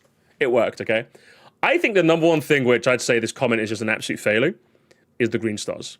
Now you're talking to someone, I'm gonna be honest, I did not care for the star coins in previous Mario games. The only reason I picked them up is because they were kind of there. The green stars, I think, generally in a lot of levels are very well placed and they are a lot of fun. They're genuinely a lot of fun. If you want an example of a green star that would never do what a star coin does, I think the green star that made me realize, okay, they actually had a lot of fun putting these in places, like creative places, and they actually like wanted you to get them. They wanted to make it like fun to collect them. Was I think it was a Beat Block Skyway. You get the double cherry in that. It's the track beep beep beep. You know, it changes over. In that one, you get the double cherry. Now, obviously, in that one, like you want to jump across blocks where the time is going, but like the double cherry, like you're controlling two different people in here, and then you do this long bridge towards the end, and you're desperately trying to get your double cherry clones to survive. And the very end, the level is like, hey, did you keep at least 2 with you? Have you got at least 2? If not, you don't get the green star. I'm just like, ooh. I like that. They demanded that extra little bit more of you. With the star coins in new Soup games, I just felt like, oh, they're either just kind of there and you throw a shell at them, or you just fucking find a sub area and they're just kind of there and it's like, okay, cool, I don't care. I pick them up if they're fun. I'm just like, yeah, I don't care. I just don't care. I really don't care. Even when I streamed the new Soup games, I didn't even bother go back and get all the stars. I don't care. I just don't really care, honestly. Don't really care. Invisible, yes, don't care. Never cared about them. The green stars were genuinely so much fun to collect. They gave you that extra little bit of like, okay, like come get them, bro. You want them? You want them? Yeah, you want them? I'm gonna make you work for them, okay? And I think this works especially well because I think, as Brad said, you have to hit a certain requirement to reach certain levels, right? So if you're gonna be so insistent to go, hey, we are blocking progress behind the green stars, make them fun to collect. And guess what? They did. They are some of the most fun Mario collectibles ever to collect. Genuinely, they were. And I think this is the part that makes me go like, what are we doing here? I don't think you well and truly like really thought about the green stars and the star coins if you give me this take. Because like this is the number one thing that really wins over 3D World for me. 3D World is already a really fun Mario game, multiple players, really fun. But like the green stars just make me go like, I fucking love this game. Genuinely was so much fun to collect. It's the one time where when a game has won me over when I willingly go for 100%. And I willingly went for, I didn't even go for 100% so I could play Champions Road. Bro, I still got my copy of Galaxy 2 in the living room that I got 120 stars in. Have I even bothered collecting a single green star? No, fuck that noise, bro. Fuck that. The green stars in 3D World, I played that shit to fun and back, bro. They were fun. Some of those fun collectibles in any Mario game ever. So I think it's wrong. Wrong. And then here's the other part. You dare hit me with the dreaded N-word in a Sir Musty stream, bro. You're hitting me with the N-word. The N-word, broski. You're gonna drop an N-bomb on me. Do you know what I mean? That's the other bit. That's the other bit that fucks with me as well. You're gonna hit with the N-bomb when it's not even it's just wrong. You're just gonna hit me with a dreaded N-bomb when the absolute massive fucking, what is it? The massive Mario 3D World, was it the 3D World plus Bowser's Fury is in the corner right here. You're gonna look me in the eye when the giant Mario's 3D World plus Bowser's Fury, easily, I would say pound for pound, the most value you get on the Switch. What are we talking about, man? Like, what are we talking about? Like, what are we talking about, broski? This is like I would say the best game you could buy on the Switch in terms of like as a complete package. You get easily a fantastic 3D Mario, arguably the best. If you said this was your favorite, you're not fair. But then you get Bowser's Fury, and it's like, I'm sorry, man. You're just done. You're just done.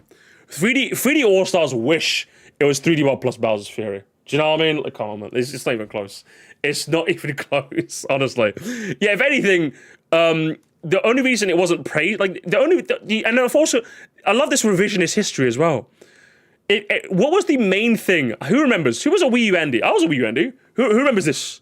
Who remembers what the criticism 3D World used to get back in the day was? Who remembers it? You don't have to raise your hands. You can just shout out. Do you remember what people used to say? Do you remember? What was it people said? Too semi. There it is. It was too safe and it wasn't Galaxy. That's what people said. At the time, people were really, really opining, myself included, by the way. I was included in this. I really wanted like another Galaxy-style game. I wanted like another linear game. But instead we got like 3D Land 2? What the fuck? I didn't want 3D Land 2. Because like the only thing I had to base a 3D World off was 3D Land. And I thought 3D Land was just kind of okay. Like you're gonna make a mainline Wii U entry? A sequel to fucking 3D Land? Like, come on, man. Come on, man. But now that context is gone and people are replaying it under this new umbrella, everyone's like, wait, hang on, what the fuck? What were the Wii U stands talking about? Are you joking me? What the fuck? This is crazy. I'm talking to myself here. I didn't pick up 3D World because I just thought it was 3D Land 2 and I didn't want to pay full price for 3D Land 2. But over the time and over years, I just heard 3D Land was actually really good. 3D Land was actually good. Oh, 3D World was really good. 3D World was really good. So then when it came out with Bowser's Fury, I'm like, okay, I'll pay it. And I'm like, oh shit, no, it's good. It's really, really good. Really, really, really good. so good. I remember what people used to say about 3D World. I was too young. But no, there's that's what people used to say all the time. You could not escape that. So this is not even just whack, bro. This is a certified. It's a certified whack. That's what this is, bro. It's a certified whack, broski. That's what I'm giving you. This is unreal. Revisionist history. Wrong. N-bomb. You gotta go, broski. You gotta go. You gotta go. You gotta go. You gotta go. You gotta go, indeed. It's like SS where the strengths are easier to appreciate now that we've got more open game. Yeah, exactly. That's literally what it is. It's perfect, isn't it? Whack nuke. Literally unreal. Unreal. Safe, boring Nintendo was so prevalent back then. Yeah, I think that was like the peak era where people were just like, fuck safe Nintendo. We want weird Nintendo again, you know? And 3D World just kind of felt a bit too safe, unfortunately. It felt a bit too safe. I think we got a couple more here, but what time is it? It's a little late, so we'll do one more. Hang on, we've got like one more hot one, or I think we'll leave on an interesting conversation. I think we'll have one more interesting conversation. Step into the ring. Step into the ring. Gamers, Brad is checking in for this one. I'm beginning to kind of hate crossovers. I do think they can be done well. A lot of time it feels like the marketing tactic and anything meaningful to the game. Like, why do you think SpongeBob is in Crossworld? The concept is like half, maybe more, Fortnite's identity, which I find incredibly lame. Honestly, I genuinely think one of the saddest things on planet Earth, well and truly, gamers, well and truly, I hate that I now live in a society where someone can say this and like the chat is just going, true. That's like the saddest thing to me. I'm gonna be honest, that's like the saddest thing to me, man. It's so sad. Discourse, poison, final boss. I don't think it is. That's just the saddest thing to me. One of the most hyped things, I'm not even kidding, where is it? Let me finish. One of the most hyped things on planet Earth was when I decided to watch an episode of Scooby-Doo. And guess who fucking showed up? Guess who showed up? Guess who fucking showed up out of nowhere, bro? Like, out of nowhere, fucking Johnny Bravo was there. And I'm just like, what the fuck? Why the hell's Johnny Bravo in the fucking episode of Scooby-Doo? What the fuck is happening here?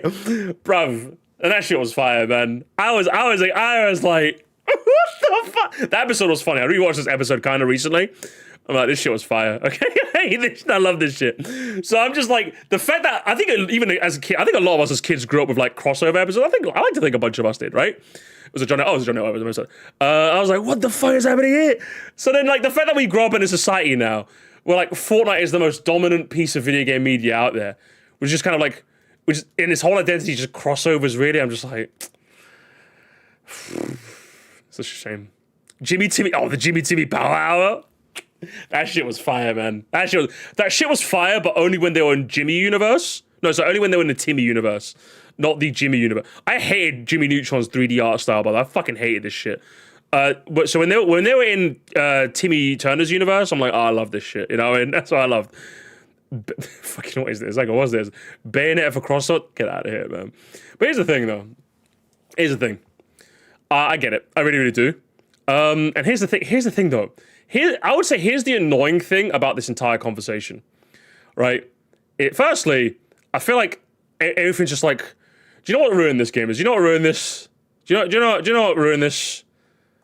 All roads lead back to the MCU. Miles McKenzie leads back to the MCU. Everything. It feels like everyone saw the success of this shit and was like, we got to do this. We got to like have a cinematic universe where we can just do this and we can just like fucking like don't like I'm not gonna pretend that Avengers Endgame wasn't heat because like when I was properly in on that shit was heat. But it feels like we're dealing with the residuals of the MCU. And like everyone wants to do it now. Everyone wants to do it now. And I'm just like, why does everything have to be a crossover? And sadly, gamers, and sadly, all roads lead to money. And it's not even just like, oh, Musti, you're just corporate posting. You're just corporate posting. It's not even just a corporate thing, gamers. It's not even just a corporate thing. I'm looking right at you. That's me looking right at you. And do you know the reason I'm looking right at you? How many times have you seen a game and you've been like, oh my god, they're collaborating with Flumbus? Flumbus is in this game? Shut up and take my money. Shut up and take my money. Shut up and everyone's done it once. Hey, listen, we're all guilty of this. We're all guilty of this. We've all done it once, okay? So that's the thing. That's the thing that fucks with me. It's not even just the corporations just want money. Because, yeah, like, of course they want money. We're all guilty of this, okay? We're all kind of guilty of this, okay? Almost every single person in the chat has had this moment where they've seen their thing and they're like, hey, listen, I was guilty of this last month. They added Simpsons to Fortnite. I started playing Fortnite. And guess what? It was actually really fun. I bought the battle pass, bro. I maxed out that. I got Homer Simpson now in Fortnite. I had a blast streaming that shit, bro. Are you kidding me? But listen, it just works. It just works. That's the unfortunate thing. Persona and Overwatch, that nearly got me. If Joker was on a different character other than Wu Young, I would have bought 100%. The only crossovers I bought with the 8 Wii U ones and Sans in Ultimate. I got that for free with the Sans in Ultimate, huh? Oh, I don't care with Fortnite, but when I saw Dragon Ball, I'm telling you, man. Anyone in the chat saying, but Musti, it hasn't worked on me yet. It hasn't worked on you yet. It's gonna work on you. That's my promise. That's my promise. It's gonna work on you at some point. But it will work on you. And that is why this shit is gonna like continue, which is unfortunate. I feel like it can work really well when done right. It's just unfortunately, it really is just as simple as brand has collaborated with this thing, therefore, you're gonna buy it. I think crossovers also combined with firmware. Yeah, I think that's the other aspect too. I think it's not even just it's the crossovers with the drug that everyone fucking hates. When the drug that everyone hates is fucking FOMO, man. I would say I'm definitely not as susceptible to this as most, but I know there's a bunch of you guys. If you're being really honest with me, I know there's a couple of you guys that are just like, that you see the latest thing happening, you just can't help but be part of the moment. You just can't help it, man. You can't help it, man. I know it. Listen, sometimes even I fall, I'm not pretending I'm above it. I'm a bit over it more than most because I've just been like, listen, there's too much stuff. But like, this affects a lot of you guys, okay? I know there's a lot of you. The amount of times I'll do a members only stream and one fucker in the Discord would be like, if only I had a member. I'll see you guys, okay? It's $2, okay? $2, very cheap, very cheap. Add Rhythm Thief to Crossword and then we can talk. It happens to all of us. All of us have this thing. All of us have this. All I'm saying is if Vincent from Catherine was added to Fortnite, I'd buy it. Okay, I'd buy it. I'd buy it day one, okay? He's my favorite character from media, okay? If you guys don't know about him, I don't know what to tell you. Stretch is Hi there, Brad, I'm talking about, yeah, listen, I was talking about Brad when I said that, but I was talking about Brad when I said that specifically Brad. Yeah, bit unfortunate. But I would say this is just, I kind of agree. I'd give this a fax. Because I would say, while crossovers can be done right, I think they're just too effective. And I think they get us all. And while it's fucking annoying, it gets us all. It kills us. All right, but either way, facts. I give it a fax. I think it's more facts than it is wax. So I'll give it that. I did have a couple more comments, but I think I'm comfortable leaving it there, chat. We'll leave it on one more funny one. Step into the ring. We'll leave it on one more funny one, gamers. Gamers, time travel is real. Time travel is real, gamers. It's time for people to accept that Super Mario Bros. Isn't a perfect game. Time travel is real, gamers. Where has this guy been the last 15 years, bro? He's still stuck when Bandy was saying, it saved the video game crash of 1985. Whose uncle is this? Whose uncle is this, broski? What are we talking about? Oh man, literally, he's not going to the he's not going to the madhouse. He's going to the Unk house, bro. Actually, he's not going to the Unk house. Chat, he's not going to the Unk house. He's already there, bro. He's patient zero. He's patient zero, bro. He's already there. Somehow he escaped the retirement home and got some in-off internet to leave a comment in my comment section. You know what I mean? That's where he is. I think we'll leave it there, chat. I did have a couple more, but I think all the best ones have already been done. So we'll leave it there, chat. We'll leave it there. Bro, we spent 3 hours yapping. It's fucking 1 a.m. now, chat. Fucking A. It's 1 A. We go round 2. I basically only had like 4 comments left, and they were all right. So I don't think there was any more crazy ones. Prehistoric gamer indeed. Prehistoric gamer. I'll make like another thread in like a month or so. How about that? I'll make like another thread. I think I'm done with that thread. I think that thread was good. We'll have a quick skim. Have I got the thread here? I'll have a quick skim right now. I don't think there was any crazy one. I think I got all the best ones.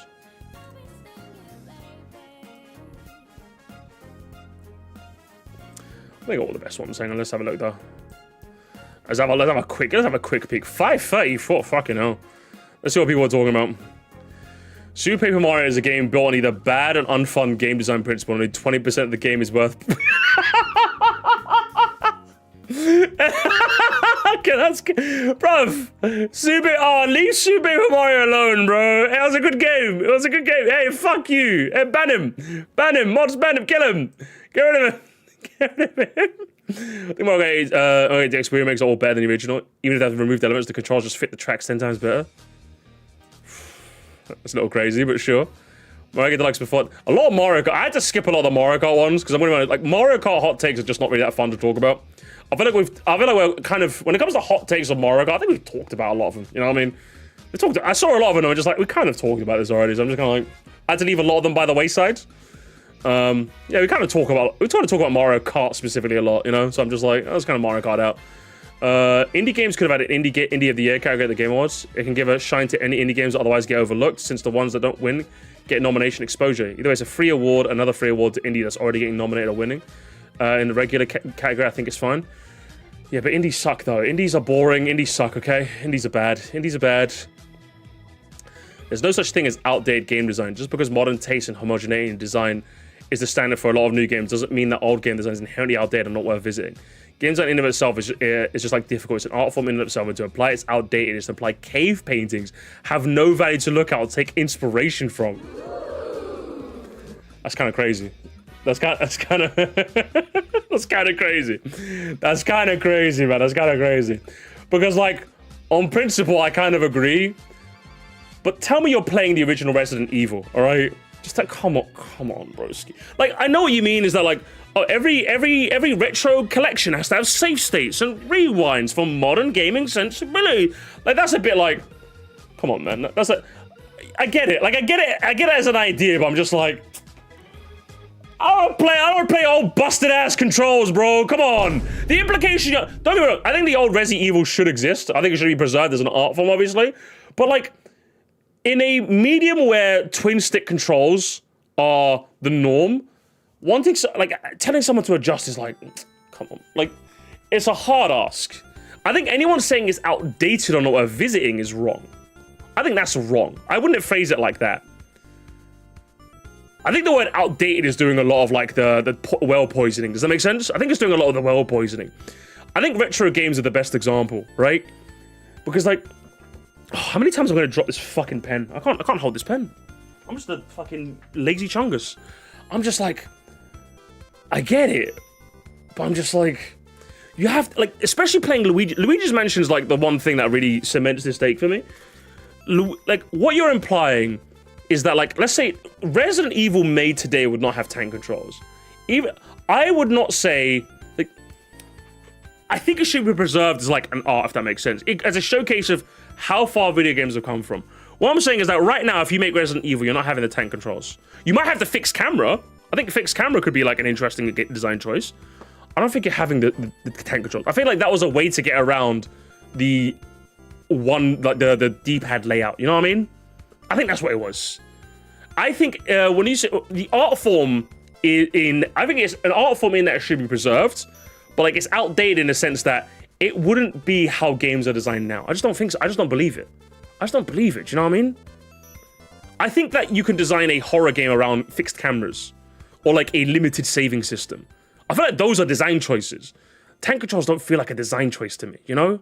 Outdated doesn't necessarily mean not worth yeah, it doesn't. No, I wouldn't say it doesn't mean worth revisiting. Absolutely not. It's a weird conversation. I think this could have been interesting if it was submitted earlier, but you're too late. Lives a continuous work if a game is adequate. Yeah, exactly. I think it's so. Is FNAF the fixed camera horror game? I think FNAF is a fixed. I think you can describe FNAF as a fixed camera horror game. Oh, there you go. There's an example of like a fixed camera game, horror game working in the modern day. There you go, FNAF. Sonic 3 and Knuckles is a 6 out of 10 game bet. Half the levels overstay their welcome due to the skewed emphasis on slower exploration over fast-paced platforming, and it hurts the game's pacing, and the boss usually drag on too much, waiting for you to let them to attack them. The soundtrack has a lot of bangers, but some of them like Marble Goblin and Carve Night are hampered by the Genesis twang, sounding uncharacteristically irritating.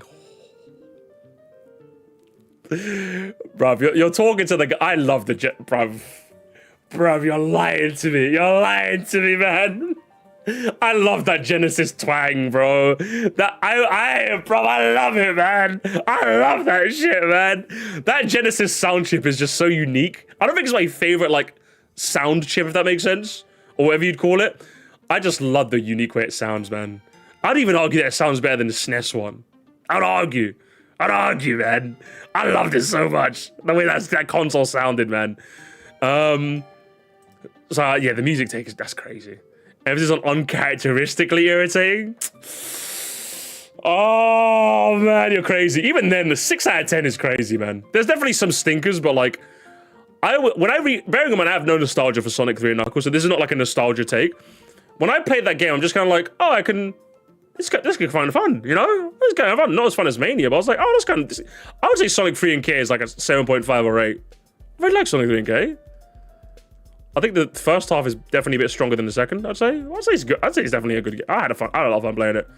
And I don't mind it when Sonic games like slow down the pace a bit, personally. I don't mind it when I know it's Sonic. It's Sonic. He should be going fast. His name is Sonic. Like, I don't mind it. I don't mind it when they slow down, personally. I'm like on occasion. So Skibidi Toilet cringe. While there are many cool non-Nintendo games and non-indies, obviously kind of hard to initially be interested in so many games initially, because the art style on a lot of these looks boring. A lot of PlayStation and Xbox games are very boring looking, less creative art styles. Definitely speaking Bing Bing-anese over here. Definitely speaking Bing Bing-anese over here. It's like what do you think, like, it's like me saying all anime games look the same. What's the difference, huh? Yeah, look, your anime profile, it all looks the same. It all looks the same, huh? Doesn't it all look the same? Xenoblade just looks like Persona, which looks like Final Fantasy, which looks like, yeah, man, I mean, it all just looks the same. It all looks the same, you know? You're all the same to me. Mario Kart was the best kart race I ever played. I love the open world, the movement, the soundtrack. It was the best kart race ever, yeah? Shit, crazy. Hollow Knight Silk Song did not deserve any more TJ awards than Action Adventure. Expedition Fairy is deserving of everything it got. He was like, fuck the Silk Song bros, bro. I also had to ignore any of the Game Awards comments because I'm just like, I don't care about the Game Awards enough to have any Game Awards related comments. Does that make sense? So anything related to Mario Kart, if you guys are wondering, anything related to Mario Kart, Game Awards, and anybody who did the whole, oh, this take's gonna get roasted, but I'm gonna leave it anyway, I also removed those from the pool as well. So if you did any of those three, I had to skip over you, I'm afraid. Valve has never released a good game, and I've played.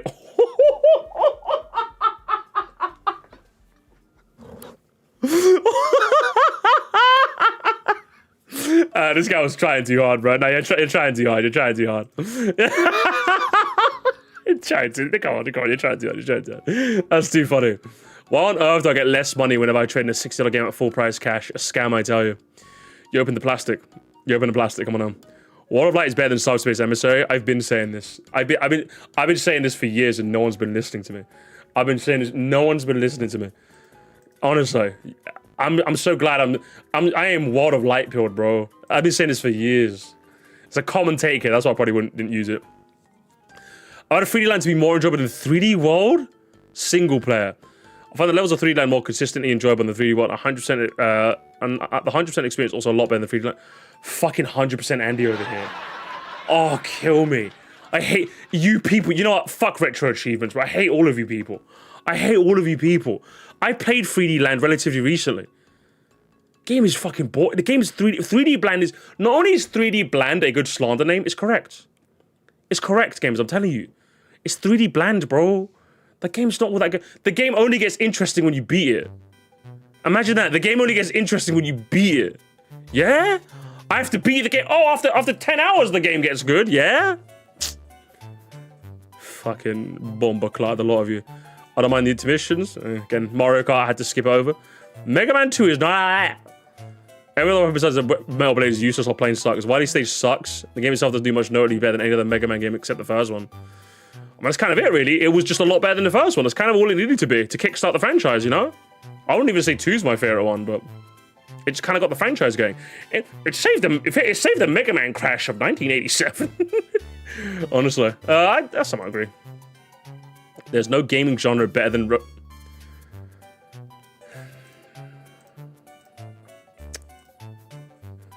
I'll take Musty's a lizard. What if it was not as good as we thought it was? Front running on this one makes it for... Oh, what a wish, people. Oh. We've already done this. We've already done this. Okay, we've played these games before. Despite its flaws, X and Y are some of the genuine...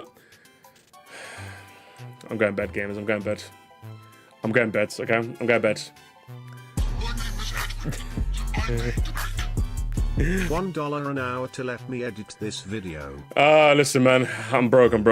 I say I'm broke, but the support has never been more high. Thank you so much, gamers. But it's been fun. It's been fun. It's 3 hours of footage, so Lord knows how I'm gonna sift through this, but we'll see. I'll see what I can find. This was fun, gamers, but I'm gonna leave it there. It's 1 in the morning. Merry Christmas Eve. Might stream tomorrow, maybe, depends. I'll do it, it depends. As for what we're gonna stream, it depends. I honestly don't know. I'm kind of flying in the blind this week, I'm gonna be honest. I'm just excited for Crimbo, alright? But yeah, we'll do some more stuff, and I'll see you guys in the next one. Good night.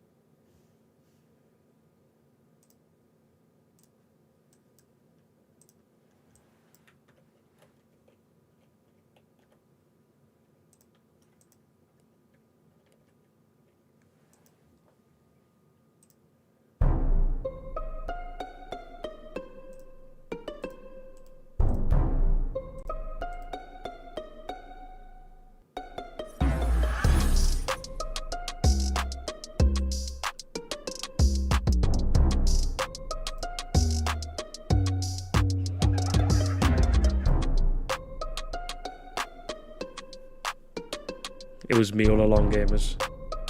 It was me all along.